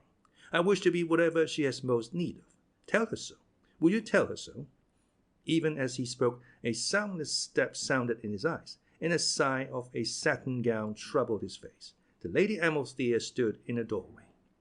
A season in King Haggard's chill domain had not dimmed or darkened her. Rather, the winter had sharpened her beauty until it invaded the beholder like a barbed arrow that could not be withdrawn. Her white hair was caught up with a blue ribbon, and her gown was lilac. It did not fit her well. Molly Grue was an indifferent seamstress, and satin made her nervous. But the Lady Amalthea seemed more lovely for the poor work, for the cold stones and the smell of turnips. There was rain in her hair. Prince Lír bowed to her, a quick, crooked bow, as though someone had hit him in the stomach. "My lady," he mumbled, "you really should cover your head when you go out, this weather." The Lady Amalthea sat down at a table, and a little autumn-colored cat immediately sprang up before her, purring swiftly and very softly. She put out her hand, but the cat slid away, still purring. He did not appear frightened, but he would not let her touch his rusty fur. The Lady Amalthea beckoned, and the cat wriggled all over, like a dog, but he would not come near. Prince Lír said hoarsely, "I must go. There is an ogre of some sort devouring village maidens 2 days' ride from here. It is said that he can be slain only by one who wields the great axe of Duke Alban." Unfortunately, Duke Alban himself was of the first consumed. He was dressed as a village maiden at the time, to deceive the monster, and there is little doubt who holds the great axe now. If I do not return, think of me. Farewell." "Farewell, your highness," Molly said. The prince bowed again, and left the scullery on his noble errand. He looked back only once. "You are cruel to him," Molly said. The Lady Amalthea did not look up. She was offering her open palm to the crook-eared cat, but he stayed where he was, shivering with the desire to go to her. "Cruel?" she asked. "How can I be cruel? That is for mortals." But then she did raise her eyes, and they were great with sorrow, and with something very near to mockery. She said, "So is kindness." Molly Grue busied herself with the cooking pot, stirring the soup and seasoning it. bustling numbly. In a low voice, she remarked, "You might give him a gentle word, at the very least. He has undergone mighty trials for you." "But what word should I speak?" asked the Lady Amalthea. "I have said nothing to him. Yet every day he comes to me with more heads, more horns and hides and tails, more enchanted jewels and bewitched weapons. What will he do if I speak?" Molly said, "He wishes you to think of him. Knights and princes know only one way to be remembered. It's not his fault. I think he does very well." The Lady Amalthea turned her eyes to the cat again. Her long fingers twisted at a seam of the satin gown. "No, he does not want my thoughts," she said softly. "He wants me, as much as the Red Bull did, and with no more understanding. But he frightens me even more than the Red Bull, because he has a kind heart. No, I will never speak a promising word to him." The pale mark on her brow was invisible in the gloom of the scullery. She touched it and then drew her hand away quickly, as though the mark hurt her. "The horse died," she said to the little cat. "I could do nothing." Molly turned quickly and put her hands on the Lady Amalthea's shoulders. Beneath the sleek cloth, the flesh was cold and hard as any stone of King Haggard's castle. "Oh, my lady," she whispered, "that is because you are out of your true form. When you regain yourself, it will all return. All your power, all your strength, all your sureness. It will come back to you." Had she dared, she would have taken the white girl in her arms and lulled her like a child. She had never dreamed of such a thing before. But the Lady Amalthea answered, "The magician gave me only the semblance of a human being, the seeming, but not the spirit. If I had died then, I would still have been a unicorn. The old man knew, the wizard. He said nothing, to spite Haggard, but he knew." Of itself, her hair escaped the blue ribbon and came hurrying down her neck and over her shoulders. The cat was all but won by this eagerness. He lifted a paw to play with it, but then he drew back once more and sat on his haunches, tail curled around his front feet, queer head to the side. His eyes were green, speckled with gold. "But that was long ago," the girl said. "Now I am two, myself, and this other that you call my lady. For she is here as truly as I am now, though once she was only a veil over me. She walks in the castle, she sleeps, she dresses herself, she takes her meals, and she thinks her own thoughts. If she has no power to heal or to quiet, still she has another magic. Men speak to her, saying, 'Lady Amalthea,' and she answers them, or she does not answer. The king is always watching her out of his pale eyes, wondering what she is, and the king's son wounds himself with loving her and wonders who she is. And every day she searches the sea and the sky, the castle and the courtyard, the keep and the king's face, for something she cannot always remember. What is it? What is it that she is seeking in this strange place? She knew a moment ago, but she has forgotten." She turned her face to Molly Grue, and her eyes were not the unicorn's eyes. They were lovely still, but in a way that had a name, as a human woman is beautiful. Their depth could be sounded and learned, and the degree of darkness was quite describable. Molly saw fear and loss and bewilderment when she looked into them, and herself, and nothing more. "Unicorns," she said. "The Red Bull has driven them all away, all but you. You are the last unicorn. You came here to find the others and to set them free, and so you will." Slowly the deep, secret sea returned to the Lady Amalthea's eyes, filling them until they were as old and dark and unknowable and indescribable as the sea. Molly watched it happen, and was afraid, but she gripped the bowed shoulders even more tightly, as though her hands could draw despair like a lightning rod. And as she did so, there shivered in the scullery floor a sound she had heard before, a sound like great teeth, molars, grinding together. The Red Bull was turning in his sleep. I wonder if he dreams, Molly thought. The Lady Amalthea said, "I must go to him. There is no other way, and no time to spare. In this form or my own, I must face him again, even if all my people are dead and there is nothing to be saved. I must go to him, before I forget myself forever, but I do not know the way, and I am lonely." The little cat switched his tail and made an odd sound that was neither a meow nor a purr. "I will go with you," Molly said. "I don't know the way down the bull either, but there must be one. Schmendrick will come too. He'll make the way for us if we can't find it." "I hope for no help from the magician," the Lady Amalthea replied disdainfully. "I see him every day playing the fool for King Haggard, amusing him by his failures, by blundering at even the most trifling trick. He says that it is all he can do until his power speaks in him again, but it never will. He is no magician now, but a king's clown. Molly's face suddenly hurt her, and she turned away to inspect the soup again. Answering past a sharpness in her throat, she said, "He is doing it for you. While you brood and mope and become someone else, he jigs and jests for Haggard, diverting him so that you may have time to find your folk, if they are to be found. But it cannot be long before the king tires of him, as he tires of all things, and casts him down to his dungeons, or some place darker.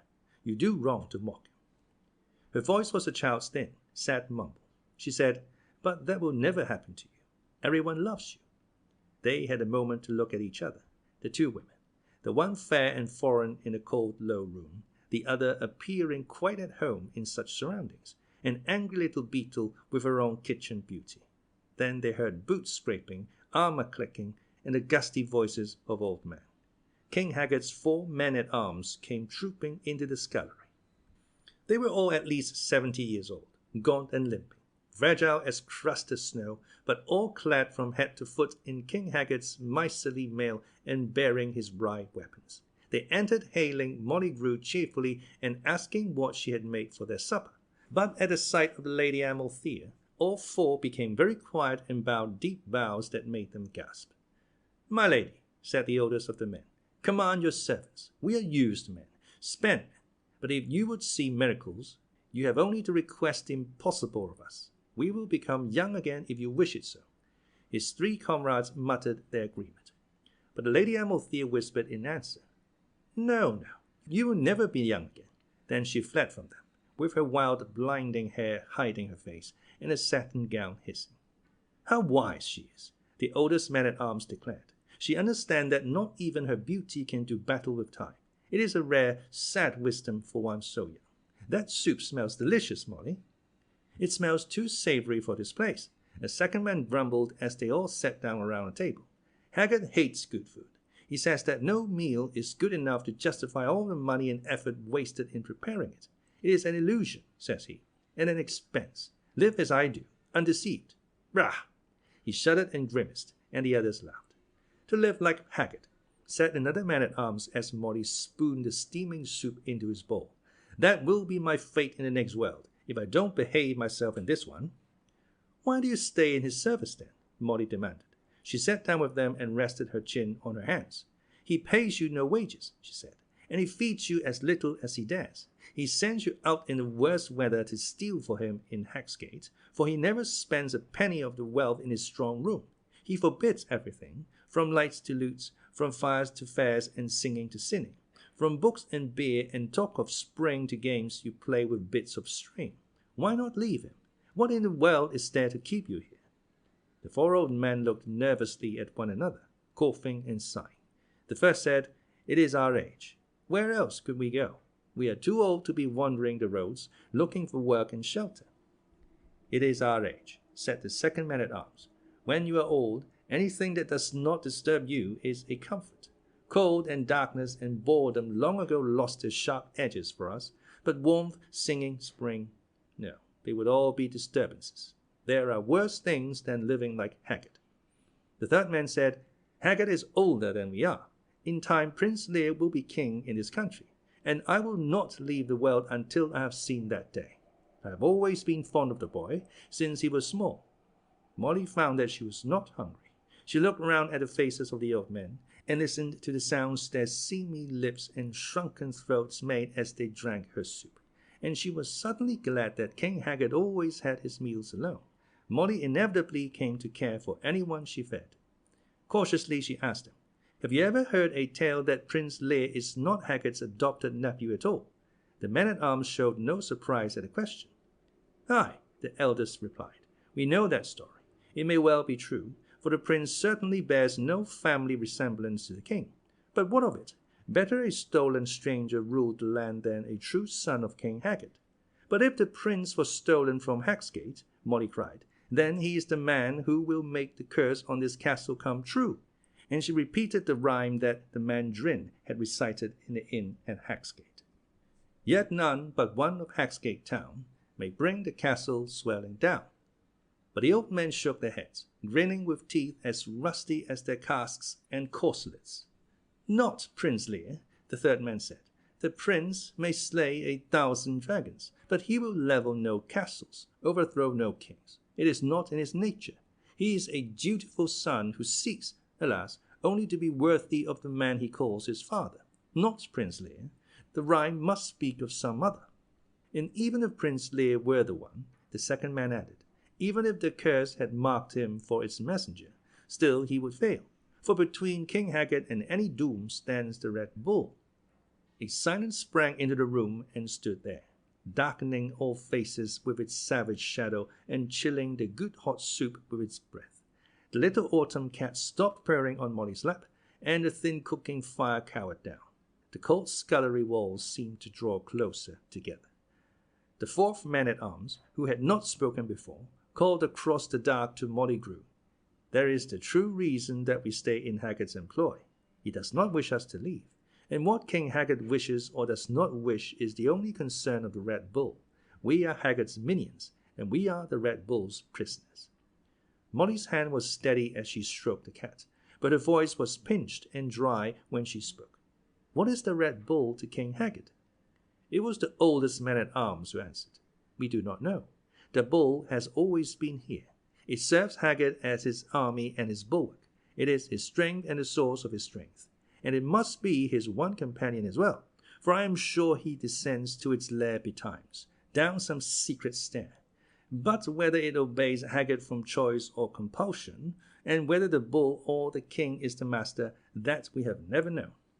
The fourth man, who was the youngest, leaned toward the Molly Grue, his pink wet eyes suddenly eager. He said, The Red Bull is a demon, and its reckoning for attending Haggard will one day be Haggard himself. Another man interrupted him, insisting that the clearest evidence showed that the bull was King Haggard's enchanted slave, and would be until it broke the bewitchment that held it and destroyed his former lord. They began to shout and spill their soup. But Molly asked, not loudly, but in a way that made them all be still. Do you know what a unicorn is? Have you ever seen one? Of everything alive in the little room, only the cat and the silence seemed to look back at her with any understanding. The four men blinked and belched and rubbed their eyes. Deep, restless, the sleeping bull stirred again. The meal being over, the men-at-arms saluted Molly Grue and left the scullery, 2 for their beds, 2 to take up their night's vigil in the rain. The oldest of the men waited until the others were gone before he said quietly to Molly, Be careful of the Lady Amalthea. When she first came here, her beauty was such that even this accursed castle became beautiful too, like the moon, which is only a shining stone. But she has been here too long. Now she is as beautiful as ever, but the rooms and roofs that contain her are somehow meaner for her presence. He gave a long sigh, which frayed into a whine. I am familiar with that kind of beauty, he said, but I had never seen that other sort before. Be careful of her. She should go away from here. Alone, Molly put her face in the little cat's random fur. The cooking fire fluttered low, but she did not get up to feed it. Small, swift creatures scuttled across the room, making a sound like King Haggard's voice, and the rain rumbled against the castle walls, sounding like the Red Bull. Then, as though in answer, she heard the bull. His bellow shattered the stones under her feet, and she clutched desperately at the table to keep herself and the cat from plunging down to him. She cried out. The cat said, He's going out. He goes out every sundown to hunt for the strange white beast that escaped him. You know that perfectly well. Don't be stupid. The hungering roar came again, further away. Molly caught her breath and stared at the little cat. She was not as amazed as another might have been. These days she was harder to surprise than most women. Could you always talk? She asked the cat. Or was it the sight of the Lady Amalthea that gave you speech? The cat licked a front paw reflectively. It was the sight of her that made me feel like talking, he said at length, and let us leave it at that. So, that is a unicorn. She is very beautiful. How do you know she is a unicorn? Molly demanded. And why were you afraid to let her touch you? I saw you. You were afraid of her. I doubt that I will feel like talking for very long, the cat replied without rancor. I would not waste time in foolishness if I were you. As to your first question, no cat out of its first fur can ever be deceived by appearances, unlike human beings who enjoy them. As for your second question, here he faltered, and suddenly became very interested in washing, nor would he speak until he had licked himself fluffy and then licked himself smooth again. Even then he would not look at Molly, but examined his claws. If she had touched me, he said very softly, I would have been hers and not my own, not ever again. I wanted her to touch me, but I could not let her. No cat will. We let human beings caress us because it is pleasant enough and calms them, but not her. The price is more than a cat can pay. Molly picked him up then, and he purred into her neck for such a long while that she began to fear that his moment of speech had passed. But presently he said, You have very little time. Soon she will no longer remember who she is, or why she came to this place, and the Red Bull will no longer roar in the night for her. It may be that she will marry the good prince, who loves her. The cat pushed his head hard into Molly's suddenly still hand. Do that, he commanded. The prince is very brave to love a unicorn. A cat can appreciate valiant absurdity. No, Molly Grue said. No, that cannot be. She is the last. Well then, she must do what she came to do, the cat replied. She must take the king's way down to the bull. Molly held him so fiercely that he gave a mouse-like squeak of protest. Do you know the way? She asked, as eagerly as Prince Lír had demanded of her. Tell me the way. Tell me where we must go. She put the cat down on the table and took her hands off him. The cat made no answer for a long time, but his eyes grew brighter and brighter, gold shivering down to cover the green. His crooked ear twitched, and the black tip of his tail, and nothing more. When the wine drinks itself, he said, when the skull speaks, when the clock strikes the right time, only then will you find the tunnel that leads to the Red Bull's lair. He tucked his paws under his chest and added, There's a trick to it, of course. I'll bet, Molly said grimly. There is a horrible, crumbly old skull stuck up high on the pillar in that great hall, but it hasn't had anything to say for some time. The clock that stands nearby is mad and strikes when it pleases. Midnight every hour, 17 o'clock at 4, or perhaps not a sound for a week. And why? Oh, cat, wouldn't it be simpler just to show me the tunnel? You know where it is, don't you? Of course I know, answered the cat, with a glinting, curling yawn. Of course it would be simpler for me to show you, save a lot of time and trouble. His voice was becoming a sleepy drawl, and Molly realized that. Like King Haggard himself, he was losing interest. Quickly she asked him, Tell me one thing. What became of the unicorns? Where are they?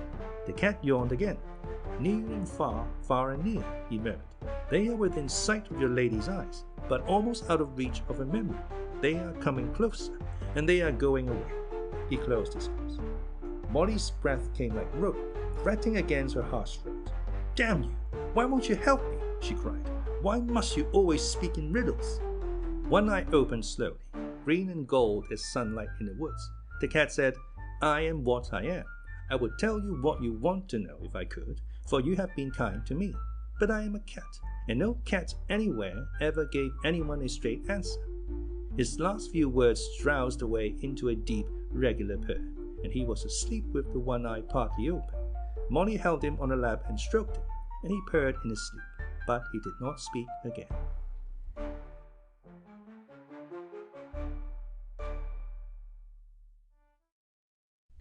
Chapter 11. Prince Lír came home 3 days after he set out to slay the maiden-fancying ogre, with the great axe of Duke Alban slung behind him, and the ogre's head bumping at his saddle bow.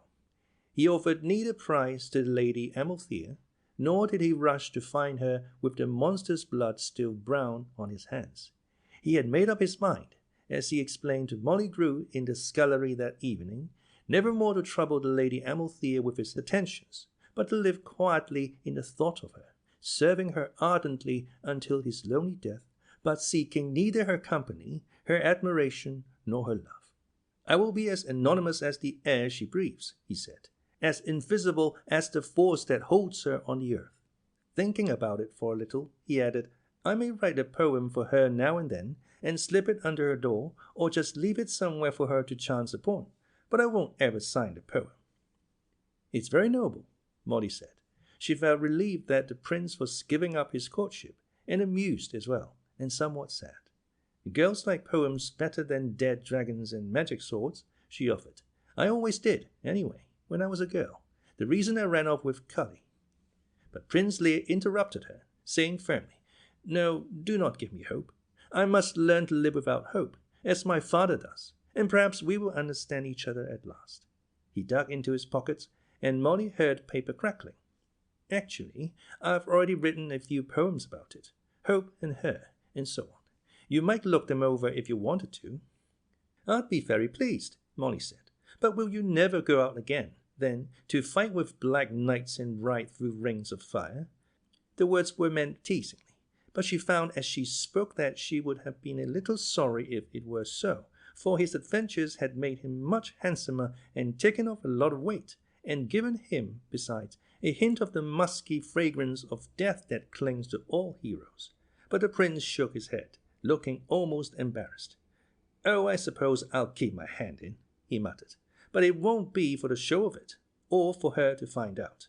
It was like that at first, but you get into the habit of rescuing people, breaking enchantments, challenging the wicked duke in fair combat. It's hard to give up being a hero once you get used to it. Do you like the first poem?" "It certainly has a lot of feeling," she said. "Can you really rhyme bloomed and ruined?" "It needs a bit of smoothing out," Prince Lír admitted. "Miracle's the word I'm worried about." "I was wondering about Greco myself." "No, the spelling.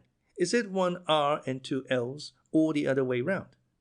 "One R, anyway, I think," Molly said. Schmendrick, for the magician had just stooped through the doorway. "How many R's in miracle?" "Two," he answered wearily. "It has the same root as mirror." Molly ladled him out a bowl of broth, and he sat down at the table. His eyes were hard and cloudy as jade, and one of the lids was twitching. "I can't do this very much longer," he said slowly. "It isn't this horrible place, and it isn't having to be listening for him all the time. I'm getting rather good at that. It's the wretched cheap-jack flummery he has me perform for him, hours on end, all night last night. I wouldn't mind if he asked for the real magic, or even for simple conjuring. But it's always the rings and the goldfish, the cards and the scarves and the string, exactly as it was in the Midnight Carnival. I can't do it, not much more." "But that was what he wanted you for," Molly protested. "If he wanted real magic, he'd have kept the old magician, that Mabrouk." Schmendrick raised his head and gave her a look that was almost amused. "I didn't mean it like that," she said. "Besides, it's only for a little while, until we find the way to the Red Bull that the cat told me about." She lowered her voice to a whisper as she spoke this last, and both of them glanced quickly over at Prince Lír, but he was sitting on a stool in a corner, evidently writing another poem. "Gazelle," he murmured, tapping his pen against his lips. "Demoiselle, citadel, asphodel, Philomel, parallel." He chose farewell and scribbled rapidly. "We will never find a way," Schmendrick said very quietly. "Even if the cat told the truth, which I doubt, Haggard will make sure we never have time to investigate the skull and the clock. Why do you suppose he piles more work on you every day, if not to keep you from prowling and prying in the great hall? Why do you think he keeps me entertaining him with my carnival tricks? Why do you think he took me as his wizard in the first place? Molly, he knows. I'm sure of it. He knows what she is, though he doesn't quite believe it yet. But when he does, he'll know what to do. He knows. I see it in his face sometimes."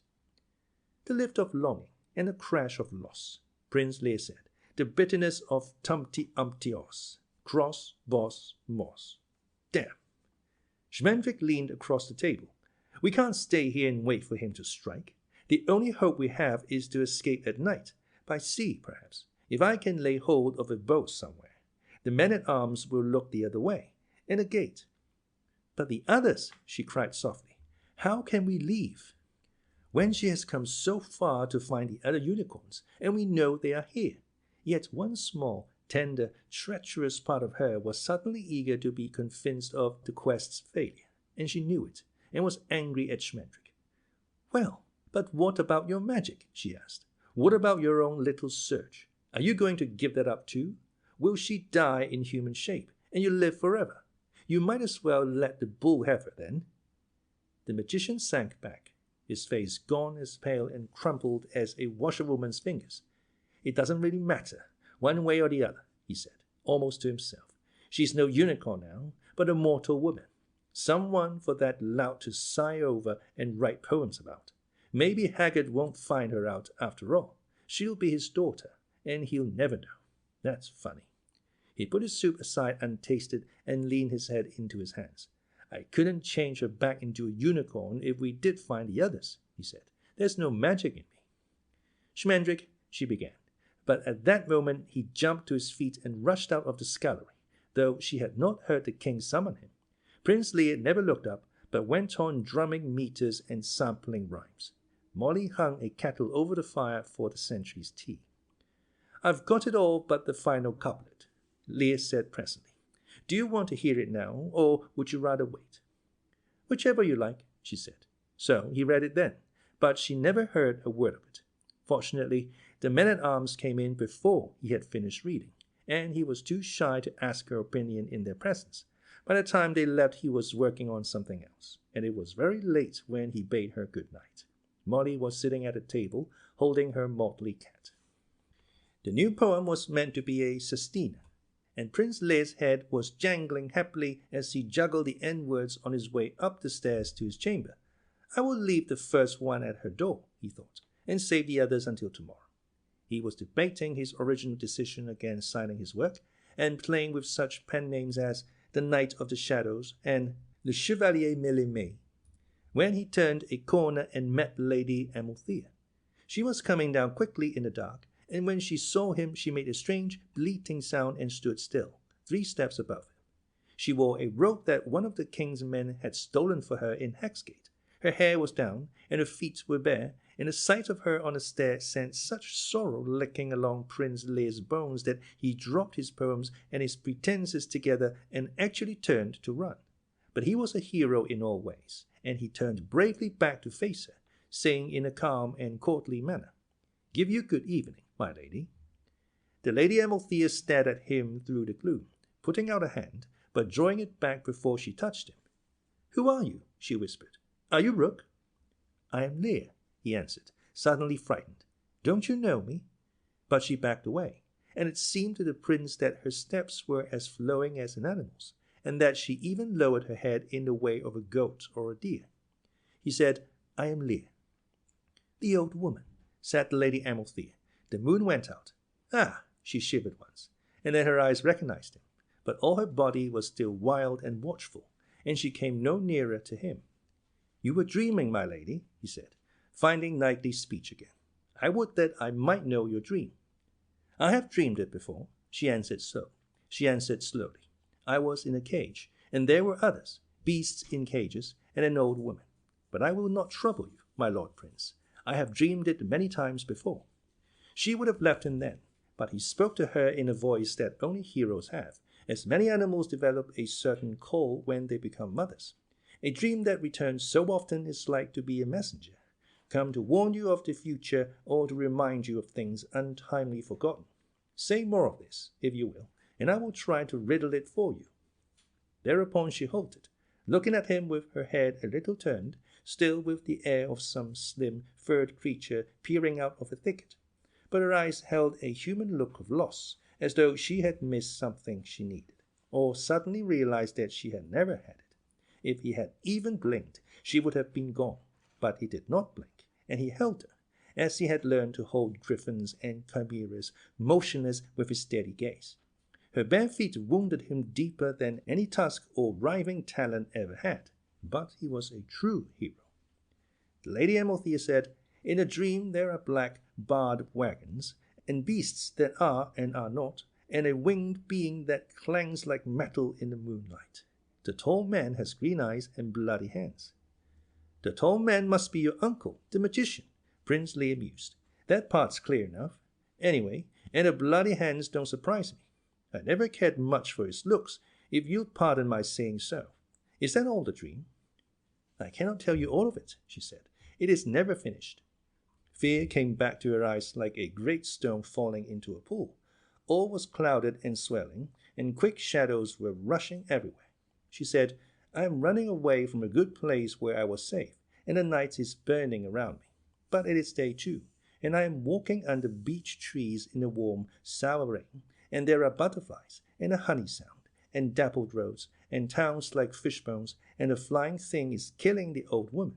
I am running and running into the freezing fire, however I turn, and my legs are the legs of a beast.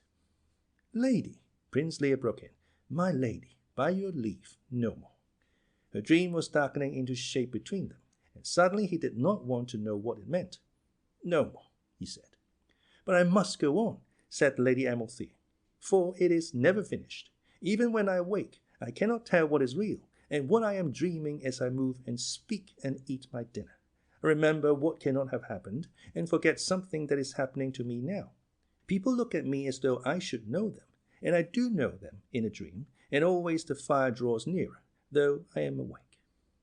No more, he said desperately, a witch built this castle, and to speak of nightmares here often makes them come true. It was not her dream that chilled him, but that she did not weep as she told it. As a hero, he understood weeping women and knew how to make them stop crying. Generally, you killed something, but her calm terror confused and unmanned him, while the shape of her face crumbled the distant dignity he had been so pleased at maintaining. When he spoke again, his voice was young and stumbling. I would court you with more grace, he said, if I knew how. My dragons and my feats of arms weary you, but they are all I have to offer. I haven't been a hero for very long, and before I was a hero, I was nothing at all. Nothing but my father's dull, soft son. Perhaps I am only dull in a new way now, but I am here, and it is wrong of you to let me go to waste. I wish you wanted something of me. It wouldn't have to be a valiant deed, just useful. Then Lady Amalthea smiled at him for the first time since she had come to stay in King Haggard's castle. It was a small smile, like the new moon, a slender band of brightness on the edge of the unseen, but Prince Lír leaned toward it to be warm. He would have cupped his hands around her smile and breathed it brighter if he had dared. Sing to me, she said. That would be valiant, to raise your voice in this dark, lonely place, and it will be useful as well. Sing to me, sing loudly. Drown out my dreams, keep me from remembering whatever wants me to remember it. Sing to me, my Lord Prince, if it please you. It may not seem a hero's task, but I would be glad of it. So Prince Lír sang out lustily, there on the cold stairway, and many damp, unseen creatures went flopping and scurrying for cover before the daylight gaiety of his voice. He sang the first words that came to him, and they were these. When I was a young man, and very well thought of, I couldn't ask aught that the ladies denied. I nibbled their hearts like a handful of raisins, and I never spoke love, but I knew that I lied. But I said to myself, they none of them know. The secret I shelter and savor and save. I wait for the one who will see through my seeming, and I'll know when I love by the way I behave. The years drifted over like clouds in the heavens. The ladies went by me like snow on the wind. I charmed and I cheated, deceived and dissembled, and I sinned, and I sinned, and I sinned, and I sinned. But I said to myself, they none of them see. There's part of me pure as the whisk of a wave. My lady is late, but she'll find I've been faithful, and I'll know when I love by the way I behave. At last came a lady both knowing and tender, saying, You're not at all what they take you to be. I betrayed her before she had quite finished speaking, and she swallowed cold poison and jumped in the sea. And I say to myself, when there's time for a word, as I gracefully grow more debauched and depraved, love may be strong, but a habit is stronger, and I knew when I loved by the way I behaved. Lady Amalthea laughed when he was done, and that sound seemed to set the old darkness of the castle hissing back from them both. That was useful, she said. Thank you, my lord. I don't know why I sang that one, Prince Lír said awkwardly. One of my father's men used to sing it to me. I don't really believe it. I think that love is stronger than habits or circumstances. I think it is possible to keep yourself for someone for a long time, and still remember why you were waiting when she comes at last. The Lady Amalthea smiled again, but she did not answer, and the prince took a single step closer to her. Marveling at his own boldness, he said softly, I would enter your sleep if I could, and guard you there, and slay the thing that haunts you, as I would if it had the courage to face me in fair daylight. But I cannot come in unless you dream of me. Before she could speak, if she meant to, They heard footsteps below them on the winding stair, and King Haggard's veiled voice saying, "I heard him singing. What business had he to be singing?" Then Schmendrick, the royal wizard, his own voice meek and hurried, "Sire, it was but some heroic lay, some chanson de geste, such as he often sings when he rides out to glory, or rides home to renown. Be assured, your majesty." "He never sings here," the king said. "He sings continuously on his fool's wanderings, I am sure, because that is what heroes do. But he was singing here, and not of battle and gallantry either, but of love. Where is she? I knew he was singing of love before I ever heard him, for the very stones shuddered as they do when the bull moves in the earth. Where is she?" The prince and the Lady Amalthea looked at each other in the darkness, and in that moment they were side by side, though neither moved. With this came fear of the king, for whatever had been born between them, it might be something he wanted. A landing above them gave onto a corridor. They turned and ran together, though they could not see beyond their breaths. Her feet were as silent as the promise she had given him, but his own heavy boots rang exactly like boots on the stone floor. King Haggard made no pursuit, but his voice rustled down the hallway after them, whispering under the magician's words, "Mice, my lord, beyond a doubt. Fortunately, I am possessed of a singular spell." "Let them run," the king said. "It suits me well that they should run." When they stopped running, wherever they stopped, they looked at each other again. So the winter whined and crept along, not toward any spring, but toward the brief, devouring summer of King Haggard's country. Life in a castle went on in the silence that fills a place where no one hopes for anything. Molly Grue cooked and laundered, scrubbed stone, mended armor, and sharpened swords. She chopped wood, milled flour, groomed horses, and cleaned their stalls, melted down stolen gold and silver for the king's coffers, and made bricks without straw. And in the evenings, before she went to bed, she usually read over Prince Lyr's new poems to the Lady Amalthea, and praised them, and corrected the spelling. Schmendrick fooled and juggled the flim-flammed as the king bade him, hating it, and knowing that Haggard knew he hated it and took his pleasure thereby. He never again suggested to Molly that they escape from the castle before Haggard made sure of the truth of the Lady Amalthea, but he no longer sought to discover the secret way down to the Red Bull, even when he was allowed time to himself. He seemed to have surrendered, not to the king, but to some far older, crueler enemy that had caught up with him at last, this winter in this place. The Lady Amalthea grew as much more beautiful every day as that day was grimmer and gloomier than the one before. The old men-at-arms, coming down drenched and shivering from walking their posts in the rain, or in from stealing things for the king, opened as quietly as flowers when they met her on the stairs or in the hallways. She would smile at them and speak gently, but when she had passed by, the castle always seemed darker than ever, and the wind outside would rattle the thick sky like a sheet on a clothesline. For her beauty was human and doomed, and there is no comfort in it for old men. They could only draw their dripping cloaks tighter and limp on down to the small fire in the scullery. But the Lady Amalthea and Prince Lír walked and spoke and sang together as blithely as though King Haggard's castle had become a green wood, wild and shadowy with spring. They climbed the crooked towers like hills, picnicked in stone meadows under a stone sky, and splashed up and down stairways that had softened and quickened into streams. He told her everything he knew, and what he thought about all of it, and happily invented a life and opinions for her, which she helped him do by listening. Nor was she deceiving him, for she truly remembered nothing before the castle and him.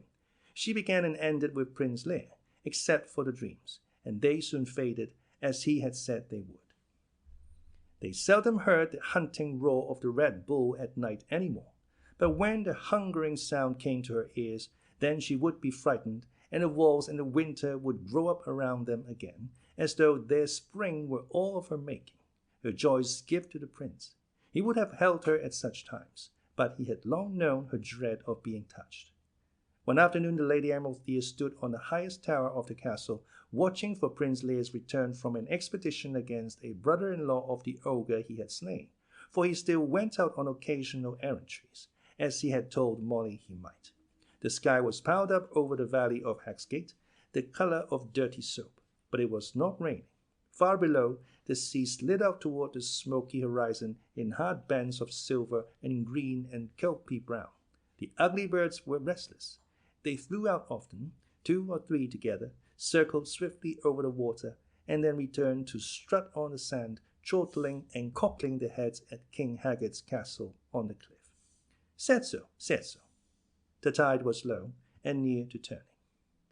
The Lady Amalthea began to sing, and her voice balanced and hovered in the slow, cold air like another sort of bird. I am a king's daughter, and I grow old within, the prison of my person, the shackles of my skin, and I would run away and beg from door to door.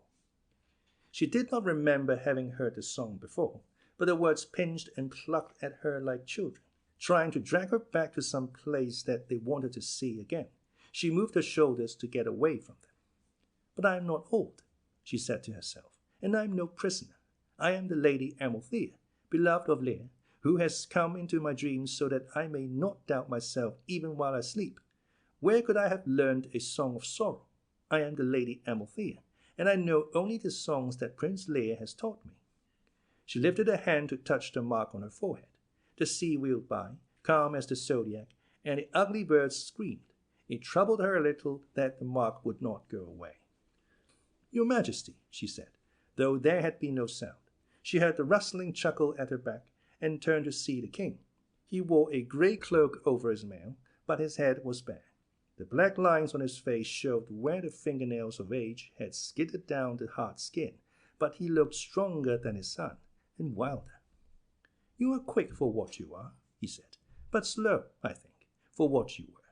It is said that love makes men swift and women slow. I will catch you at last if you love much more. She smiled at him without replying. She never knew what to say to the pale-eyed old man whom she so rarely saw, except as a movement on the edge of the solitude that she shared with Prince Lír. Then armor winged deep in the valley, and she heard the scrape of a weary horse stumbling on a stone. Your son is coming home, she said. Let us watch him together. King Haggard came slowly to stand beside her at the parapet, but he gave no more than a glance to the tiny, glinting figure riding home. Nay, what concern have you or I with Lír, truly? He asked. He's none of mine, either by birth or belonging. I picked him up where someone else had set him down, thinking that I had never been happy and never had a son. It was pleasant enough at first, but it died quickly. All things die when I pick them up. I do not know why they die, but it has always been so. Save for the one dear possession that has not turned cold and dull as I gathered it, the only thing that has ever belonged to me. His grim face gave the sudden starved leap of a sprung trap. And Lír will be no help to you in finding it, he said. He has never even known what it is. Without warning, the whole castle sang like a plucked string as the beast asleep at its root shifted his dire weight. The Lady Amalthea caught her balance easily, being well used to this, and said lightly, The Red Bull. But why do you think I have come to steal the bull? I have no kingdom to keep, and a wish for conquest. What would I do with him? How much does he eat? Do not mock me, the king answered. The Red Bull is no more mine than the boy's, and he does not eat, and he cannot be stolen. He serves anyone who has no fear, and I have no more fear than I have rest. Yet Lady Amalthea saw foreboding sliding over the long grey face, scuttling in the shadows of brows and bones. Do not mock me, he said. Why will you play that you have forgotten your quest, and that I am to remind you of it? I know what you have come for, and you know very well that I have it. Take it, then. Take it if you can, but do not dare to surrender now. The black wrinkles were all on edge, like knives. Prince Lír was singing as he rode, though the Lady Amalthea could not yet hear the words. She said quietly to the king, My lord, in all your castle, in all your realm, in all the kingdoms that the Red Bull may bring you, there is only one thing I desire, and you have just told me that he is not yours to give or to keep. Whatever it is you treasure that is not he, I truly wish you joy of it. Good day, your majesty. She moved toward the tower stairway, but he stood in her way and she paused, looking at him with her eyes as dark as hoof prints in snow. The grey king smiled, and a strange kindness for him chilled her for an instant, for she suddenly fancied that they were somehow alike. But then he said, "I know you. I almost knew you as soon as I saw you on the road, coming to my door with your cook and your clown. Since then, there is no movement of yours that has not betrayed you. A pace, a glance, a turn of the head, the flash of your throat as you breathe, even your way of standing perfectly still. They were all my spies. You have made me wonder for a little while, and in my own way I am graceful. But your time is done." He looked seaward over his shoulder, and suddenly stepped to the parapet with the thoughtless grace of a young man. "The tide is turning," he said. "Come and see it. Come here." He spoke very softly, but his voice suddenly held the crying of the ugly birds on the shore. "Come here," he said fiercely. "Come here. I won't touch you." Prince Lír sang, "I will love you as long as I can, however long that may be." The horrible head on his saddle was harmonizing in a kind of bass falsetto. The Lady Amalthea went to stand with the king. The waves were coming in under the thick, swirling sky, growing as slowly as trees as they bulged across the sea. They crouched as they neared the shore, arching their backs higher and higher, and then sprang up the beach as furiously as trapped animals, bounding at a wall and falling back with a sobbing snout to leap again and again, claws caked and breaking, while the ugly birds yelled mournfully. The waves were gray and green as pigeons until they broke, and then they were the color of the hair that blew across her eyes. "There!" a strange high voice said close to her. "There they are." King Haggard was grinning at her and pointing down to the white water. "There they are," he said, laughing like a frightened child. "There they are. Say that they are not your people. Say that you did not come here searching for them. Say now that you have stayed all winter in my castle for love." He could not wait for an answer, but turned away to look at the waves. His face was changed beyond believing, the light coloring the somber skin, rounding over the cheekbones, and loosening the bowstring mouth. "They are mine," he said softly. "They belong to me. The Red Bull gathered them for me, one at a time, and I bade him drive each one into the sea. What better place could there be to keep unicorns, and what other cage could hold them? For the bull keeps guard over them, awake or asleep, and he daunted their hearts long ago. Now they live in the sea, and every tide still carries them within an easy step of the land, but they dare not take that step. They dare not come out of the water. They are afraid of the Red Bull." Nearby, Prince Lír sang, "Others may offer more than they can give, or that they have for as long as they live." The Lady Amalthea closed her hands on the parapet and wished for him to come to her, for she knew now that King Haggard was mad. Below them lay the thin, sallow beach, and the rocks and the rising tide, and nothing more. "I like to watch them. They fill me with joy." The childish voice was all but singing. "I am sure it is joy. The first time I felt it, I thought I was going to die. There were two of them in the early morning shadows. One was drinking from a stream, and the other was resting her head on his back. I thought I was going to die. I said to the Red Bull, 'I must have that. I must have all of it, all there is, for my need is very great.' So the bull caught them, one by one. It was all the same to the bull. It would have been the same if I had demanded tumblebugs or crocodiles. He can only tell the difference between what I want and what I do not want." He had forgotten her for the moment as he leaned over the low wall, and she might have fled the tower then. But she stayed where she was, for an old bad dream was waking all around her, though it was daylight. The tide shattered on the rocks and tumbled together again, and Prince Lír rode along singing, "But I will love you as long as I can, and never ask if you love me." "I suppose I was young when I first saw them," King Haggard said. "Now I must be old. At least I have picked many more things up than I had then, and put them all down again. But I always knew that nothing was worth the investment of my heart, because nothing lasts, and I was right, and so I was always old. Yet each time I see my unicorns, it is like that morning in the woods, and I am truly young in spite of myself, and anything can happen in a world that holds such beauty." In a dream I looked down at 4 white legs, and felt the earth under split hoofs. There was a burning on my brow, as there is now. But there were no unicorns coming in on the tide. "The king is mad," he said. "I wonder what will become of them when I am gone. The Red Bull will forget them immediately. I know, and be off to find a new master, but I wonder if they will take their freedom even then. I hope not, for then they will belong to me forever." Then he turned to look at her again, and his eyes were as gentle and greedy as Prince Lyr's eyes became when he looked at her. "You are the last," he said. "The bull missed you because you were shaped like a woman, but I always knew. How did you manage to change, by the way? Your magician couldn't have done it. I don't think he could turn cream into butter." If she had let go of the parapet, she would have fallen, but she answered him quite calmly. "My lord, I do not understand. I see nothing at all in the water." The king's face shivered as though she were looking at him through fire. "Do you still deny yourself?" he whispered. "Do you dare deny yourself? Nay, that's as false and cowardly as though you were truly human. I'll hurl you down to your folk with my own hands if you deny yourself." He took a step toward her, and she watched him with her eyes open, unable to move. The tumult of the sea filled her head, together with Prince Lyr's singing and the blubbering death wail of the man named Rook. King Haggard's grey face hung over her like a hammer, muttering, "It must be so. I cannot be mistaken. Yet her eyes are as stupid as his, as any eyes that never saw unicorns, never saw anything but themselves in a glass. What cheat is this? How can it be? There are no green leaves in her eyes now." Then she did close her eyes, but she shut in more than she kept out. The bronze-winged creature with a hag's face swung by, laughing and prattling, and the butterfly folded its wings to strike. The Red Bull moved silently through the forest, pushing the bare branches aside with his pale horns. She knew when King Haggard went away, but she did not open her eyes.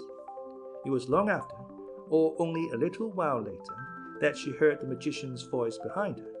Be still, it's over." She had not known that she was making any sound. "In the sea," he said, "in the sea. Well, don't feel too bad about it. I didn't see them either.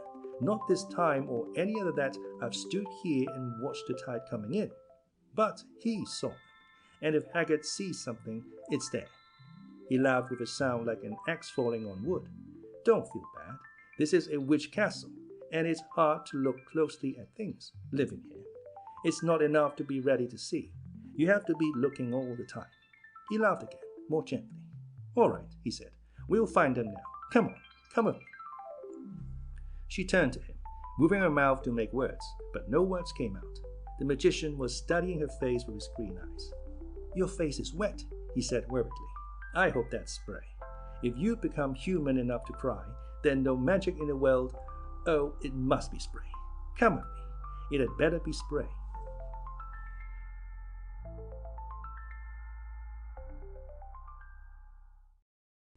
Chapter 12.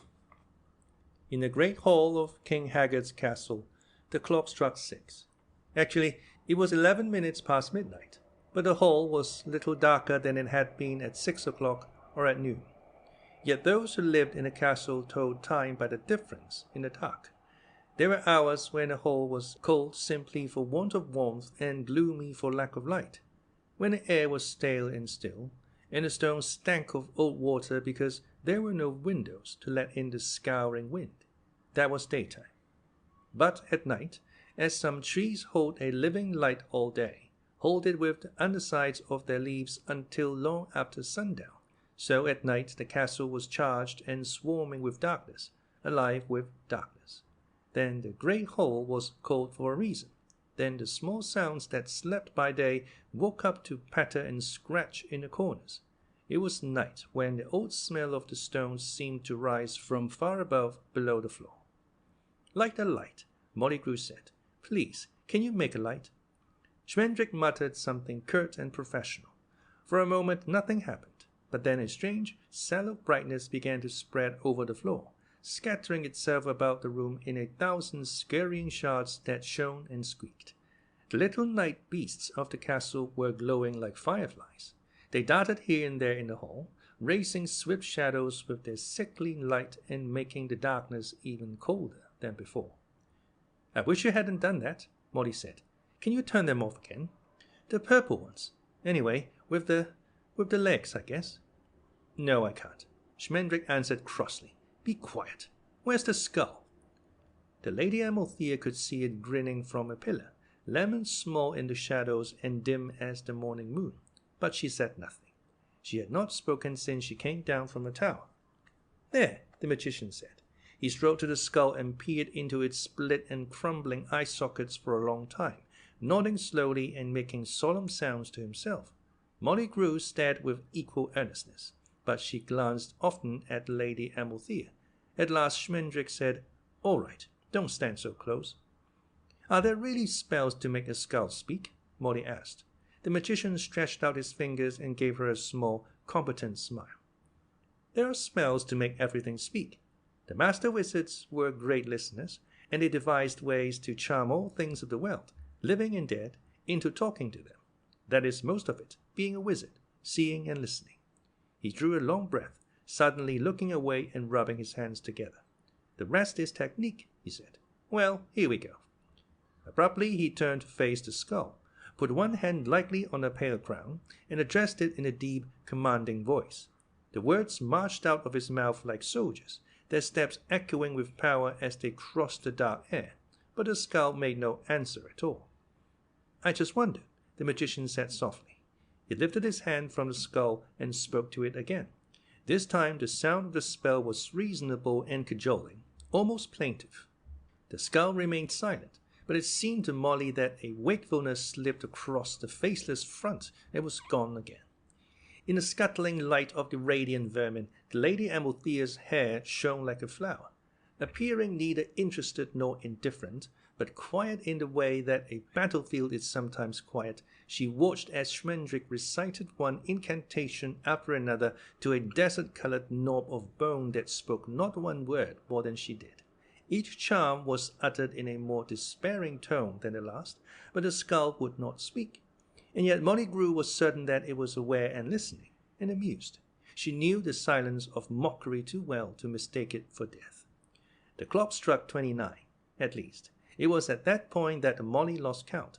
The rusty strokes were still clanking to the floor when Schmendrick suddenly shook both fists at the skull and shouted, all right for you, you pretentious kneecap. How would you like a punch in the eye?" On the last words, his voice unraveled completely into a snarl of misery and rage. "That's right," the skull said. "Yell. Wake up old Haggard." Its own voice sounded like branches creaking and knocking together in the wind. "Yell louder," it said. "The old man's probably around here somewhere. He doesn't sleep much." Molly gave a small cry of delight, and even the Lady Amalthea moved a step nearer. Schmendrick stood with his fists shut and no triumph in his face. The skull said, "Come on, ask me how to find the Red Bull. You can't go wrong asking my advice. I'm the king's watchman, set to guard the way to the bull. Even Prince Lír doesn't know the secret way, but I do." A little timidly, Molly Grue asked, "If you are truly on guard here, why don't you give the alarm? Why do you offer to help us, instead of summoning the men-at-arms?" The skull gave a rattling chuckle. "I've been up on this pillar a long time," it said. "I was Haggard's chief henchman once, until he smote off my head for no reason. That was back in the days when he was being wicked to see if that was what he really liked to do. It wasn't, but he thought he might as well get some use out of my head, so he stuck it up here to serve as his sentinel. Under the circumstances, I'm not as loyal to King Haggard as I might be."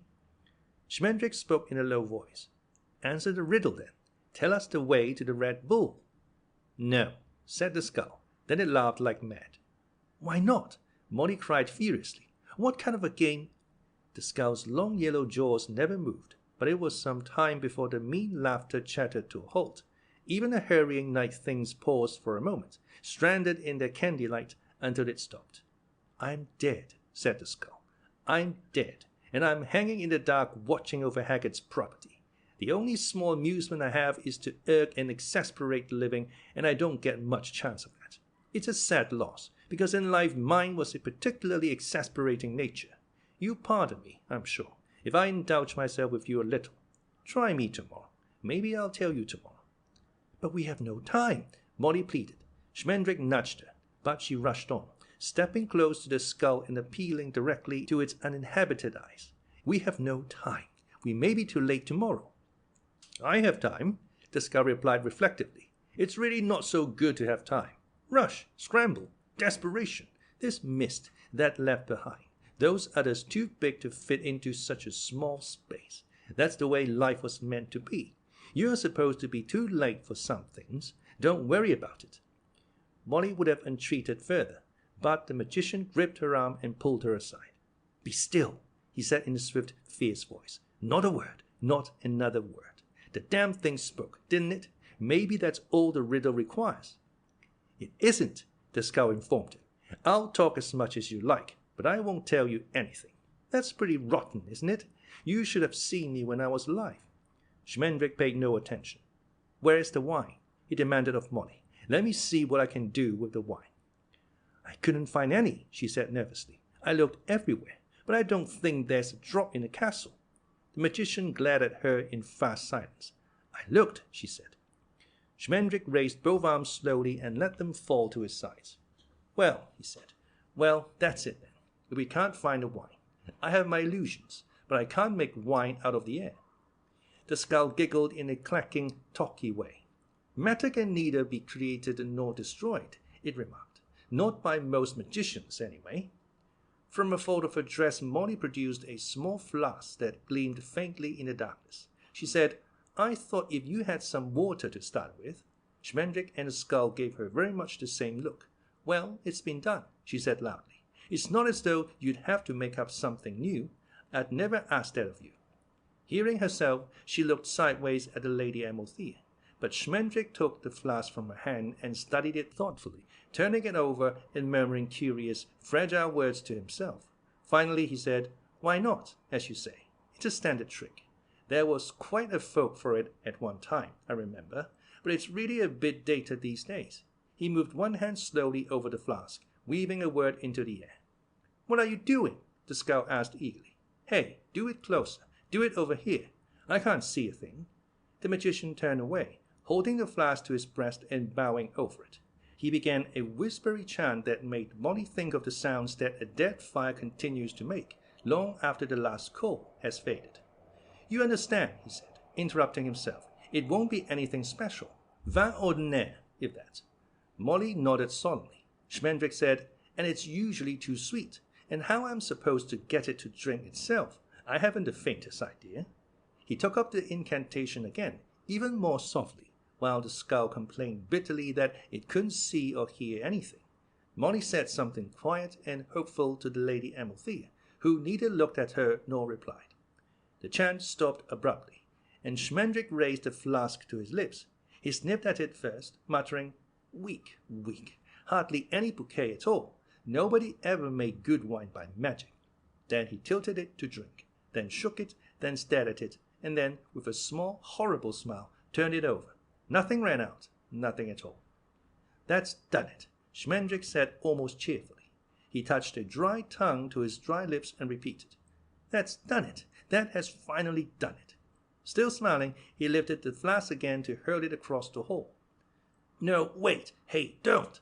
The skull's clattering voice protested so wildly that Schmendrick halted before the flask left his hand. He and Molly turned together to regard the skull, which, so great was its anguish, had actually begun to wriggle where it hung, cracking its wetted occiput hard against the pillar as it strove to free itself. Don't do that, it wailed. You people must be crazy, throwing away wine like that. Give it to me if you don't want it, but don't throw it away. It rocked and lurched on the pillar, whimpering. A dreamy, wondering look crossed Schmendrick's face, rather like a rain cloud drifting over dry country. Slowly he asked, And what use have you for wine, with no tongue to taste it, no ribby palate to savor it, no gullet to gulp it down? 50 years dead, can it be that you still remember, still desire? 50 years dead. What else can I do? The skull had ceased its grotesque twitching, but frustration had made its voice almost human. I remember, it said. I remember more than wine. Give me a swallow, that's all. Give me a sip, and I'll taste it as you never will, with all your runny flesh, all your butts and organs. I've had time to think. I know what wine is like. Give it to me. Schmendrick shook his head, grinning. He said, Eloquent, but I've been feeling a bit spiteful myself lately. For a third time, he lifted the empty flask, and the skull groaned in mortal misery. Out of pity, Molly Grue began to say, "But it isn't." But the magician stepped on her foot.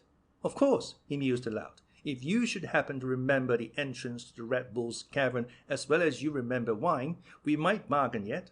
He twiddled the flask casually between two fingers. "Done!"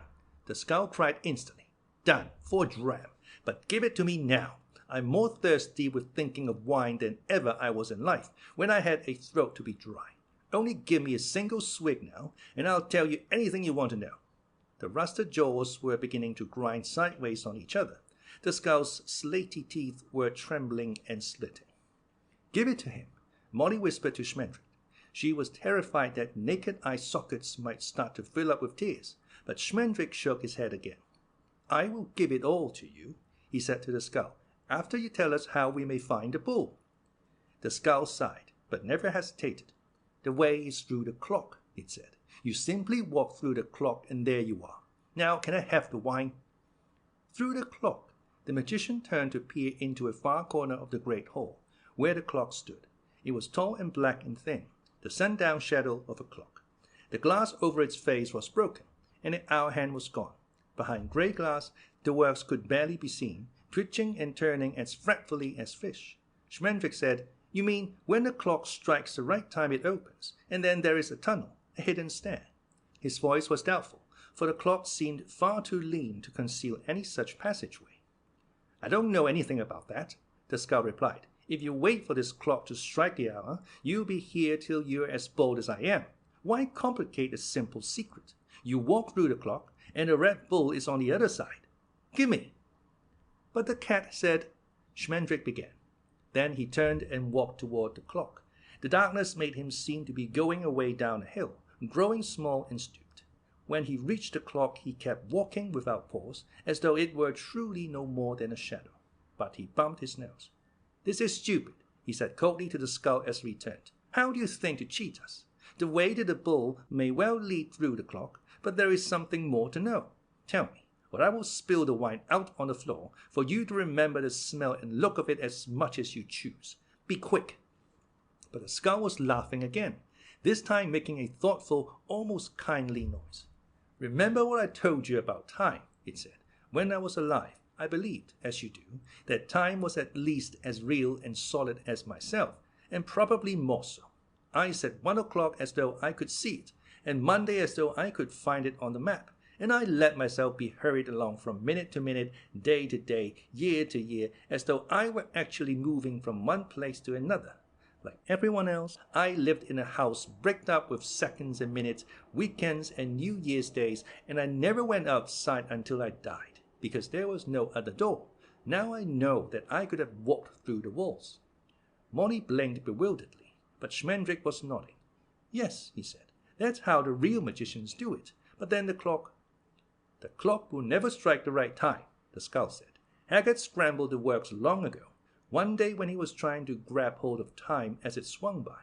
But the important tiling is for you to understand that it doesn't matter whether the clock strikes 10 next, or 7 or 15 o'clock. You can strike your own time and start the count anywhere. When you understand that, then any time at all will be the right time for you."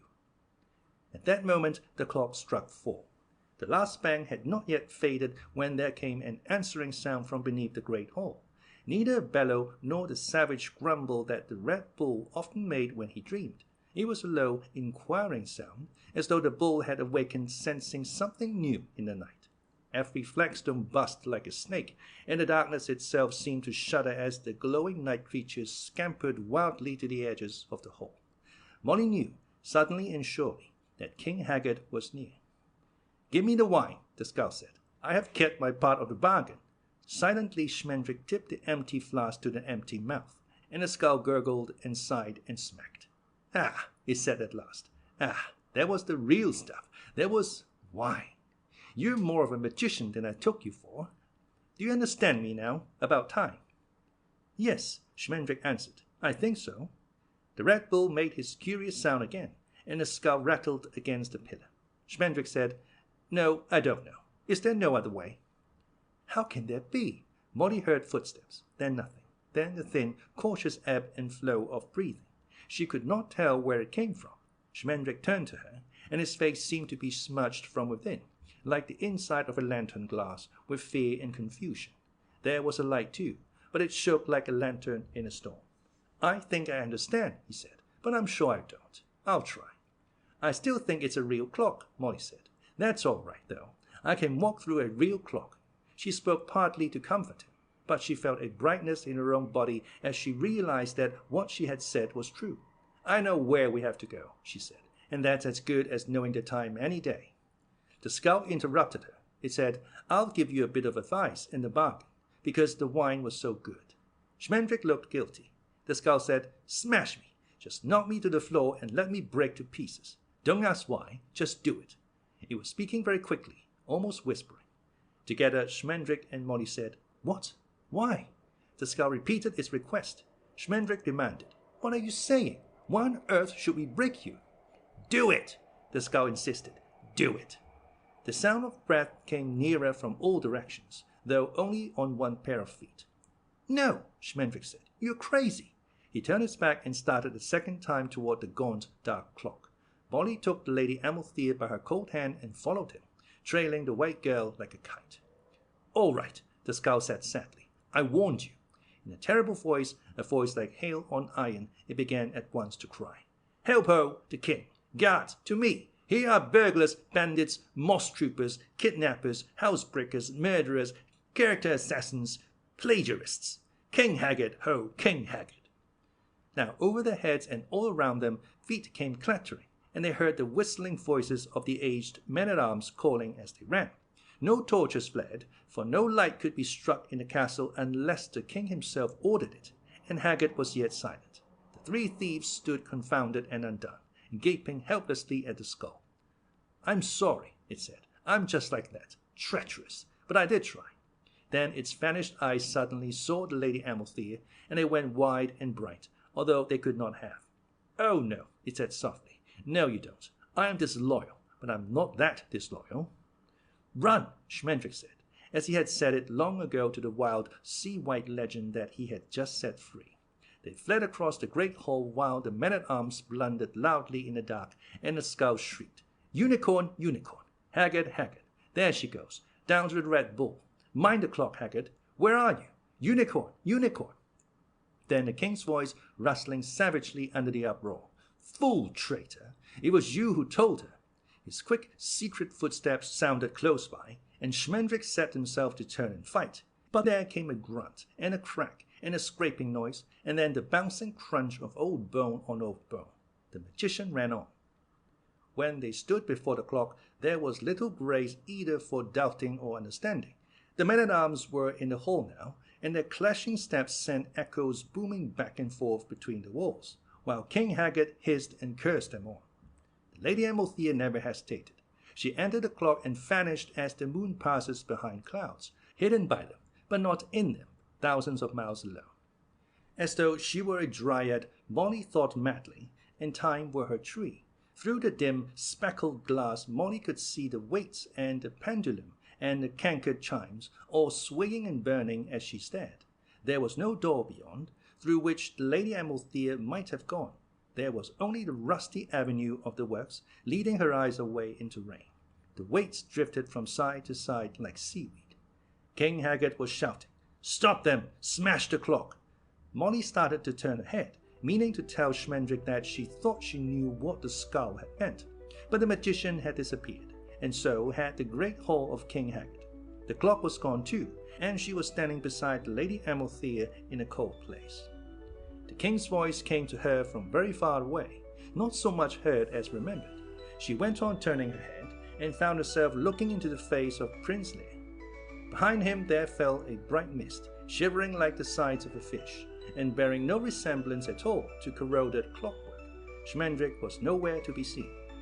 Prince Lír bent his head gravely to Molly, but it was to the Lady Amalthea that he spoke first. "And you would have gone without me," he said. "You haven't been listening at all." She answered him then, when she had not spoken to Molly or the magician. In a low, clear voice, she said, "I would have come back. I do not know where I am here, or who I am, but I would have come back." "No," said the prince, "you would never have come back." Before he could say anything more, Molly broke in, much to her own surprise, crying, Never mind all that. Where's Schmendrick?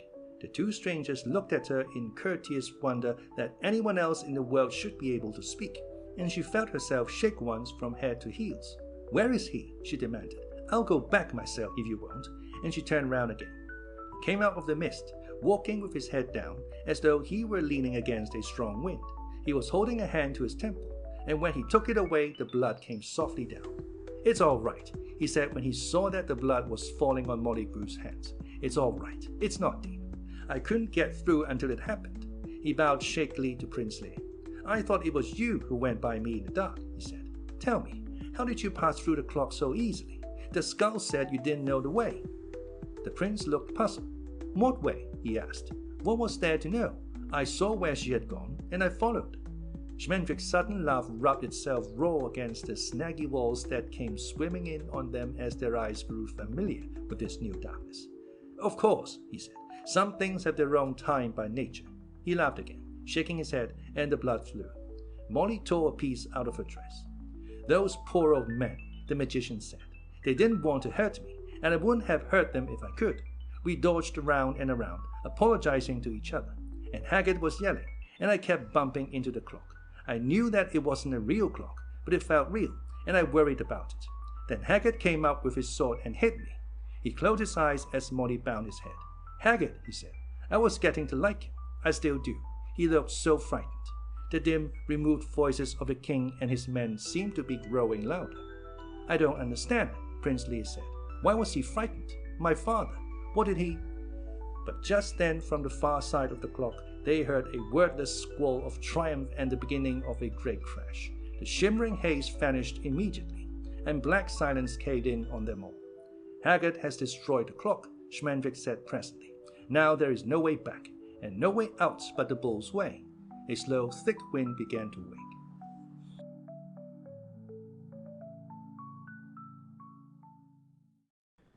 Chapter 13. The way was wide enough for all of them to walk abreast, but they went one by one. The Lady Amalthea walked in front, by her own choosing. Prince Lír, Schmendrick, and Molly Grue, following, had only her hair for lantern, but she herself had no light before her at all. Yet she went on as easily as though she had been this way before. Where they truly were, they never knew. The cold wind seemed real, as did the cold reek that rode it, and the darkness let them pass far more grudgingly than had the clock.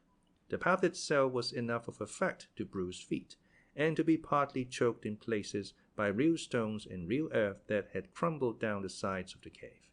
But its course was the impossible way of a dream, pitched and skewed, rounding on itself, now dropping almost sheer, now seeming to rise a little, now working out and slowly down, and now wandering back to take them, perhaps once again below the great hall where old King Haggard must still be raging over a toppled clock and a shivered skull. Which work, surely, Schmendrick thought, and nothing made by a witch is real, at the last. Then he added, but this must be the last.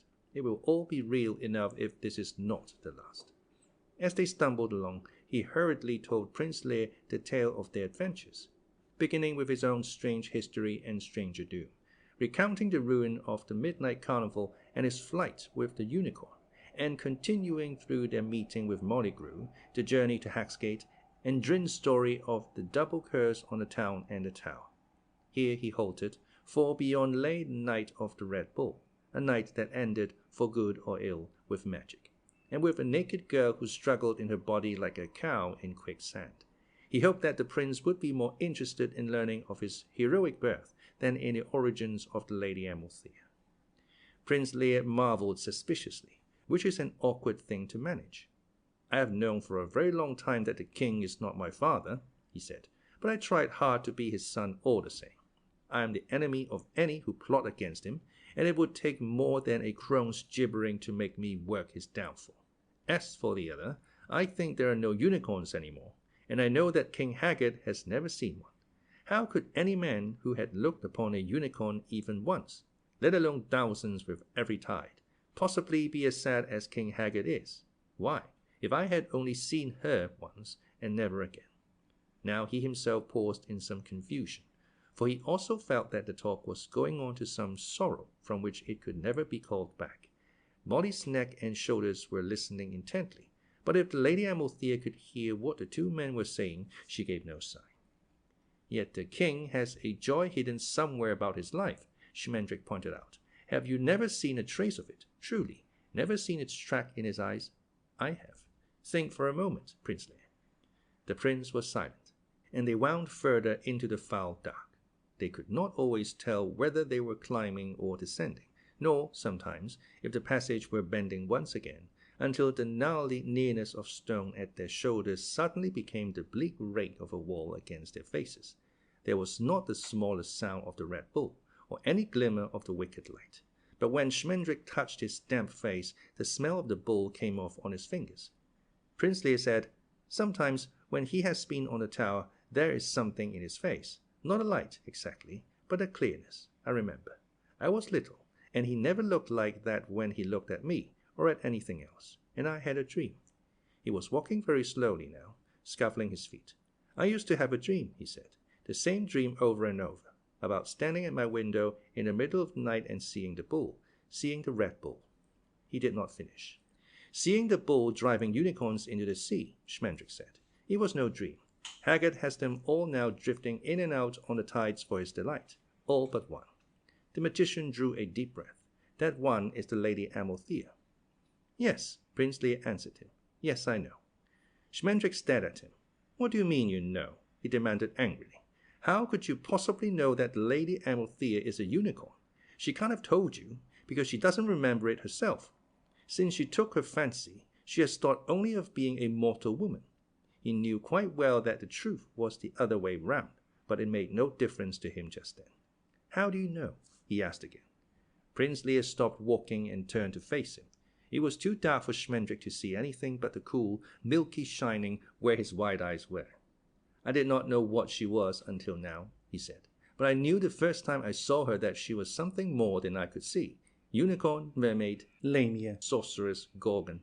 No name you give her would surprise me or frighten me. I love whom I love."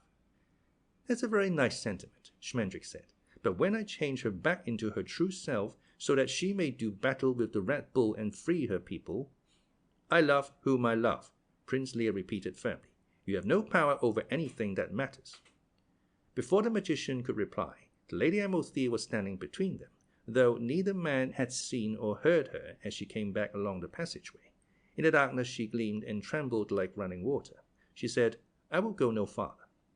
It was to the prince that she spoke, but it was Schmendrick who said, "There is no choice. We can only go on." Molly Grue came nearer, one anxious eye and a pale start of a cheekbone. The magician said again, "We can only go on."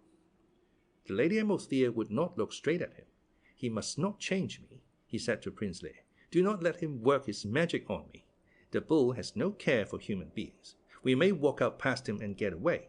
It is a unicorn the bull wants. Tell him not to change me into a unicorn." Prince Lír twisted his fingers until they cracked. Schmendrick said, "It is true. We might very well escape the Red Bull that way even now, as we escaped before. But if we do, there will never be another chance. All the unicorns of the world will remain his prisoners forever, except one, and she will die. She will grow old and die."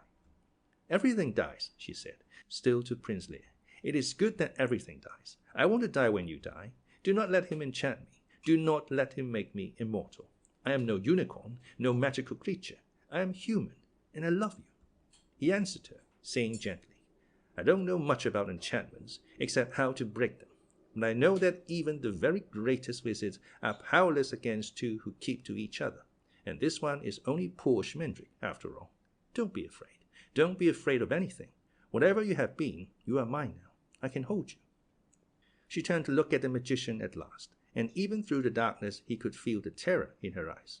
"No," she said, "no, we are not strong enough. He will change me, and whatever happens after that, you and I will lose each other. I will not love you when I am a unicorn, and you will love me only because you cannot help it. I will be more beautiful than anything in the world, and live forever." Schmendrick began to speak, but the sound of his voice made her cower like a candle flame. "I will not have it. I will not have it so." She was looking back and forth from the prince to the magician, holding her voice together like the edges of a wound. She said, "If there is left a single moment of love when he changes me, you will know it. for I will let the Red Bull drive me into the sea with the others. Then at least I will be near you." "There's no need for all that." Schmendrick spoke lightly, making himself laugh. "I doubt I could turn you back if you wished it. Nikos himself never could turn a human being into unicorn, and you are truly human now. You can love and fear, and forbid things to be what they are, and overact. Let it end here, then. Let the quest end. Is the world any the worse for losing the unicorns, and would it be any better if they were running free again? One good woman more in the world is worth every single unicorn gone. Let it end. Marry the prince and live happily ever after." The passageway seemed to be growing lighter, and Schmendrick imagined the Red Bull stealing toward them, grotesquely cautious, setting his hoofs down as primly as a heron. The thin glimmer of Molly Grue's cheekbone went out as she turned her face away. "Yes," said the Lady Amalthea, "that is my wish." But at the same moment Prince Lír said, "No." The word escaped him as suddenly as a sneeze, emerging in a questioning squeak, the voice of a silly young man mortally embarrassed by a rich and terrible gift. "No," he repeated, and this time the word told in another voice, a king's voice, not Haggard, but a king whose grief was not for what he did not have, but for what he could not give. "My lady," he said, "I am a hero. It is a trade, no more, like weaving or brewing, and like them it has its own tricks and knacks and small arts. There are ways of perceiving witches, and of knowing poison streams. There are certain weak spots that all dragons have, and certain riddles that hooded strangers tend to set you. But the true secret of being a hero lies in knowing the order of things. The swineherd cannot already be wed to the princess when he embarks on his adventures, nor can the boy knock at the witch's door when she is away on vacation. The wicked uncle cannot be found out unfoiled before he does something wicked. Things must happen when it is time for them to happen. Quests may not simply be abandoned. Prophecies may not be left to rot like unpicked fruit. Unicorns may go unrescued for a long time, but not forever. The happy ending cannot come in the middle of the story." The Lady Amalthea did not answer him. Schmendrick asked, "Why not? Who says so?" "Heroes," Prince Lír replied sadly. "Heroes know about order, about happy endings. Heroes know that some things are better than others. Carpenters know grains and shingles and straight lines." He put his hands out to the Lady Amalthea, and took one step toward her. She did not draw back from him, nor turn her face. Indeed, she lifted her head higher, and it was the prince who looked away. "You were the one who taught me," he said. "I never looked at you without seeing the sweetness of the way the world goes together, or without sorrow for its spoiling. I became a hero to serve you, and all that is like you, also to find some way of starting a conversation." But the Lady Amalthea spoke no word to him. Pale as lime, the brightness was rising in the cavern. They could see one another clearly now, each gone tallowy and strange with fear. Even the beauty of the Lady Amalthea drained away under that dull, hungry light. She looked more mortal than any of the other three. "The bull is coming," Prince Lír said. He turned and set off down the passageway, taking the bold, eager strides of a hero. The Lady Amalthea followed him, walking as lightly and proudly as princesses are taught to try to walk. Molly Grue stayed close to the magician, taking his hand as she had been used to touch the unicorn when she was lonely. He smiled down at her, looking quite pleased with himself. Molly said, "Let her stay the way she is. Let her be." "Tell that to Lír," he replied cheerfully. "Was it I who said that order is all? Was it I who said that she must challenge the Red Bull because it will be more proper and precise that way? I have no concern for regulated rescues and official happy endings. That's Lír." "But you made him do it," she said. "You know that all he wants in the world is to have her give up her quest and stay with him. And he would have done it, but you reminded him that he is a hero, and now he has to do what heroes do. He loves her, and you tricked him." "I never," Schmendrick said. "Be quiet. He'll hear you." Molly felt herself growing light-headed, silly with the nearness of the bull. The light and the smell had become a sticky sea in which she floundered like the unicorns, hopeless and eternal. The path was beginning to tilt downward into the deepening light, and far ahead Prince Lír and Lady Amalthea went marching along to disaster as calmly as candles burning down. Molly Grue snickered. She went on, "I know why you did it too. You can't become mortal yourself until you change her back again. Isn't that it? You don't care what happens to her or to the others, just as long as you become a real magician at last. Isn't that it? Well, you'll never be a real magician, even if you change the bull into a bullfrog, because it's still just a trick when you do it. You don't care about anything but magic. And what kind of magician is that? Schmendrick, I don't feel good. I have to sit down. Schmendrick must have carried her for a time, because she was definitely not walking and his green eyes were ringing in her head. That's right. Nothing but magic matters to me. I would round up unicorns for Haggard myself if it would heighten my power by half a hair. It's true. I have no preferences and no loyalties. I have only magic. His voice was hard and sad. Really? She asked, rocking dreamily in her terror, watching the brightness flowing by. That's awful. She was very impressed. Are you really like that? No, he said, then or later. No, that's not true. How could I be like that and still have all these troubles? Then he said, Molly, you have to walk now. He's there. Molly saw the horns first. The light made her cover her face, but the pale horns struck bitterly through hands and eyelids to the back of her mind. She saw Prince Lír and the Lady Amalthea standing before the horns, while the fire flourished on the walls of the cavern and soared up into the roofless dark. Prince Lír had drawn his sword, but it blazed up in his hand, and he let it fall, and it broke like ice. The Red Bull stamped his foot, and everyone fell down. Schmendrick had thought to find the bull waiting in his lair, or in some wide place with room enough to do battle, but he had come silently up the passageway to meet them, and now he stood across their sight, not only from one burning wall to the other, but somehow in the walls themselves, and beyond them, bending away forever. Yet he was no mirage, but the Red Bull still, steaming and snuffing, shaking his blind head. His jaws champed over his breath with a terrible wallowing sound. Now is the time, whether I work ruin or great good. This is the end of it. The magician rose slowly to his feet, ignoring the bull, listening only to his cupped self, as to a seashell. But no power stirred or spoke in him. He could hear nothing but the far, thin howling of emptiness against his ear, as old King Haggard must have heard it waking and sleeping, and never another sound. It will not come to me. Nichols was wrong. I am what I see. The Lady Amalthea had stepped back a pace from the bull, but no more, and she was regarding him quietly as he pawed with his front feet and snorted great, rumbling, rainy blasts out of his vast nostrils. He seemed puzzled about her, and almost foolish. He did not roar. The Lady Amalthea stood in his freezing light with her head tipped back to see all of them. Without turning her head, she put her hand out to find Prince Lyr's hand. Good. There is nothing I can do, and I'm glad of it. The bull will let her by, and she will go away with Lír. It is as right as anything. I am only sorry about the unicorns. The prince had not yet noticed her offered hand, but in a moment he would turn and see, and touch her for the first time. He will never know what she has given him, but neither will she. The Red Bull lowered his head and charged. He came without warning, with no sound but the rip of his hoofs, and if he had chosen, he could have crushed all four of them in that one silent onslaught, but he let them scatter before him and flatten themselves into the wrinkled walls, and he went by without harming them, though he might easily have horned them out of their shallow shelters like so many periwinkles. Supple as fire, he turned where there was no room to turn and met them again, his muzzle almost touching the ground, his neck swelling like a wave. It was then that he roared. They fled and he followed, not as swiftly as he had charged, but quickly enough to keep each one alone, friendless in the wild dark. The ground tore under their feet, and they cried out, but they could not even hear themselves. Every bellow of the Red Bull brought great slides of stones and earth shuddering down on them, and still they scrambled along like broken insects, and still he came after them.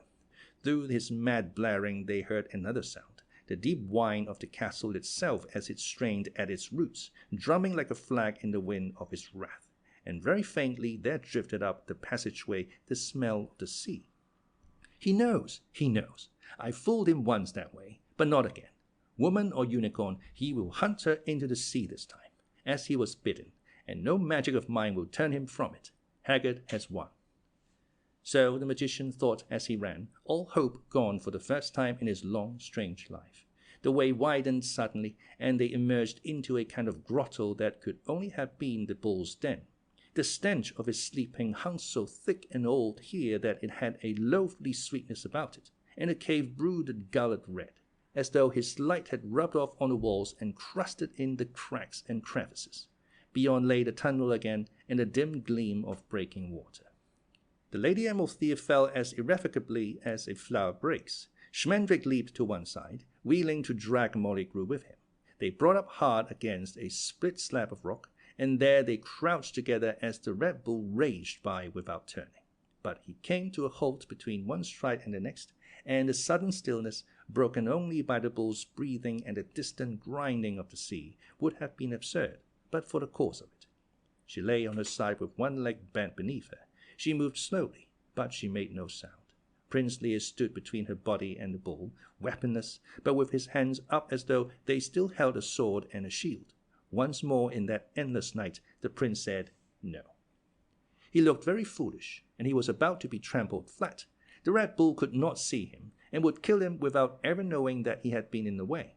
Wonder and love and great sorrow shook Schmendrick the magician then, and came together inside him, and filled him until he felt himself brimming and flowing with something that was none of these. He did not believe it, but it came to him anyway, as it had touched him twice before and left him more barren than he had been. This time there was too much of it for him to hold. It spilled through his skin, sprang from his fingers and toes, welled up equally in his eyes and his hair and the hollows of his shoulders. There was too much to hold, too much ever to use, and still he found himself weeping with the pain of his impossible greed. He thought, or said, or sang, I did not know that I was so empty, to be so full. The Lady Amalthea lay where she had fallen, though now she was trying to rise, and Prince Lír still guarded her, raising his naked hands against the enormous shape that loomed over him. The tip of the prince's tongue stuck out of one corner of his mouth, making him look as serious as a child taking something apart. Long years later, when Schmendrick's name had become a greater name than Nico's and worse than Efreet's surrendered at the sound of it, he was never to work the smallest magic without seeing Prince Lír before him. His eyes squinted up because of the brightness and his tongue sticking out. The Red Bull stamped again, and Prince Lír fell on his face and got up bleeding. The bulls rumbled again, and the blind, bloated head started down, lowering like one half of the scales of doom. Lear's valiant heart hung between the pale horns, as good as stripping from their tips, himself as good as smashed and scattered, and his mouth buckled a little, but he never moved. The sound of the bull grew louder as the horns went down. Then Schmendrick stepped into the open and said a few words. They were short words, undistinguished either by melody or harshness, and Schmendrick himself could not hear them for the Red Bull's dreadful bawling. But he knew what they meant, and he knew exactly how to say them, and he knew that he could say them again when he wanted to, in the same way or in a different way. Now he spoke them gently and with joy, and as he did so he felt his immortality fall from him like armor or like a shroud. At the first word of the spell, the Lady Amalthea gave a thin, bitter cry. She reached out again to Prince Lír, but he had his back to her, protecting her, and he did not hear. Molly Grue, heartsick, caught at Schmendrick's arm, but the magician spoke on. Yet even when the wonder blossomed where she had been, sea-white, as boundlessly beautiful as the bull was mighty, still the Lady Amalthea clung to herself for a moment more. She was no longer there, and yet her face hovered like a breath in the cold, reeky light. It would have been better if Prince Lír had not turned until she was gone, but he turned. He saw the unicorn, and she shone in him as in a glass, but it was to the other that he called, to the castaway, to the Lady Amalthea. His voice was the end of her. She vanished when he cried her name, as though he had crowed for day. Things happened both swiftly and slowly as they do in dreams, where it is really the same thing. The unicorn stood very still, looking at them all out of lost, elsewhere eyes. She seemed even more beautiful than Schmendrick remembered, for no one can keep a unicorn in his head for long, and yet she was not as she had been, no more than he was. Molly Grue started toward her, speaking softly and foolishly, but the unicorn gave no sign that she knew her. The marvelous horn remained dull as rain. With a roar that set the walls of his lair belling out and cracking like circus canvas, the Red Bull charged for the second time. The unicorn fled across the cave and into darkness. Prince Lír, in turning, had stepped a little to one side, and before he could wheel back again, the bull's plunging pursuit smashed him down, stunned with his mouth open. Molly would have gone to him, but Schmendrick took hold of her and dragged her along after the bull and the unicorn. Neither beast was in sight, but the tunnel still thundered from the desperate passage. Dazed and bewildered, Molly stumbled beside the fierce stranger who would neither let her fall nor slacken her pace. Over her head and all around, she could feel the castle groaning, creaking in the rock like a loosening tooth. The witch's rhyme jangled in her memory, over and over.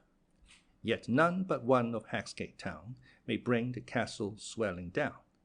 Suddenly it was sand slowing their feet, and the smell of the sea, cold as the other smell, but so good, so friendly that they both stopped running and laughed aloud. Above them, on the cliff, King Haggard's castle splayed up towards a grey-green morning sky splashed with thin, milky clouds.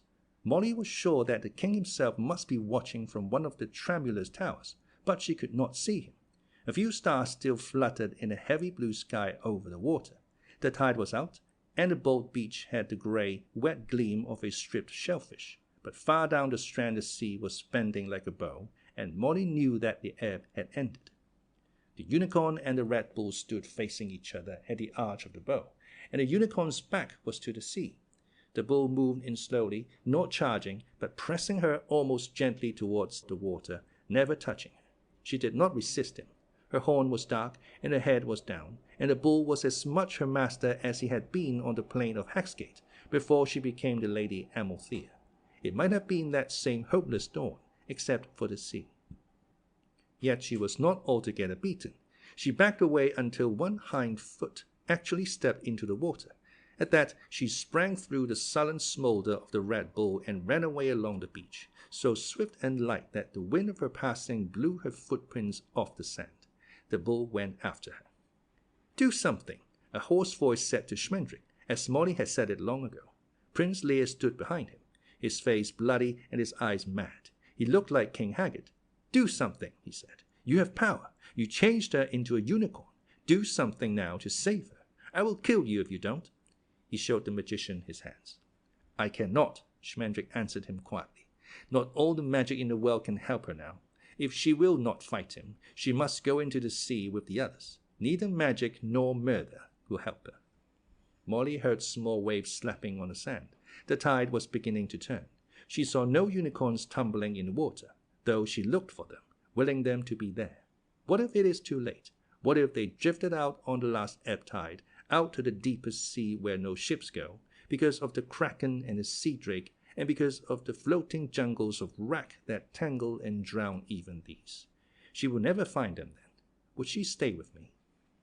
"Then what is magic for?" Prince Lír demanded wildly. "What use is wizardry if it cannot save a unicorn?" He gripped the magician's shoulder hard to keep from falling. Schmendrick did not turn his head. With a touch of sad mockery in his voice, he said, "That's what heroes are for." They could not see the unicorn for the hugeness of the bull, but suddenly she doubled on her track and came flying up the beach toward them.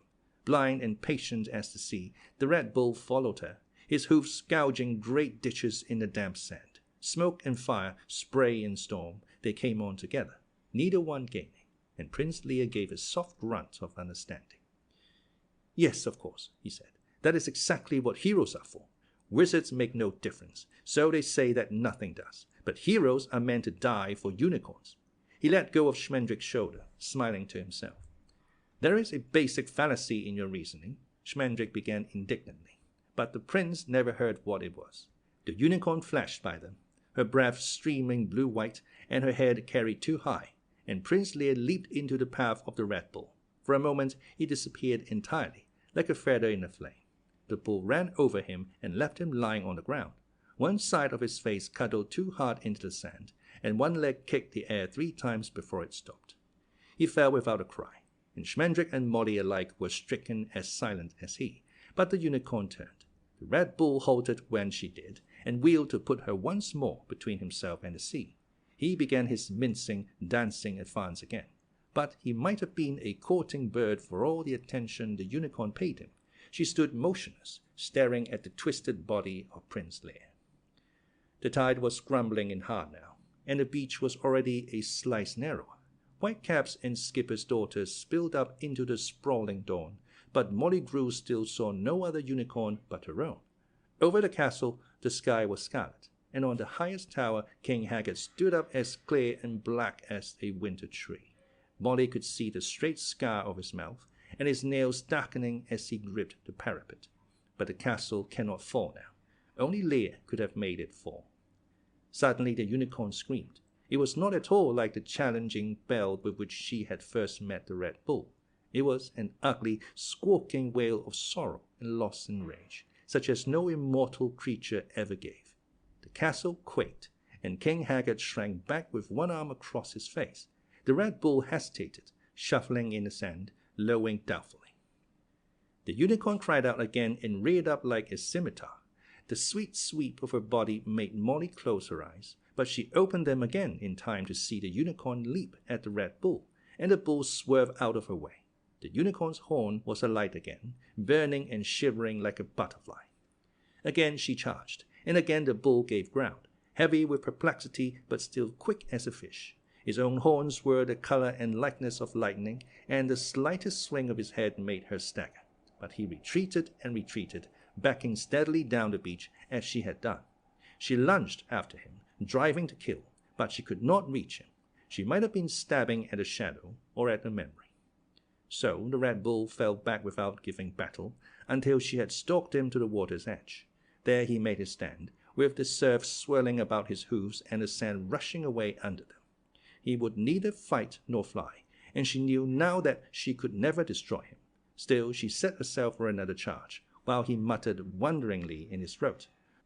For Molly Grue, the world hung motionless in that glass moment, as though she were standing on a higher tower than King Haggard's. She looked down on a pale paring of land where a toy man and woman stared with their knitted eyes at a clay bull and a tiny ivory unicorn, abandoned playthings. There was another doll too, half buried, and a sand castle with a stick king propped up in one tilted turret.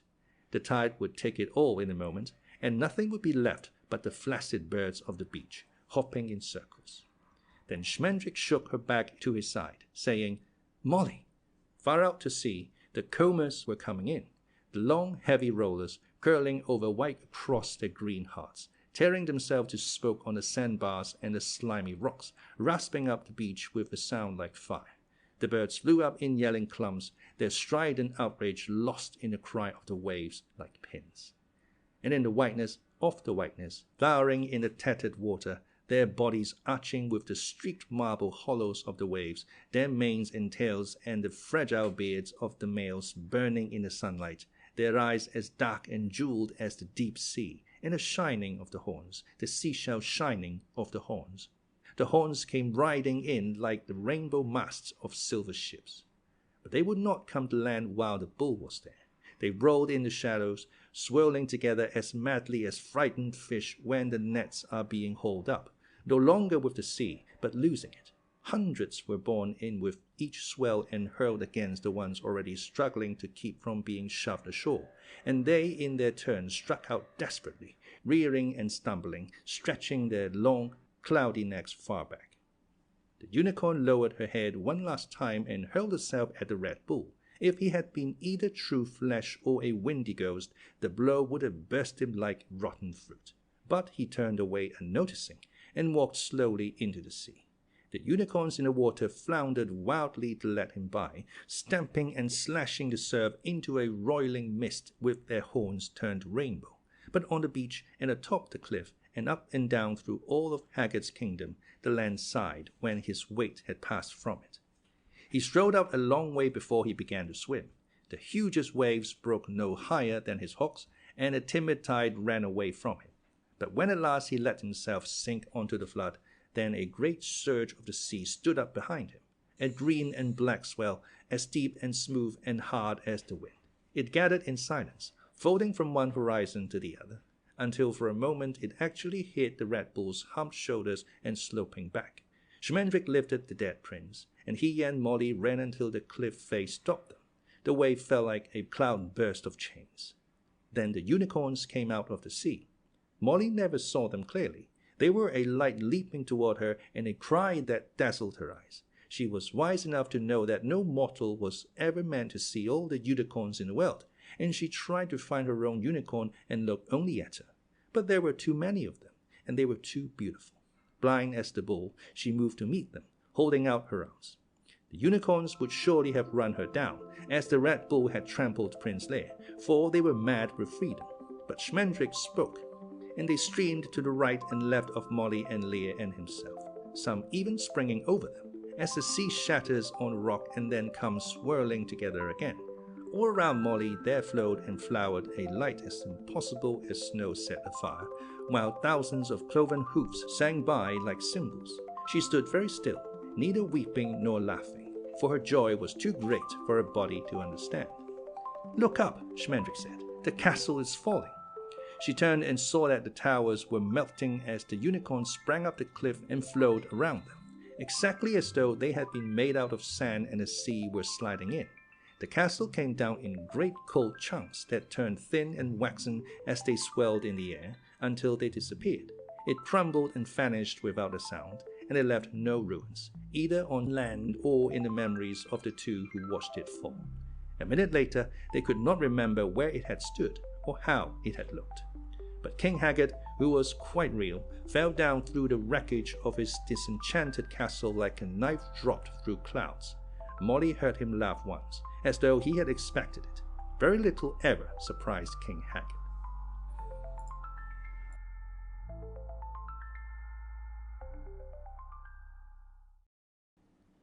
Chapter 14.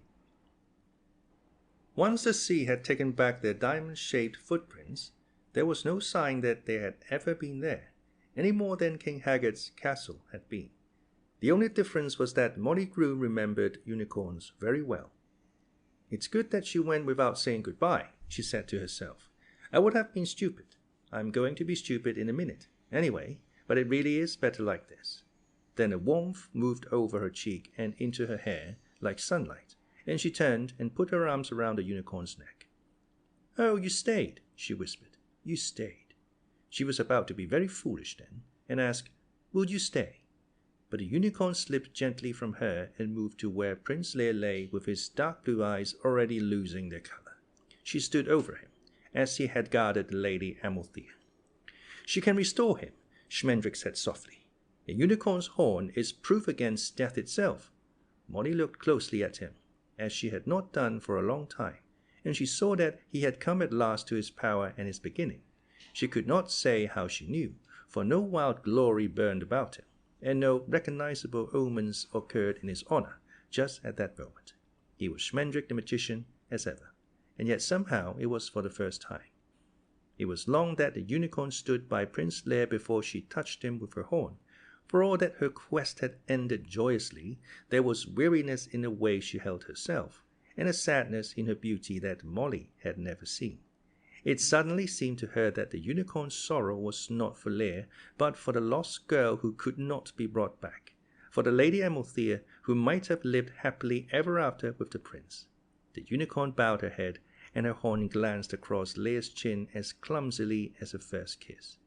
He sat up blinking, smiling at something long ago.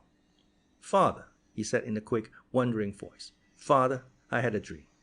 Then he saw the unicorn, and he rose to his feet as the blood on his face began to shine and move again. He said, "I was dead." The unicorn touched him a second time, over the heart, letting her horn rest there for a little space. They were both trembling. Prince Lír put his hands out to her like words. She said, "I remember you, I remember." "When I was dead," Prince Lír began, but she was away. Not a stone rattled down after her, not a bush tore out as she sprang up the cliff.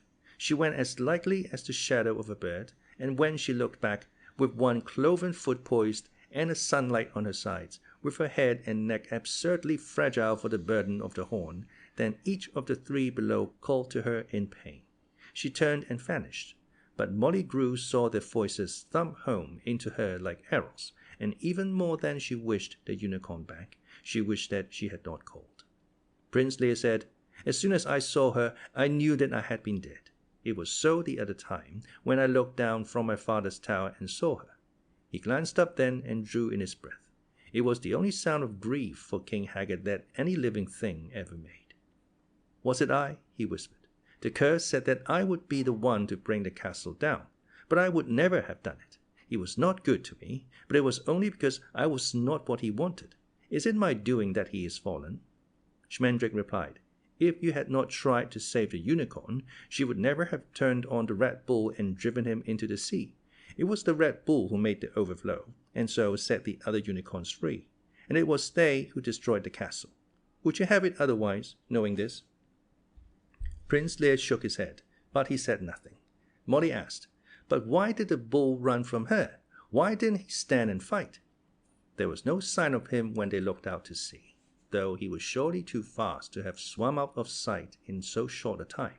But whether he reached some other shore, or whether the water drew even his great bulk down at last, none of them knew until long after, and he was never seen again in that kingdom. "The Red Bull never fights," Schmendrick said. "He conquers, but he never fights." He turned to Prince Lír and put a hand on his shoulder. "Now you are the king," he said. He touched Molly as well, said something that was more of a whistle than a word, and the three of them floated up the air like milkweed plumes to the top of the cliff. Molly was not frightened. The magic lifted her as gently as though she were a note of music and it were singing her. She could feel that it was never very far from being wild and dangerous, but she was sorry when it set her down. No stone of the castle remained, nor any scar. The earth was not even a shade paler where it had stood. 4 young men in rusty, ragged armor wandered gaping through the vanished corridors, and turned around and around in the absence that had been the great hall. When they saw Lír, Molly, and Schmendrick, they came running toward them, laughing. They fell on their knees before Lír and cried out together, "Your Majesty, long live King Lír!" Lír blushed, and actually tried to put them to their feet. "Never mind that," he mumbled. "Never mind it. Who are you?" He peered in amazement from one face to the next. "I know you. I do know you. But how can it be?" "It is true, Your Majesty," the first of the young men said happily. "We are indeed King Haggard's men-at-arms, the same who served him for so many cold and weary years. We fled the castle after you disappeared into the clock, for the Red Bull was roaring, and all the towers were trembling, and we were afraid. We knew that the old curse must be coming home at last." "A great wave took the castle," said a second man-at-arms, "exactly as the witch foretold. I saw it go spilling down the cliff as slowly as snow, and why we did not go with it, I cannot tell." "The wave parted to go round us," another man said, "as I never saw any wave do. It was strange water, like the ghost of a wave, boiling with a rainbow light, and for a moment it seemed to me—" He rubbed his eyes and shrugged, and smiled helplessly. "I don't know. It was like a dream." "But what has happened to you all?" Lír demanded. "You were old men when I was born, and now you are younger than I am. What miracle is this?" The 3 who had spoken giggled and looked embarrassed, but the 4th man replied, "It is the miracle of meaning what we said.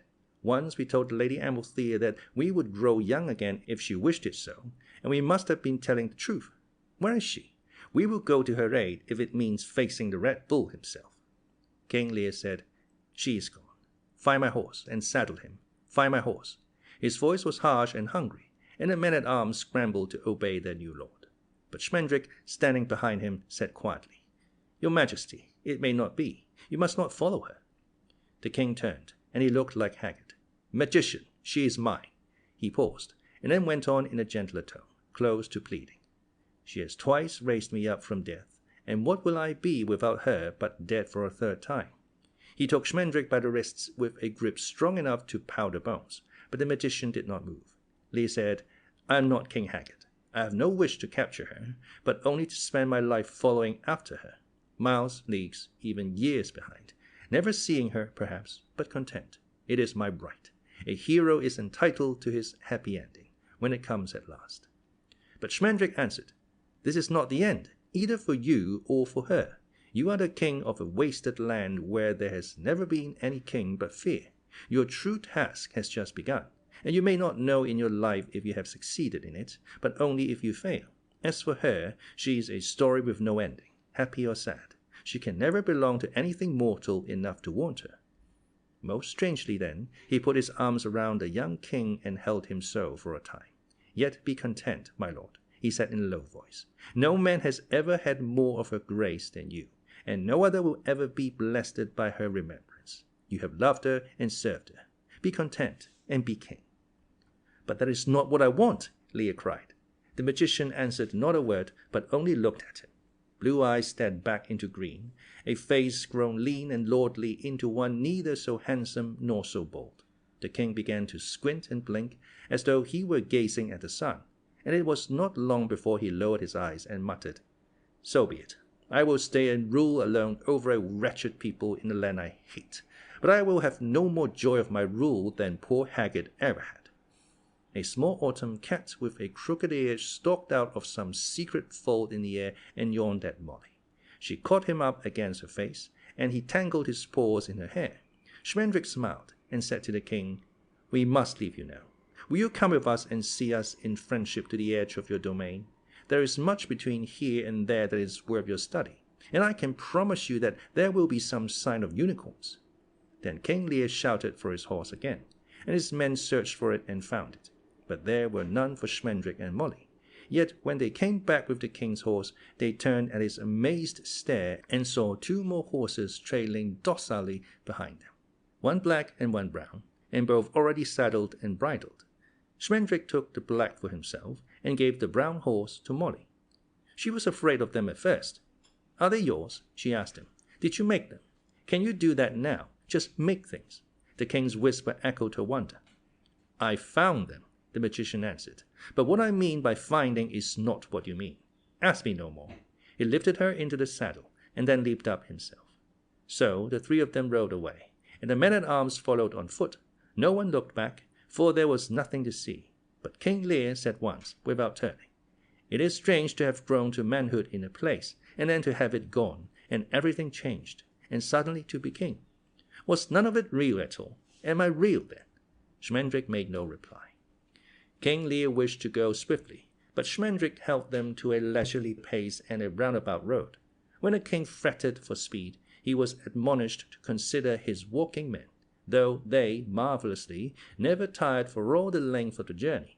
But Molly soon understood that the magician was delaying in order to make Lír gaze long and closely at his realm, and to her own surprise, she discovered that the land was worth the look.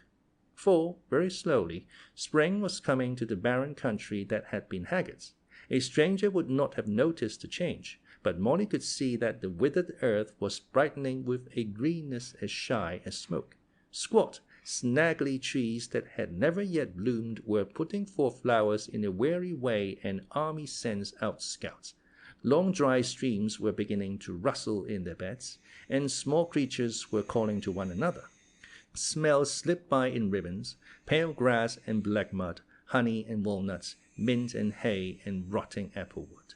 And even the afternoon sunlight had a tender, sneezy scent that Molly would have known anywhere. She rode beside Schmendrick, watching the gentle advent of the spring and thinking of how it had come to her, late but lasting. "Unicorns have passed here," she whispered to the magician. "Is that the cause, or is it Haggard's fall and the Red Bull's going? What is it? What is happening?" "Everything," he answered her. "Everything, all at once. It is not one springtime, but 50, and not one or two great terrors flown away, but 1,000 small shadows lifted from the land. Wait and see." Speaking for Lyr's ear, he added, "Nor is this the first spring that ever has been in this country. It was a good land long ago, and it wants little but a true king to be so again. See how it softens before you." King Lír said nothing, but his eyes roved left and right as he rode, and he could not but observe the ripening.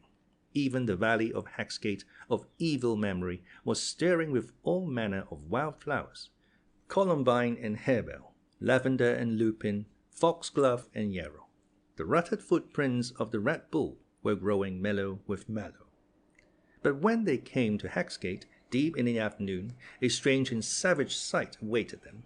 The ploughed fields were woefully torn and ravaged, while the rich orchards and vineyards had been stamped down, leaving no grove or arbour standing.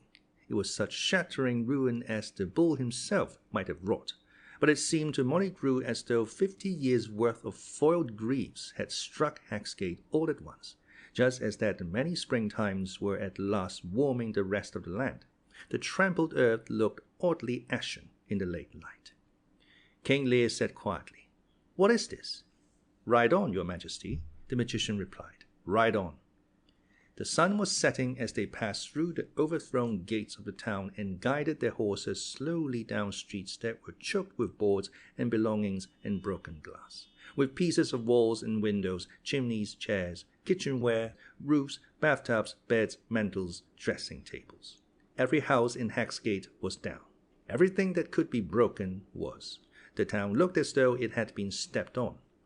The people of Haggard sat on their doorsteps wherever they could find them, considering the wreckage. They had always had the air of paupers, even in the midst of plenty, and real ruin made them appear almost relieved and no whit poorer. They hardly noticed Lír when he rode up to them, until he said, "I am the king. What has befallen you here?" "It was an earthquake," one man murmured dreamily, but another contradicted him, saying, "It was a storm, a nor'easter straight off the sea. It shook the town to bits, and hail came down like hoofs." Still another man insisted that a mighty tide had washed over Haggard, a tide as white as dogwood and heavy as marble, that drowned none and smashed everything. King Lír listened to them all, smiling grimly. "Listen," he said when they were done. "King Haggard is dead, and his castle has fallen. I am Lír, the son of Haggard, who was abandoned at birth in order to keep the witch's curse from coming true, and this from happening." He swept an arm around him at the burst houses. "Wretched, silly people, the unicorns have returned. The unicorns that you saw the Red Bull hunting and pretended not to see. It was they who brought the castle down, and the town as well. But it is your greed and your fear that have destroyed you."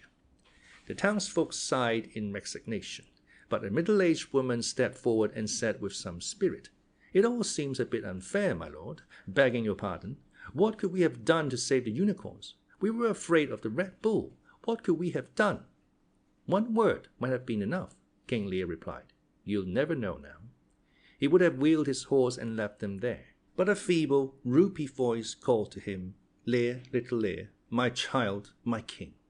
Molly and Schmendrick recognized the man who came shuffling up with his arms open, wheezing and limping as though he were older than he truly was. It was Drin. "Who are you?" the king demanded. "What do you want of me?" Drin pawed at his stirrups, nuzzling his boots. "You don't know me, my boy." "No, how should you? How should I deserve to have you know me? I am your father, your poor old overjoyed father. I am the one who left you in the marketplace on that winter night long ago, and handed you over to your heroic destiny. How wise I was, and how sad for so long, and how proud I am now. My boy, my little boy."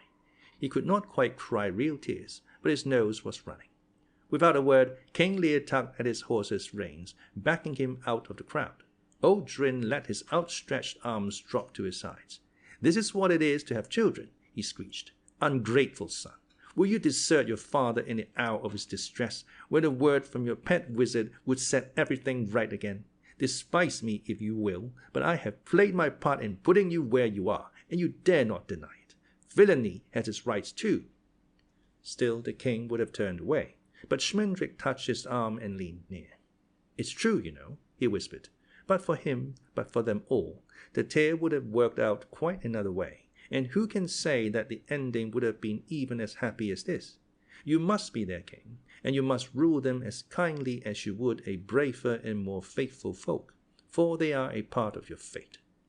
Then Lír lifted his hand to the people of Haggard, and they pushed and elbowed one another for silence. He said, "I must ride with my friends to keep them company for a way, but I will leave my men-at-arms here, and they will help you begin to build your town again. When I return in a little time, I also will help. I will not begin to build my new castle until I see Haggard standing once more." They complained bitterly that Schmendrick could do it all in a moment by means of his magic, but he answered them, "I could not, even if I would. There are laws that govern the wizard's art, as laws command the seasons and the sea. Magic made you wealthy once, when all others in the land were poor, but your days of prosperity are ended, and now you must start over. What was wasteland in Haggard's time shall grow green and generous again, but Haggard will yield a living exactly as miserly as the hearts that dwell there. You may plant your acres again, and raise up your fallen orchards and vineyards, but they will never flourish as they used to, never, until you learn to take joy in them, for no reason." He gazed on the silent townsfolk with no anger in his glance, but only pity. If I were you, I would have children, he said. And then to King Lír, how says your majesty? Shall we sleep here tonight and be on our way at dawn? But the king turned and rode away out of ruined Hagsgate as far as he could spur. It was long before Molly and the magician came up with him, and longer still before they lay down to sleep. For many days they journeyed through King Lear's domain, and each day they knew it less and delighted in it more. The spring ran on before them as swiftly as fire, clothing all that was naked and opening everything that had long ago shut up tight, touching the earth as the unicorn had touched Lír. Every sort of animal, from bears to black beetles, came sporting or shambling or scurrying along their way. And a high sky that had been as sandy and arid as the soil itself now blossomed with birds, swirling so thickly that it seemed like sunset most of the day. Fish bent and flickered in the whisking streams, and wildflowers raced up and down the hills like escaped prisoners. All the land was noisy with life, but it was the silent rejoicing of the flowers that kept the three travelers awake at night. The folk of the villages greeted them cautiously, and with little less dourness than they had shown when Schmendrick and Molly first came that way. Only the oldest among them had ever seen the spring before, and many suspected the rampaging greenness of being a plague or an invasion. King Lír told them that Haggard was dead and the Red Bull gone forever, invited them to visit him when his new castle was raised, and passed on. They will need time to feel comfortable with flowers, he said. Wherever they stopped, he left word that all outlaws were pardoned, and Molly hoped that the news would come to Captain Cully and his merry band. As it happened, it did, and all the merry band immediately abandoned the life of the greenwood, saving only Cully himself and Jack Jingley. Together they took up the trade of wandering minstrels, and were reported to have become reasonably popular in the provinces. One night the three slept at the farthest frontier of Lear's kingdom, making their beds in high grass. The king would bid them farewell in the morning and return to Hagsgate. "It will be lonely," he said in the darkness. "I would rather go with you and not be king." "Oh, you get to like it," Schmendrick replied. "The best young men of the villages will make their way to your court, and you will teach them to be knights and heroes. The wisest of ministers will come to counsel you. The most skillful musicians and jugglers and storytellers will come seeking your favor. And there will be a princess in time, either fleeing her unspeakably wicked father and brothers or seeking justice for them. Perhaps you will hear of her, shut away in a fortress of flint and adamant, her only companion a compassionate spider." "I don't care about that," King Lír said. He was silent for so long that Schmendrick thought he had fallen asleep, but presently he said, "I wish I could see her once more, to tell her all my heart. She will never know what I really meant to say. You did promise that I would see her." The magician answered him sharply. "I promised only that you would see some sign of unicorns, and so you have. Your realm is blessed beyond any lands deserving, because they have passed across it in freedom.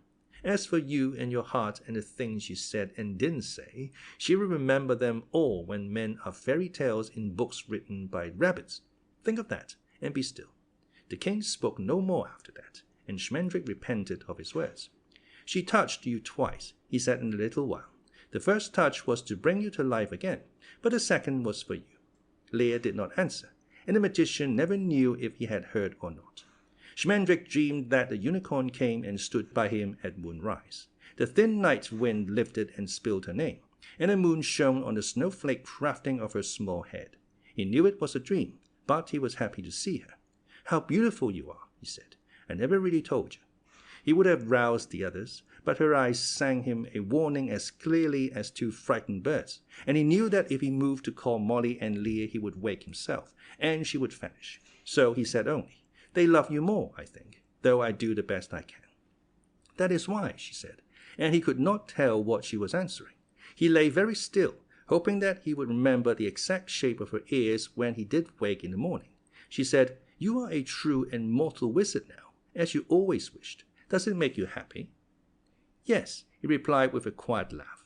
"I'm not poor Haggard, to lose my heart's desire in the having of it. But there are wizards and wizards. There is black magic and white magic, and infinite shades of grey between. And I see now that it is all the same.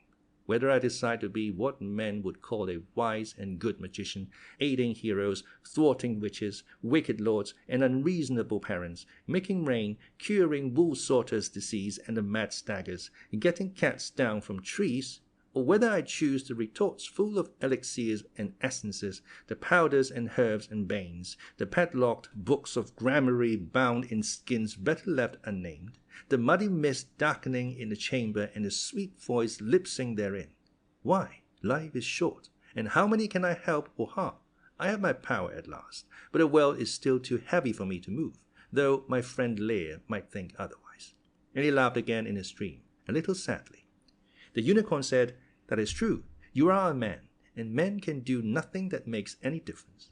But her voice was strangely slow and burdened. She asked, "Which will you choose?" The magician laughed for a third time. "Oh, it will be the kind magic, undoubtedly, because you would like it more. I do not think that I will ever see you again, but I will try to do what would please you if you knew. And you, where would you be for the rest of my life? I thought you would have gone home to your forest by now." She turned a little away from him, and the sudden starlight of her shoulders made all his talk of magic taste like sand in his throat. Moths and midges and other night insects too small to be anything in particular came and danced slowly around her bright horn, and this did not make her appear foolish, but them most wise and lovely as they celebrated her. Molly's cat rubbed in and out between her 4 feet. "The others have gone," she said. "They are scattered to the woods they came from, no two together, and men will not catch sight of them much more easily than if they were still in the sea. I will go back to my forest too, but I do not know if I will live contentedly there, or anywhere. I have been mortal, and some part of me is mortal yet. I am full of tears and hunger and the fear of death, though I cannot weep, and I want nothing, and I cannot die. I am not like the others now, for no unicorn was ever born who could regret, but I do. I regret." Schmendrick hid his face like a child, though he was a great magician.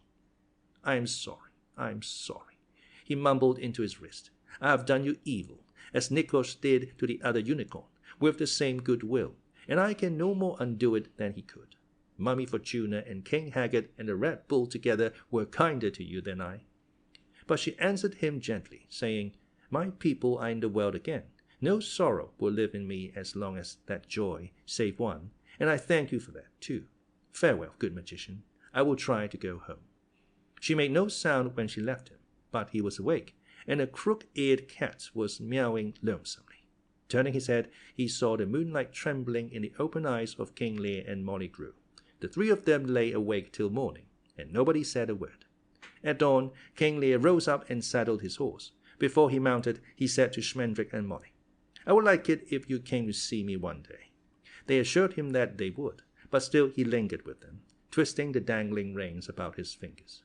"I dreamed about her last night," he said. Molly cried, "So did I," and Schmendrick opened his mouth and then closed it again. King Lír said hoarsely, "By our friendship, I beg you, tell me what she said to you." His hands gripped one hand each of theirs, and his clutch was cold and painful. Schmendrick gave him a weak smile. "My lord, I so rarely remember my dreams. It seems to me that we spoke solemnly of silly things, as one does, grave nonsense, empty and evanescent." The king let go of his hand and turned his half-mad gaze on Molly Grue. "I'll never tell," she said, a little frightened, but flushing oddly. "I remember, but I'll never tell anyone if I die for it. Not even you, my lord." She was not looking at him as she spoke, but at Schmendrick. King Lír let her hand fall as well, and he swung himself into the saddle so fiercely that his horse reared up across the sunrise, bugling like a stag. But Lír kept his seat and glared down at Molly and Schmendrick with a face so grim and scored and sunken that he might well have been king as long as Haggard before him. "She said nothing to me," he whispered. "Do you understand? She said nothing to me. Nothing at all." Then his face softened, as even King Haggard's face had gone a little gentle when he watched the unicorns in the sea. For that moment he was again the young prince who had liked to sit with Molly in the scullery. He said, "She looked at me in my dream. She looked at me and never spoke." He rode away without goodbye. And they watched after him until the hills hid him, a straight, sad horseman, going home to be king. Molly said at last, "Oh, the poor man, poor Lír." "He has not fared so badly," the magician answered. "Great heroes need great sorrows and burdens, or half their greatness goes unnoticed. It is all part of the fairy tale." But his voice was a little doubtful, and he laid his arm softly around Molly's shoulders. "It cannot be an ill fortune to have loved a unicorn," he said. "Surely it must be the dearest luck of all, though the hardest earned." By and by he put her as far from him as his fingers' ends and asked her, "Now will you tell me what it was she said to you?" But Molly Grue only laughed and shook her head till her hair came down, and she was more beautiful than the Lady Amalthea. The magician said, "Very well, then I'll find a unicorn again, and perhaps she will tell me." And he turned calmly to whistle up their steeds. She said no word while he saddled his horse, but when he began, on her own she put her hand on his arm. Do you truly hope that we may find her? There was something I forgot to say." Schmendrick looked at her over his shoulder. The morning sunlight made his eyes seem gay as grass, but now and then, when he stooped into the horse shadow, there stirred a deeper greenness in his gaze, the green of pine needles that has a faint, cool bitterness about it. He said, "I fear it, for her sake. It would mean that she too is a wanderer now, and that is a fate for human beings, not for unicorns. But I hope, of course I hope." Then he smiled at Molly and took her hand in his.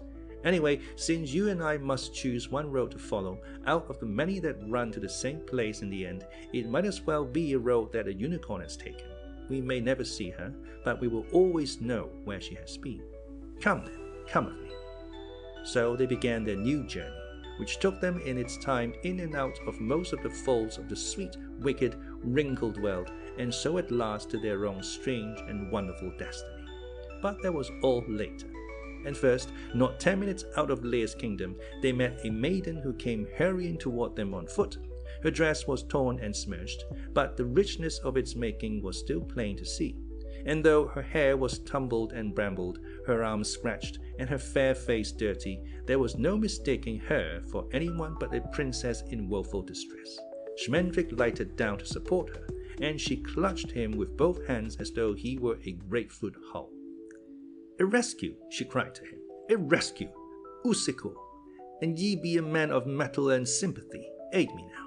I hide the Princess Alison Jocelyn, daughter to good King Giles, and him foully murdered by his brother, the bloody Duke Wolf, who have tamed my 3 brothers, the Princess Corin, Colin, and Galvin, and cast them into a fell prison as hostages that I will wed with his fat son, the Lord Dudley. But I bribed the sentinel and solved the dogs." But Schmendrick the magician raised his hand, and she fell silent, staring up at him in wonder out of wide lilac eyes. "Fair princess," he said gravely to her, "the man you want just went that way." He pointed back toward the land they had so lately quitted. "Take my horse, and you will be up with him while your shadow is still behind you." He cupped his hands for the Princess Alison Jocelyn, and she climbed wearily and in some bewilderment to the saddle. Schmendrick turned the horse, saying, "You will surely overtake him with ease, for he will be riding slowly. He is a good man, and a hero greater than any cause is worth. I send all my princesses to him. His name is Lír."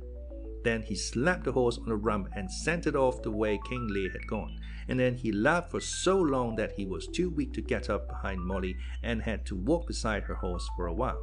When he caught his breath again, he began to sing, and she joined with him. And this is what they sang as they went away together, out of this story and into another. "I am no king, and I am no lord, and I am no soldier at arms," said he. "I am none but a harper, and a very poor harper, that am come hither to wed with ye. If you were a lord, you should be my lord, and the same if you were a thief," said she.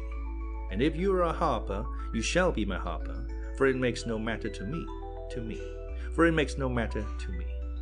But what if it proved that I am no harper, that I lied for your love most monstrously? Why, then I'll teach you to play and sing, for I dearly love a good harp," said she. The end.